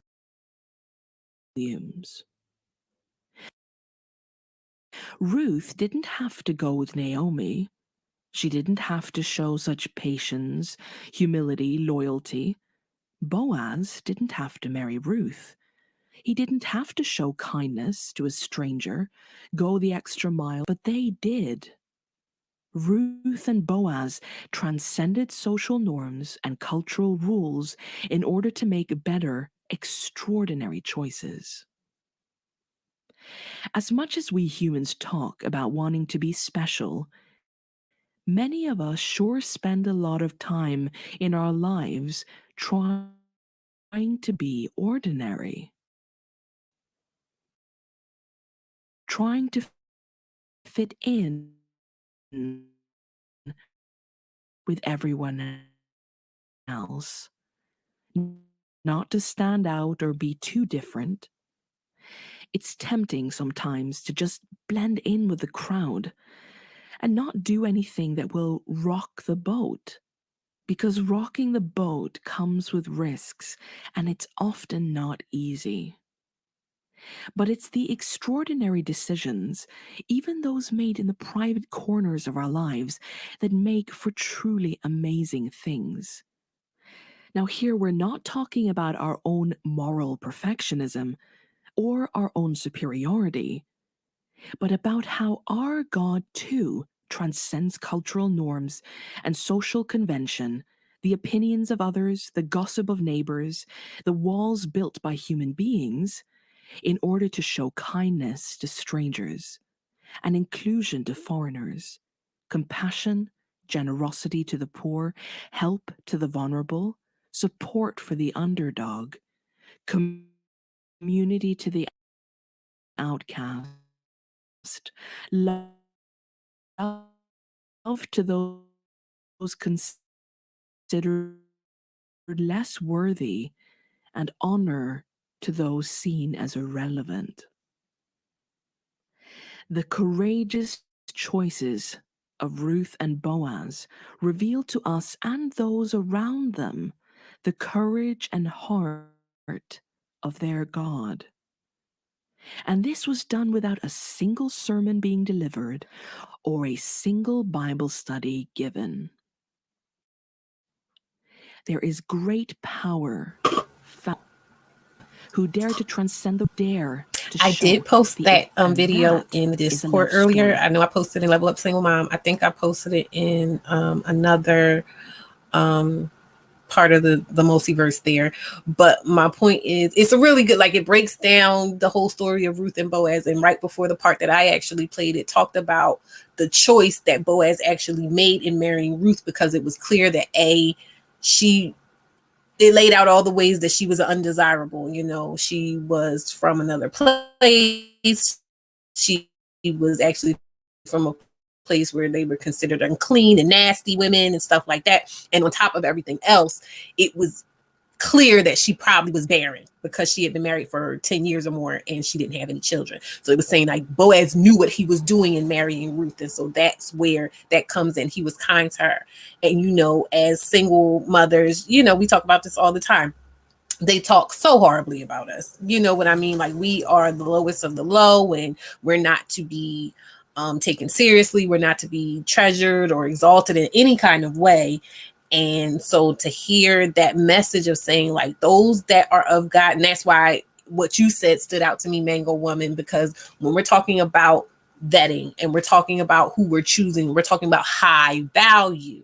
We need to choose people who value, you know, God's principles and the things that are valuable to God, who are looking for people doing extraordinary things, and not extraordinary because, oh, they can be exalted by the rules of man in the, you know, the hierarchy of what man says is valuable, but what is really valuable in the kingdom of heaven, what is really valuable in paradise, and what stands the test of time. Kindness, inclusion more than those who have. You know what I mean? Like those are the things that really make people stand out in a way that lets you know you are safe with them, in a way that lets you know that they will give you what you actually need, fill you up from that inner wellspring as opposed to external things. So I thank you so much for highlighting that, because I was going to play this anyway, but it let me know that I was on track with the message. Deanne says they were intentional in going against the grain and doing God's will. Yes, which is why such matches are just as rare today. Yeah, but that's the inner work that you have to do to get in touch with what is God's will. What are the ways they talk about worldly ways? What are the ways that are worldly that you're used to operating in? And what are the ways that are of, a higher understanding that aren't necessarily popular? And I know some people may say, oh, well, what Nick Cannon is doing is one of those things where people just don't understand and this and that and the other. But like I said, there's so many things within what we were watching tonight that show me that that's not of God. It's all ego, and it's coming from places of lack, and it's being done in a way that denotes so much lack and denotes so much fear and denotes so much confusion and chaos and not insecurity. And when I say insecurity, I'm not talking about like personal insecurity. I'm talking about like nobody's stable. There's no solid ground in this. It doesn't feel solid. When when you see people and you see people's unions, their relationships, it could be a friendship, it could be a mother-daughter relationship, it could be in a partnership, a business partnership. But when it's solid, it makes you feel solid just witnessing it. And that's what they were talking about with the story of Ruth and Boaz. And what I was seeing wasn't making me feel solid. It was triggering me. It was triggering, the familiar experience of that energy. You know what I mean? And I just hope that all involved, including the children, can find that peace, that stability in wherever they can find it. We're gonna learn the lesson while watching from the outside. Yeah, absolutely. Like all of us, and that's why we're here. That's why the book is here. And oh yeah, the link is in the description. All the different links are in the description. That's why I do this, because we can find that stability. We have to have a basis in that stability to be able to recognize it in others. And so we can't skip over doing our work. Like I said, what I saw, what I heard in what we watched tonight, everything that we watched tonight concerning Miss De La Rosa is there was, and I've been there too, where you think you're healing and someone comes along with an attractive offer, and instead of you saying, okay, yeah, I still need to finish this out for me, you just kind of go along with what's being offered. And like I said in the beginning, it's a journey. It is a journey. I wish her well. I hope, because I feel like right now she is happy. And I wish for her continued happiness. And I wish for her happiness through all the different transitions that this may bring. Like I said, I've had plenty of missteps on my own. It's all about a journey. All of us who have had children, even those who haven't, who've just been through these relationships, it is a road that we all have to walk. And we're all going to have missteps in our own way. And they may not look yours may not look the same as mine. Mine may not look the same as hers or whatever, but none of us are without it. And we need to remember that and try to be as kind as possible, but still, get the lessons and recognize BS when we see it, but still try to be kind and inclusive and not try to put people beneath our feet. Did you have any final words, Mango Woman? I guess, like I said, we're watching and we're in the public Discord and we're learning. I feel like vibrationally we're at a peak of sharing. and relating to each other and to the young generation coming up from us. It's just amazing. Like, I'm so happy to like have an area like this where I can express my thoughts. Not only that, but I can refer my 21-year-old to and say, see, this is where I need you thinking so you can be better than me, you know? So I'm grateful. Well, I thank you so much. I'm always grateful for your contributions, Valerie. I thank you so much. And I saw what you wrote in the chat. I very much so appreciate that. And I appreciate, even without that, I appreciate you coming. Everyone who came here tonight, I thank you so much for this edition. We didn't finish the video, but, you know, I could pretty much tell it's going to be more of the same. So those of us talk about it, that'll be great. But it's been over 4 hours. I can't believe it. And mind you, I probably could go somewhere, but I need to eat. And I also need to get ready for tomorrow so my baby get her up for school and stuff. So with that, I thank you so much for joining me here for another Woman Chat Wednesday. We got another one down in the books. Please make sure you come and meet us again here on Wednesday at 6 p.m. Eastern Standard Time. And I bid you all a good night, and I will see you. Good night.